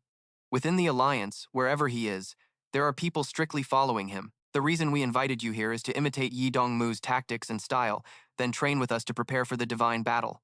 Han Sen was confused. He asked again, "Are you kidding? That pervert's close combat skills are better and more proficient than mine. If I want to train, wouldn't it be better to find him?" But Tang Zhenliu answered confidently, "I've already looked for him, said your potential is unlimited, BA level, it's well known. Brother Sam, you just need to train with us. We will meet any of your requirements." Outside, Han Sen looked thoughtful and unspeakable, though inwardly pleased, thinking, "Tang Zhenliu is so famous, thanks to me, he must be very grateful." Then he raised a finger and set a condition for an S-level sanctuary chapter. Tang Zhenliu smiled and said, "Become a blade." At this moment, Luo Sulan spoke up behind, "Brother Sam, here are some videos of his combat skills. Watch carefully and study them. Tomorrow is the start of the divine battle. Tonight you'll probably stay up all night." After a while, outside it was pitch dark. A crescent moon shone in the sky. Tang Zhenliu crossed his arms and looked at the clock behind, saying, "Several hours have passed. Han Sen spent too much time on it, right?" Kan Kai already went to sleep. Luo Sulan sat calmly on the chair and replied, "No rush. He spent that much time means he studied it very carefully." At this moment, Han Sen opened the door and stepped out. He drooped his eyes and said, "I roughly understand Yi Dongmu's movement style. Let's start." Tang Zhenliu looked skeptical and said again, "You seem confident." Han Sen didn't answer the previous question. He picked up a small dagger and said, "This dagger hasn't been sharpened. It's too light." Luo Sulan put his hands in his pockets and walked over slowly, saying, "Although, I'm not sure. You can fight us. Still better to be careful. The divine battle is really important." Tang Zhenliu on the other side directly said, "Still picky. Don't think you're stronger than Yi Dongmu." Han Sen directly swung his hand to attack and said, "You should be more serious when facing me." Tang Zhenliu leaned back before touching the hand Han Sen just jabbed at. He angrily shouted, "Damn it. Haven't even started and you already sneakily changed your moves several times." Han Sen said, "Do you think Yi Dongmu will wait until it starts?" Another hand of Han Sen reached out. The hand was empty without anything. Tang Zhenliu immediately panicked and said, "The dagger disappeared." His hands in front scrambled forward. The dagger appeared and disappeared. Then a flash of light grazed Tang Zhenliu's cheek. A bit of blood spurted out. At that moment, Luo Sulan panicked and stepped back. Then he glanced at his injured cheek and exclaimed in disbelief, "What?" Han Sen stood in a corner across the way. Frowning, he said, "Not sharpening it was the right choice." Then, Luo Sulan started swinging his arms to attack again. A powerful spinning kick forced Han Sen to barely raise his hand to block. He gritted his teeth and groaned, then was kicked back a great distance. After regaining his balance, Han Sen frowned at Luo Sulan and thought, "He's too strong." His physical constitution was definitely much higher than mine. Across from him, Luo Sulan gradually regained his form. He smirked and said, "Don't be so lacking in confidence." The two had now separated. Han Sen placed his hands on the ground, thinking to himself, "If I confront him head-on with strength, I definitely don't stand a chance. But I have the advantage in close combat." After a brief hesitation, he dashed quickly toward his opponent. Luo Sulan was startled and shouted, "What?" The small knife in Han Sen's hand stabbed forward but was easily dodged by Luo Sulan. He then swung back with a mocking laugh. Kid, you're still green and inexperienced. However, Han Sen replied, have you really seen the path of my moves clearly? He clenched the hand Luo Sulan was swinging at him. Luo Sulan's eyes widened in surprise. Han Sen's other hand began to move forward. He circled under. The arm he was holding tightly and then thrust straight toward his opponent's chin. Luo Sulan was shocked and thought, what? As he saw the blade revealed under the hand, pointing at his throat. Luo Sulan broke out in sweat, unable to believe it, thinking, the knife was just in the right hand. How did it get to the left so fast? At that moment, Han Lei clapped his hands in praise, interrupting the fight between the two. He said, NDT-0, looking for Han Sen was no mistake. Compared to him, Dongmu is definitely not as good. At Falling Wind, Valley Road, the bustling street at night was lit up with sparkling lights, holding the golden card with an S on it, Han Sen said with satisfaction.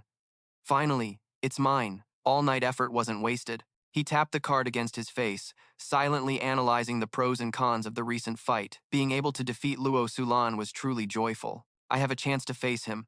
If this was a fair fight, it would be very hard for me to win. Suddenly, the young man frowned, thinking about Han Lei. I don't know how strong he really is. Remembering Dongmu's fighting image on the screen just now, Han Sen continued to ponder. My practiced world in my sleeve has become more flexible. I can exploit the opponent's blind spots. Compared to Dongmu's usual movement style, that flexibility isn't better. It's the result of my gravity training. Looking at the golden card in his hand, Han Sen quietly said, maybe I should use this to buy a jealousy technique. Inside the room earlier, Luo Sulan sat cross-legged on the floor. He rubbed his elbow and said to Han Lei standing behind him, I fought Han Sen for hours like that, but in the end, I still couldn't get the upper hand over the old man. Han Lei said correctly, he wasn't any weaker than Dongmu. Han Lei replied, Dongmu has high technique, but in close combat, Han Sen is really too flexible.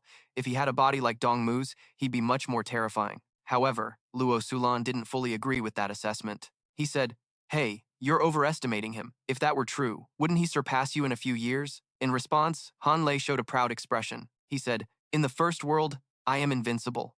Luo Sulan was speechless and muttered, my mother shouldn't have asked. Time passed hour by hour. Outside the martial arts arena, the crowd was bustling. Su Xiaoqiao appeared. He excitedly said, the divine battle is finally starting. The evil trump card Steel Armor Shelter. Get ready. Behind him was a board displaying a picture of Han Sen in armor from the match against Qin Xuan. People around shouted the boy's name. The god! God Han! Sen was also entering the arena gate. He walked amid cheers on both sides. Long live the god! Long live! Love you! Although he couldn't cheer directly, his little heart was always with the coolest god. Han Sen waved back at the cheers with a few words. Thank you. Thank you. Under the helmet, Han Sen thought, so many people came to cheer. Kim Tae must have won the fans' hearts. One day, everyone will recognize my true identity. Standing before the space gate leading into the arena, Han Sen thought as he walked. As expected, Qin Xuan didn't come to see me off. He must be very embarrassed by those 7 defeats. Qin Xuan, I will prove to you that I am the one who can bring glory to the Steel Armor Shelter. Deep inside were rows of fighting platforms lined up. The stands were still crowded. Voices buzzed. The divine battle is truly as rumored. So grand. Being able to come here to watch the fights between the shelters among 10,000 people is like a war. Pick one from the thousands of public lists over there. I knew it. One-on-one knockout rounds. I have to fight with all my might. At that moment, Han Sen stood before the system board reviewing. He thought, knowing the opponent in advance increases the chance of winning. Who's this? Suddenly, he uttered a surprised sound, then thought, this screen shows 2 names placed close together. One is the god named Han Sen. Amazed, he silently read the other name, Dongmu. Han Sen gave it some thought. According to this list, if neither side wins, they could face each other in another 10 matches, Duangzhen Liu and Luo Sulan. Unless I'm in the top 10, I won't be able to meet them under the armor helmet. Han Sen smirked. His mind recalled the silhouette of Yi Dongmu and excitedly thought, these two are way too complicated. Afraid of Yi Dongmu? He sought me out to train, but that also helped me. He smirked, almost naturally feeling thrilled. Yi Dongmu will lose before facing me. The match between Duangzhen Liu and Shang Song. Duangzhen Liu swung his massive saber once. The match ended. The system announced match TBA 121 ended. Duangzhen Liu leads. Han Sen looked down calmly analyzing. It's not surprising Duangzhen Luo leads. His style is ruthless. He gives the opponent no chance to breathe. Now the match between Luo Sulan and Chen Yi. The system announced match F67BA2 ended. Luo Sulan leads. On Luo Sulan's arena, only he was standing. The opponent was lying flat on the ground. Han Sen immediately fell into deep thought. It seems he's overwhelmed by this match. He was the second chosen after the previous divine battle. This Chen Yi guy isn't anything special. Strangely, Luo Sulan is hard to predict. Truly very different from Duang Zhenlu's power. As he thought, he watched the other guy wiping sweat on the arena floor. Then Han Sen began to move. He decided silently. Now is not the time to care about others. My match hasn't started. Let's go see Yi Dongmu. Coincidentally, at that moment, Luo Sulan was coming from that direction. On the contrary, the other reached out first. Hello, I'm Luo Sulan. What a coincidence. You must be Kim Tae from Steel Armor Shelter. Han Sen shook his hand and said, Nice to meet you. I'm just a small figure myself. Not worth that much attention. Luo Sulan smiled lightly. Some famous veterans were once small figures too. Then he walked away. Passing by, Han Sen heard one sentence. See you at the final match. People around gradually buzzed. What? The second chosen after the last divine battle? Luo Sulan is meeting this guy in the final? Is that true? Kim Tae, right? Looks ordinary. Never heard of him before. Han Sen ignored them and looked back at Luo Sulan walking away thinking, this guy really is unpredictable. Facing that silhouette, he silently commented 2 words. Threatening. A shout rang out. Yi Dongmu versus Divine Dragon Swordsman. A man wearing a straw hat announced.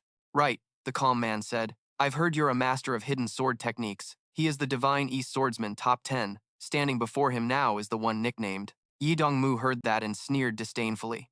Enough of the act. People sitting under the stands pointed and whispered excitedly. The man in black pointed up to the stands and said, in last season's top 10 Divine Swordsman, he has never lost a match. That Divine Dragon Swordsman. The blonde-haired man's face turned serious. He leaned in and whispered, this match is unpredictable. The result will be drawn out. The eyes of the 10 tensed. A shout sounded. The Divine Dragon Swordsman fell, rolling on the ground, spitting out oil syrup. Yi Dongmu flew in all directions, skillfully wielding his sword. He quickly finished off his formidable opponent in 7 beats. Immediately after, the system announced match KBB6 ended. 6 ended. Yi Dongmu leads. The whole arena couldn't believe their eyes at what just happened. The 7th shouted, oh my god, what just happened? What just happened? Right before Yi Dongmu's eyes, towering, he drew his sword standing over the weak, sprawled body. Other opponents sitting below were frightened. Trembling, they said, Yi Dongmu just took down a top 10 instantly. The person beside him broke out in cold sweat. That's too brutal. Lucky I didn't face him. Kim Tae watched the scene before him. His mind also became cautious and thoughtful. Truly, just one slash to the Divine Dragon Swordsman's neck would send him to the afterlife. Yi Dongmu still insisted on a few more strikes. He really enjoys escorting people to the other side. Truly a sick bastard. Elsewhere, a blonde young man said tiredly to his friend, who was focused on reading, that's not a fake Divine Dragon Swordsman, right? How could he be sent to the afterlife so quickly? His friend stood up, slowly lowering his eyelids, and replied, that proves we were right to choose to train earlier. The blonde young man turned away indifferently. Why are you here reading? Not watching the matches. The next ones aren't interesting anymore. Let's go get a drink, his friend replied excitedly. No, there's still one match we shouldn't miss. That important match is Kim Tae versus Lei Ban. The image of Lei Ban fighting fiercely appeared, the hero tiger said. Heard this is the first match of the person in the divine battle. You'll get your fill. Kim Tae eyed the arrow aimed at him cautiously, thinking, no one here is weak. Those 2 spirit beast arrows are similar to Black Needle Wind, also poisonous. Suddenly, 2 arrows shot out. The 2 poisonous arrows quickly flew toward where he stood. He startled, spun to dodge, shouted toward his opponent Lei Ban, swinging his weapon. Interesting spirit beast blood arrows. Swish. The blue poison arrow shot again, really fast. This arrow automatically tracks its target. The blonde guy under the stands saw this and scratched his head, shouting, Old Lin, don't tell me you mean Kim Tae. He seemed quite confused facing his opponent. Elsewhere, in the stands, a row of veteran spectators were discussing among themselves. I specifically investigated him, known as Tae Shen, rumored to be a legend in the Steel Armor Shelter. Legend? Ha ha, what a weak joke. Luckily, the Divine War isn't live-streamed, or everyone watching there would be furious. Suddenly, a powerful golden force surged up. The scoreboard cut off the noisy discussion with the news that match P1228 had ended. Kim Tae was leading. The blonde guy smiled smugly and said, settled with 1 arrow. No need for a mount or a blood spirit beast, right? NDT0 god? Doesn't look very strong. Why was Luo Sulan paying so much attention to him? At the transfer station 2 days later, that AI voice rang out. Qin Xuan said, "Look, it's trending online." Yang Manli stared at the computer and said to the blue-haired guy, "A draft about the Taishen versus Lei Ban match." It looked more like a draft than a record. At that moment, a music score appeared on the screen titled The Legendary Battle Song of Taishen. He was one of the legends of the Steel Armor Shelter. The Steel Armor Shelter fought alone against the Demon Tribe. Kim defeated Qin Xuan before the Divine War and said, "Kneel down. This is a praise song affirming he can top this Divine War season." Luo Sulan pondered a bit and said, "Taishen fights so weakly. This article is distorted. Maybe a fan of his." Right below that article, critical and mocking comments appeared in a flood. These keyboard warriors are really vulgar. Yang Manli looked at the screen and continued, "Not just Lei Ban. Taishen has no spectacular victories. His next opponent is top 10 Yi Dongmu. Do you think he can hold his ground? Since the moment he took my spot, I won't allow him to fall to any AI. Otherwise, he's not a real man." Yang Manli pointed at the screen and said, "There's another video everyone should notice. CCTV recorded it." On the screen, Luo Sulan stood next to Kim Tae and said, "See you at the final match." Qin Xuan suspiciously asked Luo Sulan, "Why say that? What's going on?" Yang Manli smirked. Everyone laughed and mocked these two. One with 7 losses, no skills, the other forever in second place but more interesting. On the second day of the Divine War, the silhouette of top 10 Yi Dongmu walked alone up the stands. This match, Kim Tae would be Yi Dongmu's next opponent. Raising his hand arrogantly and pointing, Yi Dongmu provocatively said to Kim Tae, "I'll send you to heaven in this match." As soon as he finished, it confirmed the importance of this battle. The AI top 10 would be decided. The spectators below were shocked. A fan shouted, "Kim Tae plans to fight close combat with Yi Dongmu? Is he crazy?" Yi Dongmu specializes in close combat. "If you want to die, come at me." Kim Tae seriously thought, "Yi Dongmu, I've got you figured out. To me, you're just a puppet." Swish. Kim Tae regained his form, launching an extremely fair attack that threatened Yi Dongmu. He forced a smile. This attack tactic is changing. Kim Tae quickly surged forward, his clawed hand swinging powerfully. Yi Dongmu inside his beast was sweating profusely. This again returned the camera to the stands. Duan Qianliu said to Luo Feng, "This one." Luo Feng smiled smugly and interrupted, "The world in NDT Zero's sleeve never disappoints me. Victory is predetermined, sending himself off early like this." Yi Dongmu grinned slyly and said, "Finding a quick death path like this? Interesting." After saying that, he summoned the innate power of the monster inside his huge horned beast to appear, merging with the blood spirit beast. Under the stands, the blonde guy crossed his arms thoughtfully and said to Luo Sulan, "Is Kim Tae's blood spirit beast a divine blood type? Why doesn't Yi Dongmu use a spirit beast of the same level to deal with him?" Luo Sulan replied, "Because it doesn't fit. Yi Dongmu specializes in close-range assassination. He doesn't have a human-form divine blood spirit beast. So, to maximize his advantages, he has to use the mutant demon ape. He thinks he will definitely win. Moreover, the spear he's holding tightly is a divine blood spirit beast." Yi Dongmu's spirit beast charged fiercely. The huge creature leapt high, seeming to dominate Kim Tae. Swinging a powerful strike, Kim Tae quickly leaned back to dodge. Inside the lighter, the situation confirmed Kim Tae held the upper hand, slaughtering the arrogant opponent until he sprayed a long line of strawberry syrup. Finishing, Kim Tae jumped high, stomping on Yi Dongmu's spirit beast, knocking it to the ground. Yi Dongmu was kicked 8 meters away. Duan Qianliu was stunned. That fast? Luo Feng, as if not surprised, just smiled faintly and said, "This steel armor shelter legend is proof of his strength." Yi Dongmu was kicked away, painfully crawling up, bitterly cursing his opponent. Ugh, damn bastard. After that, he was too exhausted and collapsed. The whole stands erupted in uproar. Yi Dongmu couldn't stand, defeated by Kim Tae with just one strike. It seemed that was why Luo Feng said those words. What really happened? "I was just watching a play, right?" Kim Tae stood up and said, "Your organs are destroyed. Your physical constitution can't even last 5 minutes. If you want to live, go get treatment immediately." Yi Dongmu clutched his stomach, crawling up bitterly and said, "Chololong lutoy, tao se tin mai di huong ba. Bangtong bao hin len tron si sao hong nam tam ketuk, Kim Tae den truk, kahan daireo holen, Kim Tae te, ten huen toe kung giap, Kim Tae tang din dung vun kao, hai nash kathan fo, bo troy trong zong bao quan nu moi hi. Tun huyen goi mai tin, sort noi vai dung man le. Bai ca kindo man me, huyen toi te tun ban tun hai. Ngui dok fai hun trieu fung min tuan, kung da noi ting qua mot dem, duong man le sung sot noi. idong mok kung không phải non vật no, kim te thuk su không lam ti ho sir ming bai vong. Tan hu yen nup nung dap, kim te tan tuk su rut tol ma ve tan te tuk su kwa han ta, tai na han sam kung jap ti ho se, han sam nin vau man hin, mat maitran en nim trong, dich quien, new min non keo kanang dich quien ko te da hatai dong mok, tam chi kon han honte. Tandung es ko kwa niu tu heho, ko chon kwa. Luk nai bong nien den twai kwe, entariolen, kaiten fung kan yop nyai. Han sam chan nan den to, lai han, dung noi goi de tim nui ban chi nuene. Anyok mai noi. Ciao, ko chuyenji. Bendo dai kia tra loi han sam. Lau dung va lau lam rot hai long voi bio hien ko kodo, ve toi yei thiu choko viek nain gon. Han sam dap, toi duk loi jino non, ben kia tra loi ngangon, den roi biet. Kup mai an ko hiu. A len mut gai. Man hin hien len dong chu dang dit shuen sio laptur luja tok. Luk nai tai ben guai ti ho sir.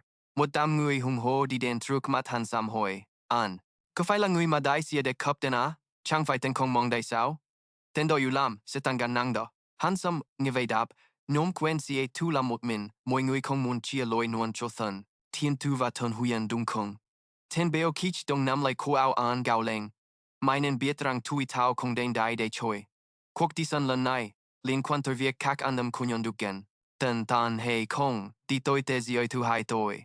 Noi song ten beo kwai sang noi voi moi ngui fia sao, toi ko ta kong dang tin do chung tadi toi, ten kao tu sua te. Kong kun dai se a noi, han ko quen voi lu fong va dung chan lu, chung ta cho han mot ko hoi di, ten kao ta noi tiep, ku theo ke hoach, chung toi bao ve su an tuan cho ko.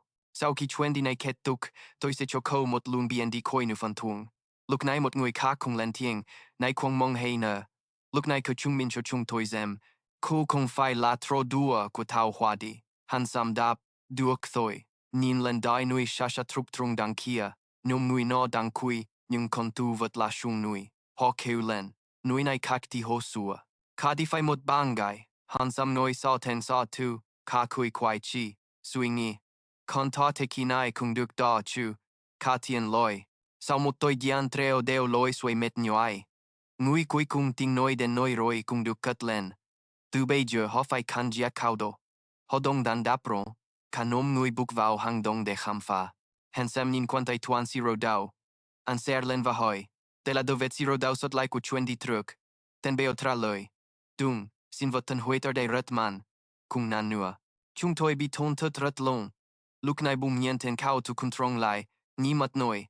No danger fia ben kia ba. Sao hi chung toi runo ten dung toi ke. No lang sung nuk roi cher kino mat kang giak. Hong chong tung kong. Bung no chin la diem iu, ku fain ham vau chodo. Han sam dap. Duk, haklan no den roi. Hang dong nai tong nao, ku teo ke huach malam. Han sam nin konvet truk mat, an heu hoi fuk suk, man va fong tu kwa no deu tuk hang top. Han sam noi ve ngui dan on kao tu quen sie, ke huach nai rui ro kwa kao. Neo kon haklan do kong fan. Tio nyung yi chung tangi. Nyo toi kong duk me man ti sao, quen sie du toi toki. Ten beong ve ti buk dok fan hoi. Ko doi tung lung trong ting kan nai sao. Ko ni nu te la dunga. Mo ten kak dong ting noi. Deo toi noi ma. Han ta chadu glori ichi. Kuen se ta kong te du han. Nyo han chuan truk ti sao. Kuen si e. Nei voi kong bi fan tam ma kien di noi. Duk toi.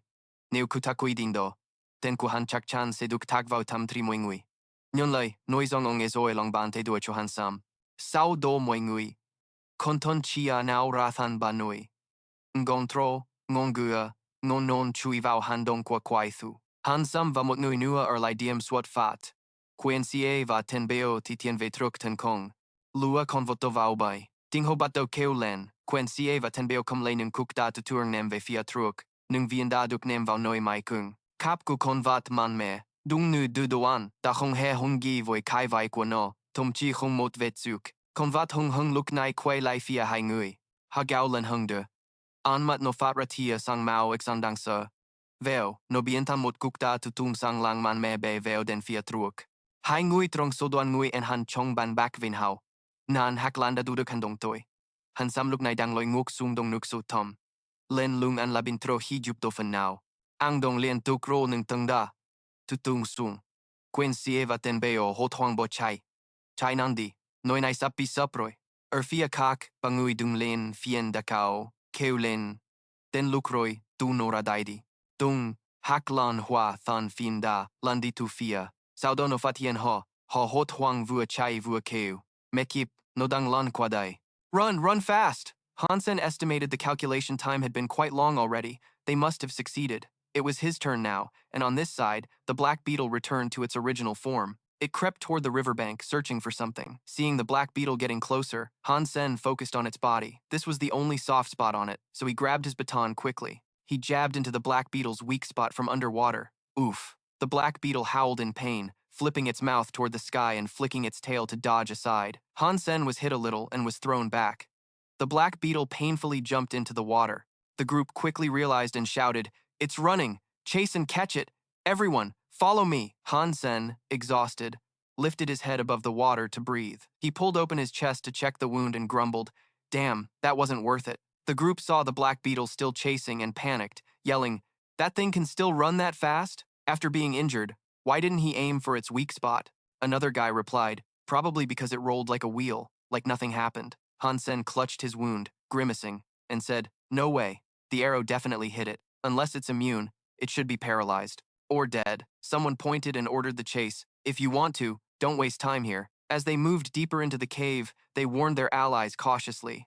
"This place is like hell. Stick together and don't split up." A notification appeared. Hunting successful. Hunting the Black Beetle grants sacred blood beast soul. Eating beast meat grants up to 10 points of divine envy. Han Sen's face showed undeniable surprise.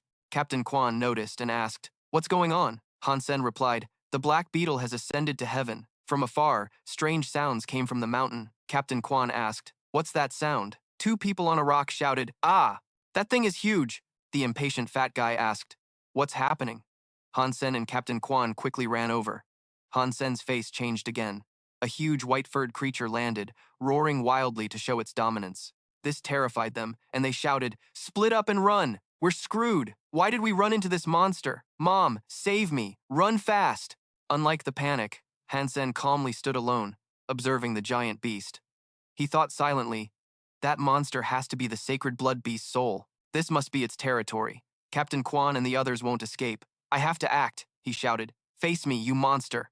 At the same time, he raised his hand, drawing his bow to shoot. Without hesitation, the arrow flew clean past the huge white bird. It was unharmed and spread its wings to fly away. The force also knocked Han Sen off balance. He ran through the mountain crevice, with the monster angrily chasing behind. Han Sen took a physical hit and groaned. The harder he ran, the more aggressively the beast pursued. The fat guy, seeing Han Sen's expression, said in surprise, "That guy's luring it somewhere else. Isn't he scared to die?" Captain Quan added, "He's really gutsy. Crazy bastard. I owe you one. Admit it, you're no joke." By then, Han Sen had transformed and was running at full speed. While running, he cursed silently. "This crazy bird is as persistent as a leech, chasing me nonstop. Damn it, don't think you can catch me." So he kept running, and the bird kept chasing. He crossed a lake and lost sight of the bird. He grinned triumphantly. "There's an underground river." The bird couldn't swim across. "Saved," he said, then jumped flat into the blue-green river. But unexpectedly, the bird still attacked, hitting him and making him groan. "God, this thing can still peck me underwater. Its claws are too sharp. It could even tear through the Black Beetle's armor with that beak. If I didn't have that, this is terrifying. The wound is too severe." Losing patience, he unleashed the mutant black mackerel beast soul. He didn't expect only this beast soul could be used underwater. He told his beast soul, "My life is in your hands. Run as far as you can." Meanwhile, at Tang Zhenliu and Luo Sulan's house, Luo Sulan was happily reading and chuckling. Tang Zhenliu asked confusedly, "Old Luo, what are you laughing at? You look silly." Luo Sulan replied, "There are a few things I'm really looking forward to, really excited about." Tang Zhenliu asked, "Looking forward? Is it the match between you and Kim Tae?" Luo Sulan laughed. "The Divine War is a scoring system. I don't know what rank I'll be, but next year this book will be full of his spectacular performances." The scene shifted to Han Sen's perspective. A blonde girl shook him.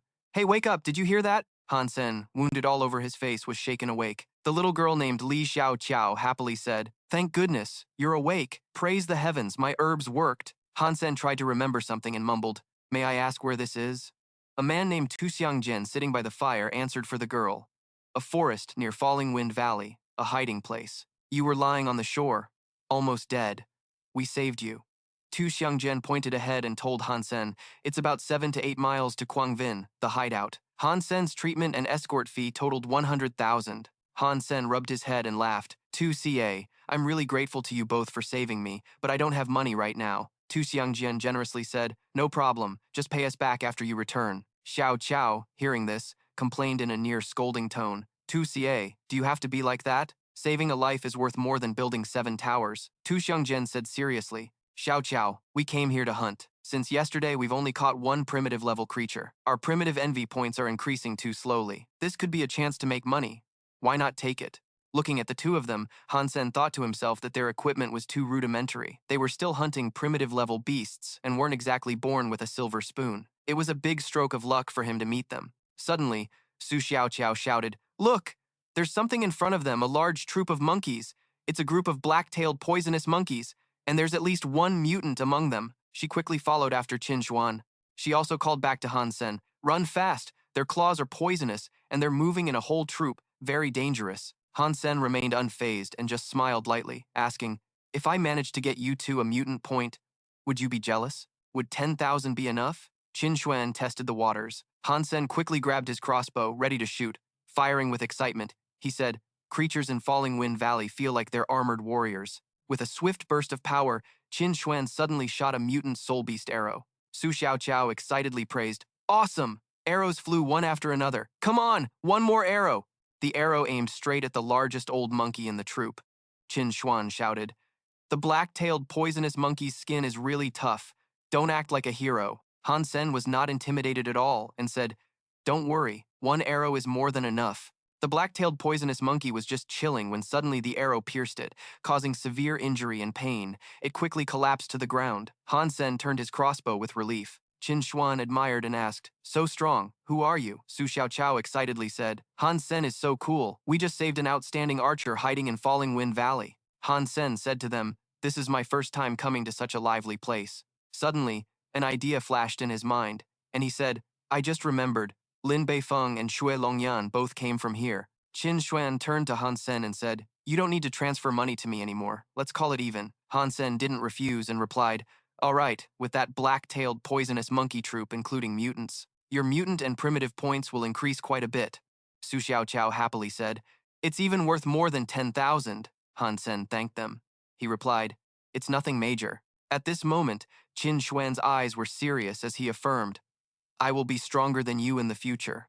This is a transfer station. You can return from here, but entering and exiting is complicated. If you leave Falling Wind Valley, you'll still end up here when you come back." Han Sen asked confusedly. "So you mean if I want to return to the armored zone with fear, I have to pass through Falling Wind Valley's hiding place?" Su Xiaoqiao answered. "Exactly." Han Sen heard this and worriedly thought, "This is troublesome. I might not make it in time for the divine battle. If I don't participate, I'll remain in the top 10 forever and won't be able to get the divine blood soul beast." But despite his thoughts, he still chose to turn his back and say farewell. "Well, I have to go now. Thanks a lot, everyone. Goodbye." Su Xiaoqiao raised her hand and said, "Han Sen, we should be the ones thanking you. Be careful. See you again." At this moment, the system announced the divine battle information. Number 1 chosen is Luo Sulan. Congratulations to him. The entire audience cheered as they saw him. "Luo Sulan! Luo Sulan! Luo Sulan!" A group of people buzzed with gossip. "I heard Kim Tae isn't participating in this battle. Wasn't Luo Sulan supposed to challenge him? He must be scared. Facing such an opponent, anyone would be nervous." Reporters eagerly interviewed the man who just stepped off the red carpet. "Luo Sulan, do you think Kim Tae isn't participating because he's afraid of you?" Luo Sulan smiled calmly and said, "I'm not afraid of any opponent. Neither is he." Reporter Ming Quan handed over the microphone and asked, "Luo Sulan, are you confident you can beat him?"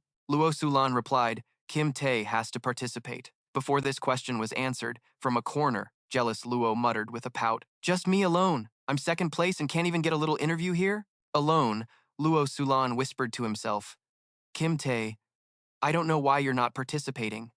His eyes hardened with interest as a thought appeared. "But right now, I'm very excited and predicting the outcome between you and me."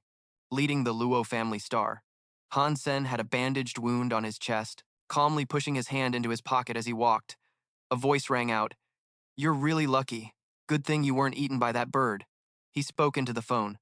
"Fuang Can Kai, tell Captain Quian for me. I'll bring the soul beast next time we meet." Fuang Can Kai stirred his cup with one hand and held the phone with the other, replying, "No need. Although the black fox was killed by that bird, he already ate the scraps. Now his mutant points are maxed out. He's about to enter the second gate of the divine battle. He asked me to thank you for your help. Very grateful. Han Sen scratched his head and said, It's nothing, just a small matter. If I had a soul beast crossbow, I would have sent that bird off too. Fuang Kan Kai smiled, raising his cup to his mouth. Too confident, huh? Captain Qian also has a divine blood soul beast crossbow, but doesn't dare to use it. He's preparing to sell it. Han Sen asked excitedly, Really? He's actually going to sell it? Fuang Kan Kai asked curiously. Han Sen, I've helped you twice now. Give me a guarantee, did you catch the reverse scale of the sheep soul beast? Han Sen recalled using the shield and answered, Yes, I got it. It's a tough shield with many sharp spikes on the surface. Fuang Kan Kai put his cup down on the table and said, Good, he might need that. Take good care of it. I'll arrange it and come back later. Han Sen shoved his hands into his pockets and said as he walked, All right, I'll wait for news from Fuang Kan Kai. Why are you acting like Mako? Going with the Duong Chanlu gang must come with some perks, right? A voice from the other side said, Quiet, none of your business. Suddenly, someone called his name, Han Sen. He was startled and thought, Damn, Tam Huyen is here again. I just got back and already having bad luck. Tam Huyen asked sternly, How many days have you been slacking off? Where have you been? Don't you know the Black Eagle recruitment only lasts 3 days? He chuckled awkwardly. 1 hour. Tam Huyen handed him a ticket and said, I just picked this up at the school. Take the refined spaceship in 3 days. It will take you directly to Black Eagle. She grabbed his collar and threatened, You dared to run off like Kim Tae in the last battle? Watch what happens when I get mad. Han Sen smiled wryly, thinking, Is she really mad just over that? I want to go too. Who knows, maybe bad luck just follows me. Meanwhile, at Han Sen's house, a simple wooden home, his mother asked, Xiao Sen, have you made your decision? He replied, Yes. Han Sen sat beside his younger sister and talked to his mother. Station Chief Qin has high expectations for me. I want to join Black Eagle to train better. This is truly a rare opportunity. Once I become a member of the army, you and my sister will be safe under its protection. His sister worriedly asked, Will it be a long time before you come back after you leave? Han Sen patted her head to reassure her. The army is very strict. After recruitment officially starts, you can only come home during holidays. Of course, you have to study hard and remember to practice the Holy Archangel regularly. Han Sen smiled brightly and replied, I won't let him down. At Luojia Star, the refined spaceship was surrounded by tens of thousands of ships. Everyone was preparing to board. Han Sen scanned the ticket he was given. The system announced successful recognition. Welcome aboard. We wish you a safe flight. He walked straight to the spaceship entrance, guarded by 2 guards, thinking to himself, First time here, this place is huge. He looked at the massive spaceship with a flutter of dreams like many others like him. Han Sen checked his seat on the ticket. He looked at his seat, facing a young girl. He was delighted. Here it is. By the window seat NDT-0, Han Sen sat down and looked at the girl opposite him. She wore the Black Eagle uniform and was focused on the screen. He guessed she was playing the new PvP mode of the game, World in the Sleeve. The other hand was controlled by someone else. Han Sen, bored, rested his head on his hand. Had he trained in solo mode yet? Had he tried PvP before? The girl cheered after winning. Victory! A 10-game win streak is easy. All opponents are weak. Only then did she notice Han Sen sitting opposite. She said seriously, Hey, staring at others like that is very rude. Han Sen scratched his head and apologized. Sorry, I noticed this PvP mode game is popular late. Where do you play NDT-0? Kai Yen Nian crossed her arms, looking annoyed, thinking, Clearly he's staring at me and using the game as an excuse. I hate guys like this. Han Sen started a conversation. Miss, are you a student at Black Eagle School? I'm here for recruitment. Didn't expect to meet a student from that school here. She was surprised. Huh? So you're a freshman? He replied, Yes, if I pass the entrance exam. I've done some research. It seems easy. Kai Yen Nian slammed her hand on the table and asked the young man, You're too confident. Want me to make it clear for you? Han Sen asked in surprise. Huh? What? He thought, Why does she seem so angry? Kai Yen Nian raised her phone, provoking, PvP mode in World in the Sleeve. If you beat me, I'll be your girlfriend. The spaceship flew through space. Han Sen asked, Senior, do you know what you're saying? If I win, you'll really be my girlfriend? Kai Yen Nian answered seriously. Of course, I, Kai Yen Nian, always keep my word. He replied, I've only played solo before, never tried PvP. She happily suggested, I'll train with you for 5 matches. Black Eagle members were selected very carefully, even if it was just a gun or strange armor. After 3 tries, you had to be proficient, not to mention the game. Han Sen smiled wryly, thinking, she's really ambitious to win, like she wants to teach me a lesson. Did I provoke her somehow? Kai Yen Nian was interesting. He opened his phone and said, "Forget training. I know how to play now. As a future member of Black Eagle, I can't be weak." He tapped some dots on the screen and continued, "Let me get familiar with the tablet functions for just 1 minute." Kai-Yen Nian widened her eyes and asked, "Are you sure? Don't tell me you'll go easy on me because I'm a girl." He bluntly replied, "No way. The key point of this game is speed. Others don't matter." He finished setting his game ID and announced, "I'm registered. Let's start." Kai-Yen Nian threw him a displeased look. "You're using that name without any purpose, right?" He casually answered, "No, no. You said you'd be my girlfriend, right?" Kai-Yen Nian stretched her arms to warm up and said, "You think you can beat me? I'm the club president of God's Hand. Treat me like a friend and use me to open a hard mode room." She looked at the screen thinking, "Let me show you how I teach you." Han Sen pursed his lips seriously, excited for his first PvP match. The system announced the match had started as they entered the game. Toi bieten en choi nu nauroi, voi te kach tan vien ko hakung trong tung lai, toi kong te yu nu vaiduk, an bomvao mai chum tron tren man him tiep loi, doi toi lam quen voi chuk nang, tren mai tin bang damot fut toi. Gi yen nien tron mat hoi, ko chak chu? Dung noi ko nung te voi toi vi toi la kong gai dai nye. Ko tang tung dap, se khong, diem shin ku kai gem ne la kiem trotok to, ngui kak hong quan trong, ku dat chong id gem len tong bao, toi dang ki shong roi, bat toi toi. Ki yen yen ne ma ko chu ve fia an, ko su dung kai ten nai hong ko muk di hi dung kong. Ko tan yen dap, kong kong fai, ko noi se tre tan ban gai toi sao. Ki yen yen vun te jian ko chuan bi, ka tu ni ko te tang lai toi chu niem ko lak bo tuang de tri tu dai ne, koi toi numut ngui ban, su dung toi de ma fang che do ko de. Ko ni maning ni koi toi dai do ko te nao, han sam nim tuk mi moi, lundo che PvP hung fun fit, dai he tong tong bao tran do bat do vu av tran. Winning accounts with girlfriends gained 3 points. 3 white circular dots appeared on the screen. Han Sen used 3 fingers to tap those 3 dots. Qin Xuan's hand trembled in front of the screen. Han Sen focused on playing the game. Qin Xuan was surprised. "Huh?" she exclaimed. The screen now showed 2 circular dots. Han Sen touched the 2 dots. The screen announced winning with a girlfriend gained 2 points. Qin Xuan was annoyed. It must be luck. That button was near his hand. His account gained 4 points. Han Sen operated very quickly. She was so shocked her hand froze. How could this be? The system kept announcing. Winning with a girlfriend gained 4 points. Qin Xuan saw 4 circular dots on the screen and quietly rejoiced. 4 points were close to her. A chance.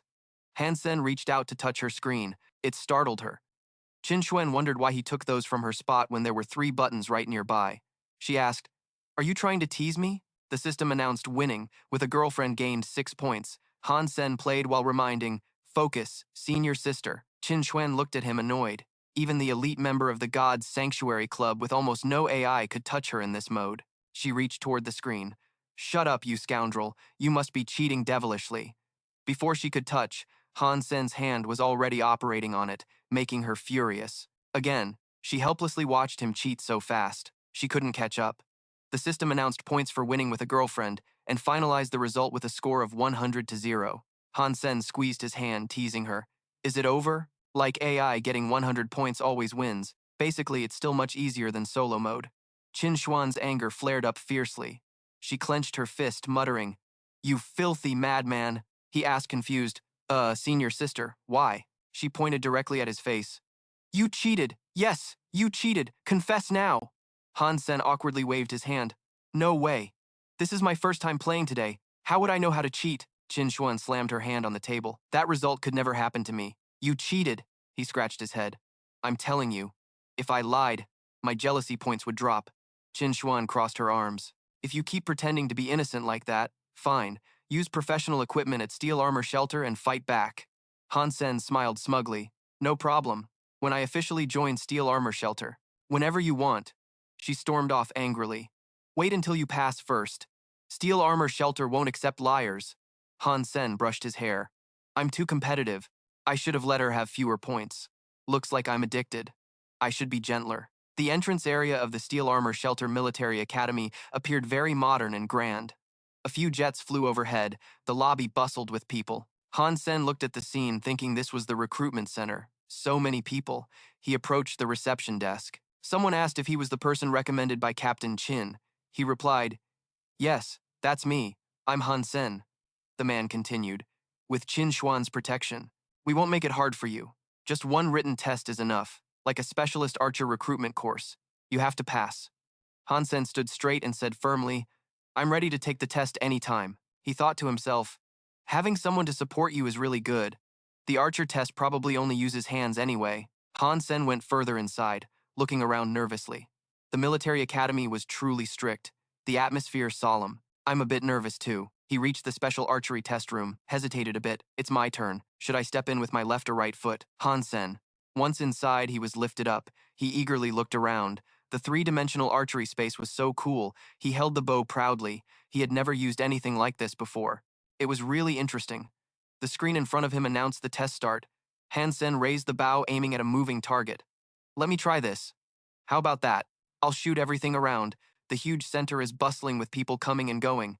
A voice echoed, finally done. Much more comfortable. Han Sen stretched and stepped outside thinking. The commander said official recruitment lasts 3 months. I still have plenty of time. He strolled along the road. A few girls chased each other. He thought he had some issues before, needed to return to the support base briefly. 2 female students chased each other under the peach trees, laughing loudly. Wait for me. Don't run so fast. Hurry up. We're almost late. Han Sen smiled, blushing and drooling. Oh, this is the school environment I dreamed of. Why did the man holding the screen look like he couldn't believe his eyes? This result can't be. Today is just too incredible. On the screen was Han Sen's test result, with nearly a perfect score in 6 minutes and 30 seconds. At the transfer station, the sky was clear blue with white clouds drifting lazily. Qin Xuan arrived at the meeting point and said, The commander personally called to thank us. I can't believe it. Just as expected, bringing Han Sen to steel armor shelter was the right decision. Duong Manlei followed behind and replied, If that's the case, I should help his family register as a military family. Qin Xuan agreed. Right, as soon as possible. Duong Manlei asked, Is he qualified to join a small team? Qin Xuan answered, Yes. When the time comes, I'll assign him special missions. A few days later, outside the glorious support base, moonlight shone over the vast mountain ranges in the forest.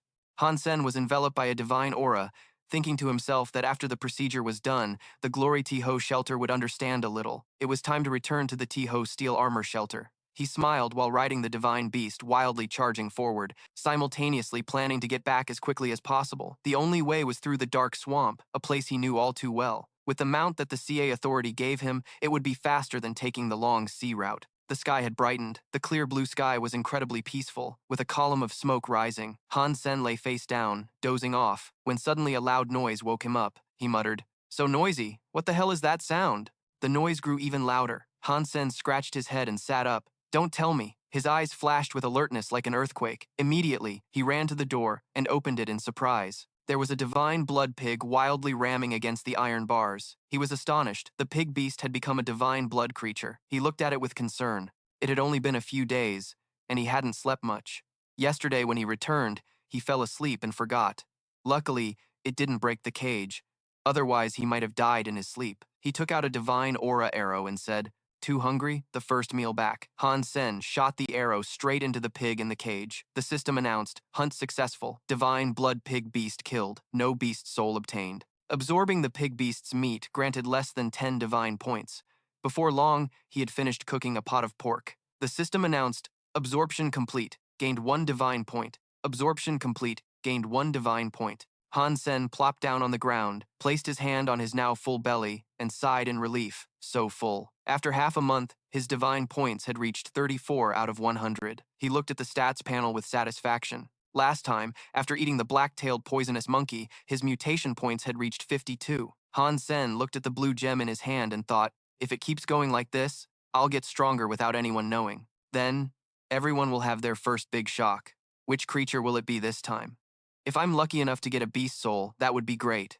It's worth much more. Han Sen was startled. The divine blood beast soul died, and I haven't received the divine battle reward yet. In the martial arts arena, a golden stone floated above the central mound. Han Sen hid behind a tree, looking around cautiously, thinking, when the divine battle ends, this place is closed. It's midnight now. No one should be here, right? He stepped closer to the stone, thinking he might have forgotten to claim the divine battle reward even though he came here last. But after all, it's a divine blood beast soul. Han Sen curiously touched the stone. Once received, he wouldn't be able to participate in the divine battle again until next time. A random divine blood beast soul. What is this? The stone he touched suddenly glowed brilliantly. Han Sen's eyes widened in surprise, wondering, Is this the mount weapon getting excited? Flames appeared on his palm, surrounding a golden gem. A voice spoke, Master. Han Sen was surprised to see a girl standing inside the stone. It was a humanoid beast soul. The flames in his hand flew out before his eyes. The system announced the acquisition of the divine blood beast soul, the Pixie Queen. Flames enveloped Han Sen's body. He exclaimed, Is this a transformation? He looked at the armor on his body and praised, Looks so cool. Han Sen commented on the Pixie Queen beast soul. He could feel his combat skills greatly enhanced. It was balanced. He focused ahead, thinking, although the speed and strength weren't better than his fellow beasts, his gaze was directed toward the forest. Something appeared in his eyes within the woods. He gradually saw it. It seemed he could see things far out there in incredible detail. A white bird perched on a branch or even an insect flying by. He could see them too. Han Sen observed the beasts moving as if in slow motion through his eyes. He smiled proudly, placing his hand on his head, thinking, This is the Pixie Queen's power. Why no special magic wings? Oh well, humans shouldn't be too greedy anyway. He maintained the transformation state and left the place, quietly happy. The important thing is that I can fully use Han Sen's identity to wield the Pixie Queen beast soul. Kim Tae can't know what my beast soul is. A few days later, in the male dormitory, in room BA04BA, some boys were sitting and arguing. The one in the military green shirt slammed his hand on the table and said, It's decided. The red-haired boy clenched his fists and said, Why not fight it out? The boy with glasses crossed his arms and asked, Huh? Who do you think you are? Han Sen pushed the door open, introduced himself as Han Sen. The three all shot him, annoyed looks. Han Sen worriedly asked, Why is everyone looking at me like that? The boy in the military green shirt immediately pulled him inside and said, Finally here, you're late, hurry up and come in. Han Sen was pulled in and mumbled, Ah, okay. The door slammed shut with a shout. What are you guys doing? Ah, stop. A yellow badge lay on the table. Han Sen cautiously asked, Is this why everyone's like this? The boy in the military green shirt was Thach Tri Kong, who pointed at himself and said, The position of team leader is very important, representing the image and spirit. I'm the oldest here, with more experience than you kids. You're all very suitable to be team leaders. The boy with glasses was named Lu Meng. He pushed up his glasses menacingly and said, Only intelligent people can become leaders. I have an IQ of 167. The red-haired boy was Zhang Yang. He cracked his wrist aggressively and asked, Hey, rookie, what do you think? How about proving it with strength? Han Sen smiled wryly and replied, Is that so? Everyone decide among yourselves. I don't mind either way. You think to yourself, I thought they hated each other, but it turns out it's because of this. So childish, so boring. Zhang Yang held the badge in his hand and gave his opinion. What do you think? We're all archery specialists, so let's use that to decide. 100 arrows. Whoever hits the bullseye the most becomes the team leader. Shi Jikang and Lu Meng looked at each other for a moment, then both agreed. Everyone's face was full of seriousness. Han Sen also said, Sounds good. I don't object. Zhang Yang then grabbed his jacket and headed to the door with a triumphant smile. Let's go, the battle for team leader. Shi Jikang pointed at him. Who said you go first? Don't act so high and mighty. Lu Meng grabbed his arm. It's okay. He's just a bit over the top. Han Sen awkwardly scratched his head. Why do I feel uneasy around those three? Looks like there won't be a peaceful day in the shooting range. After a while of competing, the battle for team leader of Team 304 ended.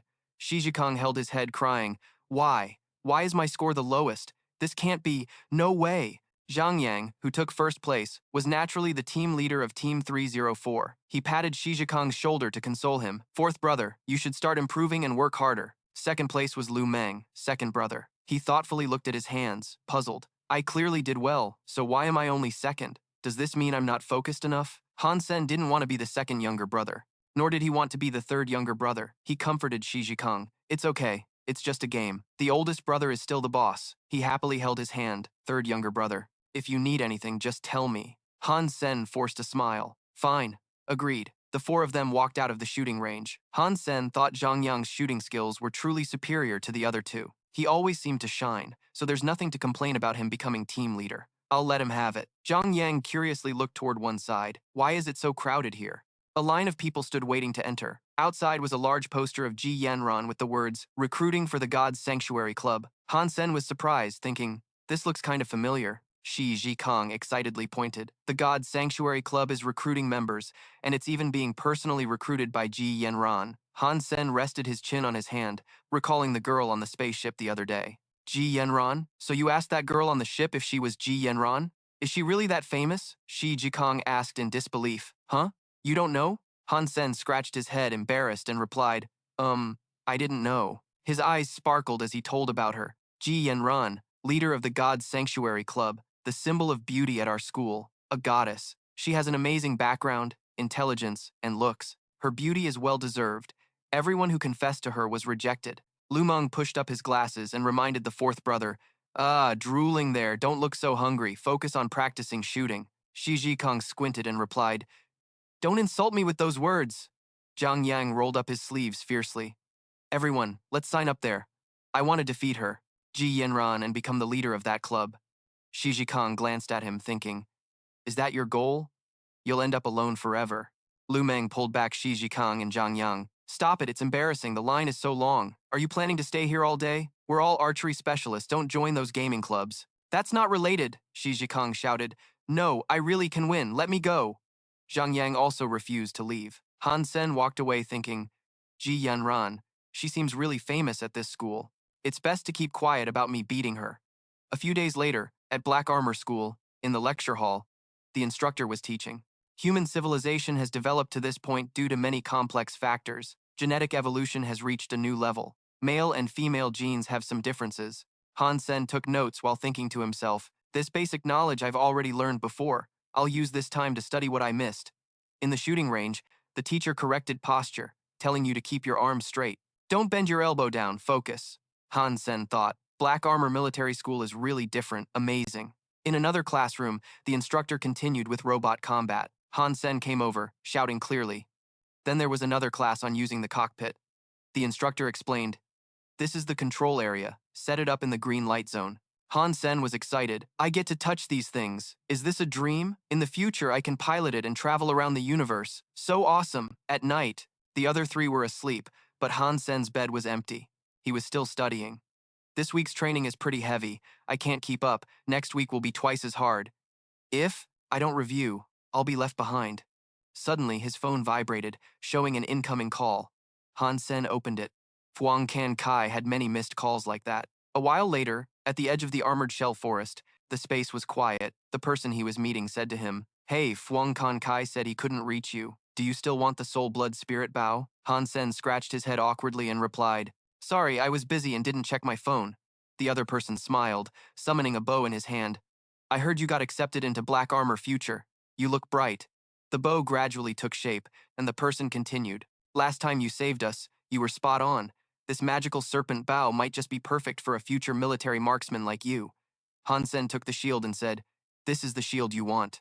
I hope you can lead your team to even greater heights. After their exchange, they each went their separate ways. Han Sen thought to himself, with this soul beast bow, now I've become stronger. In room number 9 of the male dormitory, 2 students were walking together while someone stood beside the table inside. Han Sen placed a hand on the door, about to push it open. Then he heard a voice from inside the room. You think you're strong? You just hired an assassin to get revenge on me, didn't you? What? If you want, you still can, but unfortunately, you're stupid. He wondered if a woman's voice was inside. He stepped inside and asked Thosh Tri Kong, who was holding a game controller. Fourth brother, are you talking to an AI? Sounds intense. The voice echoed again, you idiot weakling.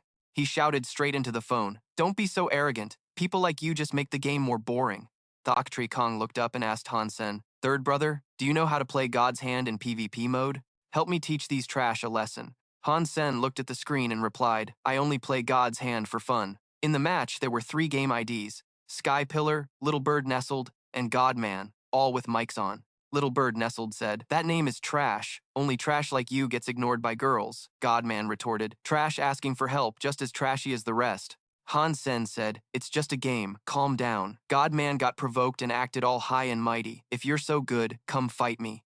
He taught Thoch Tri Kong to focus seriously on the screen. Thanks to Han Sen, third brother, he's like my first friend in this room. Han Sen looked at the screen and said, Sky Pillar is your ID? Yeah, it fits. He handed the controller to him and said, Third brother, log into the website first, then register an account. Han Sen replied, I have an old account, but registering a new one is fine too. Next to Sky Pillar's ID appeared another ID. My girlfriend is Kai Yen Yin. Thoch Tri Kong hesitated. Third brother, what's your ID? Little Bird Nestled burst out laughing. My girlfriend is Kai Yen Yin. How silly is that? Interesting. Godman also mocked. Brother, shame on you. Feel embarrassed for your ancestors. Thach Tri Kong worriedly spoke to Han Sen, who remained calm. Third brother, wait. Aren't you afraid the guys at school will gang up on you because of this AI? Han Sen seriously asked. So, are we playing or not? I only have half an hour. Godman said. All right. I won't insult you if you call me Dad. Little Bird nestled, threatened. I'll let the whole school know what a loser you are. And you dare try to eat the swan. The system announced the game start. Han Sen raised his hand, operating on the screen. The system announced, my girlfriend is Qi Yen. Nian scored 3 points. Thok Tri Kong was surprised. What? At this speed, I can't even see clearly. Han Sen's score kept soaring higher. Godman helplessly said, no way. I didn't get a single point. Little Bird nestled asked, Long brother, what's wrong? Hurry up, you're too slow, look at that. Why are you so dumb? There, are you really that stupid? Why not take the closer one first? She kept urging. Hurry up, why can't you speed up at all? Godman snapped. Shut up. Little Bird nestled sulked. You yelled at me. A group of students gathered in the hallway. They were buzzing. Did you hear? Wang Long got beaten by a newbie. He's truly a God's hand genius. That guy was way too arrogant, even naming his ID. My girlfriend is Kai Yen Yin. Do you know he's an AI? No, maybe it's another account of a pro? The student told the crowd. Also heard Wang Long calling for help from Luo Sulan and Li Yufeng. In the end, they were shocked by that newbie. 180 points is unreal. They all stopped at 80. No more, no less. Too strong. A female student gasped, covering her mouth. Impossible. Luo Sulan and Li Yufeng are my idols. They must be shocked too. Another added. In the last God's Hand competition, they placed 11th and 7th. How could that be? Around the lecture hall, people passed by. Kula Lei just ran up. Qi Yen Nian called loudly. Yen Nian. Yen Nian. She turned, confused. What's going on? Why are you running like you're being chased by ghosts? Kula Le squinted, as if probing. Be honest, is your boyfriend an AI? Kai Yen Nian was stunned, looking at the phone her friend was holding up and asked back, Boyfriend? What's that about? Kula Le explained. Still denying? The whole school's web is in chaos because of you. She grabbed the phone and shouted, What the heck is this?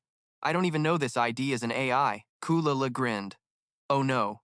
No acting. He defeated both Luo Sulan and Li Yufeng, proving he's really strong. Introduce him to me. Kai Yen Nian shoved the phone into her friend's hand, then angrily turned away. Don't waste time on this nonsense. I told you, no boyfriend, none at all. Kula Le was stunned and asked again, Yen Nian, you guys really don't know each other? Meanwhile, 4 young men in room 304 were chatting excitedly with arms around each other.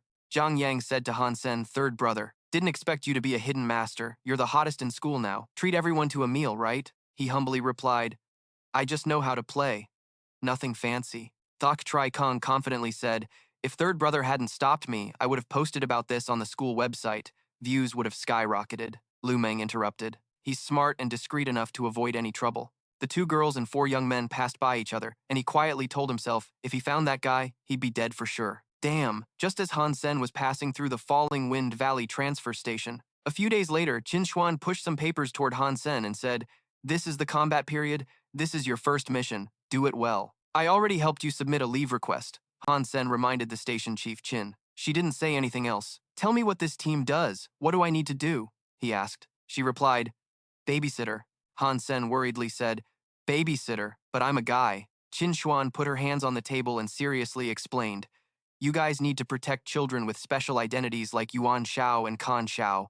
They are among those we must protect. If you do well, you'll get a rare reward, like an S-level sanctuary chapter. Han Sen took the paper, looked it over, and said, Sounds good. So where's the mission location? Qin Xuan answered, White Horse Desert. He asked again, Are we really bringing the kids there? I'm not sure this girl will make it back alive. The profile sheet had information about a girl named Wang Meng, 16 years old. Secret identity, studying at the Black Eagle Military School. Special class, has been in the armor shelter for 1 month. Qin Xuan told him, If you can't complete the mission, don't even mention the reward. You could be kicked out of the team and get scolded badly. Outside the White Horse Desert, someone spoke up, Han Sen, what's your specialty at the academy? The new station chief entrusted them to protect, so they must be very strong. Han Sen thought for a moment, then replied, Projectile system skills can be called upon. Immediately, Wang Meng hugged his arm and said, Got it, senior brother. Her action made Han Sen quite embarrassed. As they walked, he evaluated the situation. Surprised Qin Xuan also called So Zhao Qiao and that other guy. This trip seemed very important, with many spirit beasts here. hoping nothing goes wrong. Otherwise, I won't get the S-level Sanctuary chapter. These are all armor with mutant weapons. Lin Baifeng might not, but her identity could be noble or higher. Then he glanced and calculated the huge distance.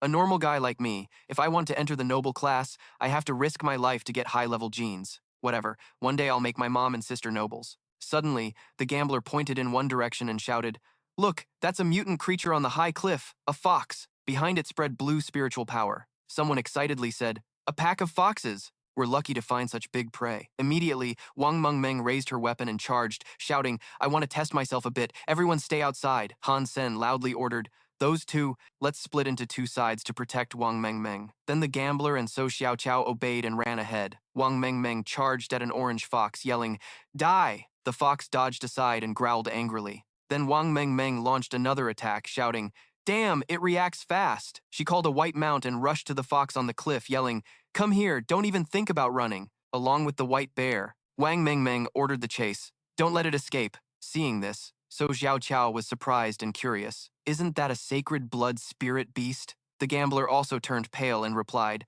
"Large size, white fur." "Yes, that's a sacred blood spirit beast." Over there, Wang Mengmeng rode the white bear at full speed. Behind, Han Sen ordered the team to summon their mounts. Don't lose her trail. Then he himself rode a red three-eyed ox. So Xiao Qiao rode a white Qilin chasing after, calling out, "Wait for us!" The gambler rode a wolf anxiously. "Wang Mengmeng, don't chase any further. It's too dangerous." At this moment, Wang Mengmeng stood below, near the fox. She smugly pointed at it and said, "Little fox, you can't run anymore. Surrender obediently." "Anyway, thanks for raising my jealousy points." Suddenly, the fox's eyes flashed green fire, baring its teeth and growling. Then a pack of gray foxes appeared on the mountain peak. The two orange foxes saw this, and Wang Mengmeng was shocked. "That's a whole pack of primal foxes. Too many." Then she realized the problem. Could it be it deliberately lured me here? "It's a trap, this is bad. How can we deal with all of them?" Wang Mengmeng ordered the white bear to turn around. "Big White, run fast." At the same time, the fox pack chased closely behind her. Seeing this, Wang Mengmeng panicked and urged Big White, "Faster." After a while, a gray fox jumped and bit Big White's hind leg, making it roar in pain. On its back, Wang Mengmeng anxiously called, "Big White." Then she panicked, seeing a dozen gray foxes jumping on her mount attacking. Suddenly, two gray foxes jumped at her back ready to bite. From somewhere, 3 iron arrows flew in, hitting 3 wolves behind Wang Mengmeng precisely. Han Sen flew in the sky holding a bow and 3 arrows, ordering teammates, "So Xiao Qiao, quickly kill them, assist me." "Gambler, quickly get Wang Mengmeng out of here." Seeing him, Wang Mengmeng happily shouted, "Senior brother." Meanwhile, So Xiao Qiao used her bow to handle the gray foxes and told the girl, "You scared us to death." The gambler used bare hands to create weapons, slashing the foxes to pieces, shouting, "Wang Mengmeng, run this way." Seeing the foxes around were all dealt with, Wang Mengmeng encouraged Big White, "Hold on a bit longer, run through." Han Sen turned to her and said, "Sorry, I shouldn't have chased it." Then he replied, "This isn't the time, no need to apologize, run fast." Suddenly, behind So Xiao Qiao, rocks exploded, making him turn his head suspiciously. What was that sound? Then a long monster with a mouth like a deep pit and sharp teeth emerged from underground. Han Sen shouted in shock, "Lava Stone SA Worm, this is a big problem." In the middle of the desert, Han Sen's group ran ahead, followed by a pack of foxes. At the very end was a Lava Stone SA Worm. "Who is that?"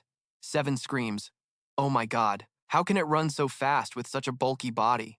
The Lava Stone SA Worm loves this terrain like a dolphin loves the sea. Han Sen ran right behind. Luo Sulan said faintly, "This is bad. If I remember correctly, they live in packs." Hearing that, she panicked. "What?" Suddenly, rocks and earth exploded ahead of them. Su Xiaoqiao screamed in fear. "It's real! After the pack of foxes, now this too!" Immediately, Han Sen raised a warning and gestured to Luo Sulan. "Luo Sulan, get off your mount and come here." She refused. "No, I'll be a burden to you." But Han Sen analyzed. "This is the only way to minimize attacks. Hurry up." He helped her sit behind him. Then he turned and asked Gambler, "Are you sure you can handle them?" Behind, Gambler bit his cigarette and replied cheerfully, "Brother, thanks for trusting me. Leave it to me." At the same time, he moved like lightning, dodging here and there, slashing through the gray foxes and shouting, "The world is in my hands, I'll clear the way." Then Gambler ran ahead to deal with the foxes. Behind, Han Sen rode his mount carrying Luo Sulan, shooting arrows, while ordering, Follow Gambler quickly. Falling means death. Don't stop because of the three-eyed mutated beasts. Sitting behind Han Sen, Luo Sulan cried, "Oh no, it's all my fault. I pushed everyone into danger. I'm sorry." Then Han Sen fought while saying, "Our duty is to protect you. If you get hurt, it means you're not capable, so don't overthink it." Hearing that, Luo Sulan blushed and looked up emotionally. "At a time like this, you're still so gentle with me. Senior brother really is the best." Meanwhile, Gambler was charging through, slashing out dozens of yellow spiritual energy blades into the dense fox pack. Han Sen observed him and assessed the situation. Gambler's close combat skills rival his own, but there are too many foxes. He can't hold out long. All my arrows are used up. Only the Blackthorn Wind mutated soul arrow remains. Suddenly, the orange fox raised its head and let out a long howl. Hearing it, Han Sen was startled and glanced suspiciously. Damn it!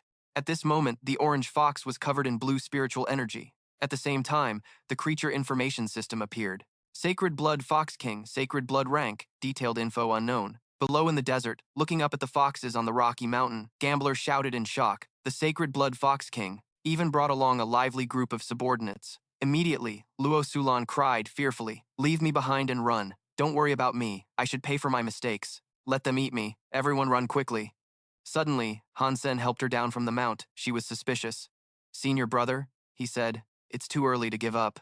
Give me your 2 daggers." Then Han Sen coldly looked ahead and asked her, "Have you ever been carried like this? It's quite fun." Then he adjusted the belt, making her scream in panic. "Hey, what are you doing?" Next, Han Sen transformed into a figure with blonde hair, red armor, and strapped Luo Sulan to his back. He instructed, "If you're scared, just close your eyes and tell Gambler to protect my back. I'll clear the way." Su Xiaoqiao continued to support.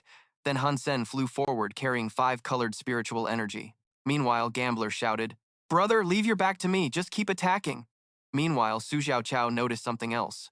"Sen bro, oh my god, that armor is so cool. When did you get it?" When Han Sen killed some gray foxes, the system also announced, "Hunt successful. Hunted primitive level foxes. No beast souls obtained. Absorbing grants 10 primitive points." And this repeated many times. Later, even after blowing up the gray foxes, Han Sen silently complained, "Too slow, always behind the Fox King. The speed of these foxes is like slow motion. Kill more." With glowing red eyes, Han Sen guessed the Fox King was nearby, lasting at least 10 minutes. "So before it ends, get out of here first." Holding him by the neck, Luo Sulan blushed and silently praised, "Senior brother is so cool." Suddenly, atop the rocky mountain peak, the Fox King howled again. Then part of the foxes retreated. Seeing this, Gambler gritted his teeth and cursed. This Demon King is really cunning, swapping mutated foxes to retreat, saving their strength for their own. Meanwhile, behind Su Xiaoqiao, the Lavastone SA worms were still thundering in pursuit. He turned and reported, "What do we do? I'm out of arrows, I'm going to die. The Lavastone SA worms are catching up." Hearing this, Han Sen decided, "This Fox King is too smart. If our strength runs out, we'll all die. We have to kill it first." Behind him, Luo Sulan wondered, "Senior brother, how can you shoot from so far? That's hundreds of miles away." Han Sen remained firm, raised his bow and arrow, and said, "I have to finish it. To catch a tiger, you have to enter the tiger's den. This arrow will decide our fate." Piercing through the vast desert covered with gray foxes, each carrying golden spiritual energy flying toward the Fox King. "Holivung tuaran ang lung mauzan an matuton, ngoy ayam khong tem nuk nich, ben nai to tio kien ni, wak novan kon ngoy da, kon kobak vuadan holizam, vuamang mengno, kontunai kung kwangau manroy, no kondam tak tu kansam, dano ben kia, mui ten sat lao tang den truk mat hovung, toite vuang man fiasau. Han sam tho do kwa vaiko, lo lang su huing, kung luk mui tendang trung bung kwa ho yu hien no jutming, dung bang hai chun, nying suang ha mom kin huang, kan nai hien vung man mat chu o. Mom chu asung sot. Trung roy, su huing git duk no roy. Kon kerbak ti sung sir, kong damtin. Kaiji, mui ten kau taban chuen saklon. Trong kido, to tio kio ha hok mom, kan gure kwa din, ai biungi kwa tuman. Chinyun kun holi sam kung nuai do nien vifia din nui da. Ai do holen, lam tot lam. Dan holi bihon lon himat di nuvung kuchung. Roy mod ben totio kio kweda bao kao. Nam tak sa trung kung da dung lai song. Hansam chua yen tam, kuchay truk va bao. Nan chai di. Latsao, hansam noi vai vung man. Trieo hoi toa ki kwa koradi. Ko talen bien rafap tuot vadapron. Hi hai ngui ngoi tren lung dai bach chai di tidot nien fia truk. Dut da dui mat dot nolen. Mot kon kwai kak fada chuero truk mat bon ha kien ngui naudo kiolen. Oi me oi. Nam tak sa trung. Kung luk hovung dung trendo sa trung. An mat lois an yin sung bon ha.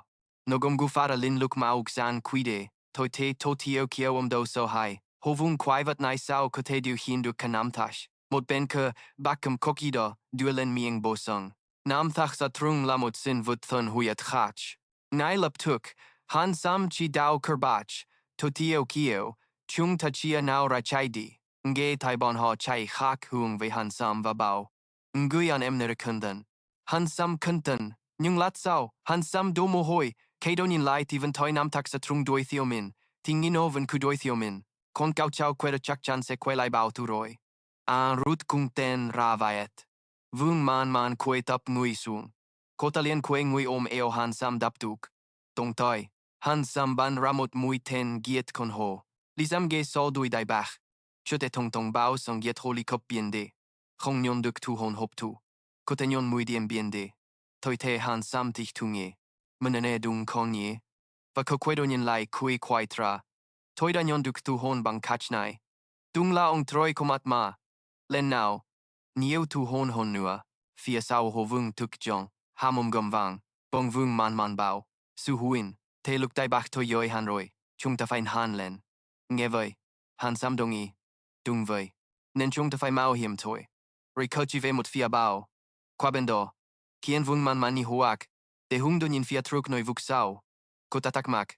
Su huing. Noi da hin nu kung fai kondung. La vashta da. Va het len huang hot. Su huin dung noi ve ta huin se hai quadonya. Kung te do.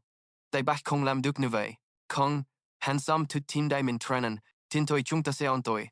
Lam nu toi noi la duk. Tai te vung man dan leo. Duk soi ta tin huing. Dai bach lam het suko tenga. Va no hai pok len kau chung. Lup tuk. Han sam kwe ngui duing kong ten. Va bao vuing man. Tu hoi dai bach lai. Va kuban mui ten ve fia ho. Vuing dang kwe nam tak sa trung dui teo fia sao. Nge ki mui ten ban den. Hovung ne sang mo ben. Kio gau tuk toi. Nyung kon sa trung ti lin don. No lien jai dua dop bom bop va vach da hai ben. Kon ben nai kiua kong trung. Vung man hot huang la tu. Chet roi. Dai bach tua roi. Chung ta se chet mat. Shong kotan han chong bin tin lai van yin shung fia dui tai doi kan ti ko hiu. Khong. Chung ta kong bi roi sung madang be. Kai bong nai kan. Min tung nghe ve kai ngui kodang tu hon nai. Chut han sam trong hin dang kim te vung man. Va che mat kota lai. Kien vung man thamangi huk. Ngui do kim te. Truk hidap sung dot. Vung man thamangar vuk. Su huin han sam huinya. Roi ko takedonin han sam. Nung luk nai ko da bien trove bin tuong. Ling ko hiu. Ikando roi ta. Nervu minyan te chung zong ma. Ngeve. Han sam gaindo takmak. Kano. Ikula kai fan chulai hi chung ta roi do ha. Toi kung ninde. Kong kai kan chak chan la do da mai tao hin. Nung vung man kong tin. Sao ko te la mai dukche. Roi dot nien ko tanin len vach nui. Te kong kwai dang trung shung tiete. Nam tach sa trung. Lap tuk. Han sam chan truk mat vung man bao. No dang bi trung tri dai tu gio min shung. Sao do. Ko nin dam hoi bui bao vung man. Tot roi ko kong sao. Chung ta se trelai tim totio kio. Voi kaiten ko bakia. Noi nai kwa nui hiem. Vrika chwin luin top den daitoi. Kung luk etong bao sang giet ton huyet ho vung yan duk tu hon hop tu. Kotenyon mui diem ton. Gentoi te. Han sam vo kung song sung. Kui tom trong long. Kung nun duk tu hon zung dang. Trong mot fong tap. Don au duang tio tan mak au balodom ramot kudap tan mot mingo. Te ka fangirl reo hosung bai. O duang tio tango kwa tai nang man me. Tu luk anai vào trong trenen noi ting hon. Lam gui tamun hon geka. O tun kwa roi do konung. I think he's not interested in women at all. Otherwise, why wouldn't he glance over here? We have full electricity and water, right? Suddenly behind them, Luo Sulan's face darkened as he muttered, "Get out of the way, you bunch of weaklings. You're blocking my path." Seeing that, a girl shouted, "Hey, this crazy guy dares to call us that." But before she finished, her friend covered her mouth and said, "Sorry, we're leaving right now," and kindly explained to her, "That's Luo Sulan, the top-ranked Supreme God's Hand, a big player in our school. He's here for a one-on-one fight with Ouyang Xiaosen. Now move past them." But Luo Sulan still glanced over, eavesdropping on their gossip. There's a rumor that Ouyang Xiaosan is stronger than him but doesn't join the school tournament, so he's unranked. This is going to be interesting. Luo Sulan is really handsome. But he only likes Ji Yanran. What a pity. Hey, watching him, 3 girls commented like that. How can he call others weak and ugly when he's blind himself? He's just Ji Yanran's dog anyway. You scared me to death. Didn't those two come here to meet? Then what is he doing here? Shut your mouth! He overheard this while standing behind Ouyang Xiaosan. Luo Sulan asked, My girlfriend is Ji Yanran. Is that your ID? Ouyang Xiaosan didn't bother to turn around and just closed his eyes, replying, Don't make me laugh. Always jealous over a girl and causing trouble. Hearing that, Luo Sulan turned and walked away, mocking, It's not like you, so we don't need to waste words. That ID was mocking Ji Yanran. I'll teach that name some manners. Suddenly, someone bluntly said from somewhere, Did you say Luo Sulan wants to challenge me? Sitting in front of his friends, Han Sen looked confused. I don't even know who he is. Challenge what? Standing to the side, Lu Meng adjusted his glasses and corrected, Actually, he said he wants to fight my girlfriend, Ji Yanran. Zhang Yang added about Luo Sulan.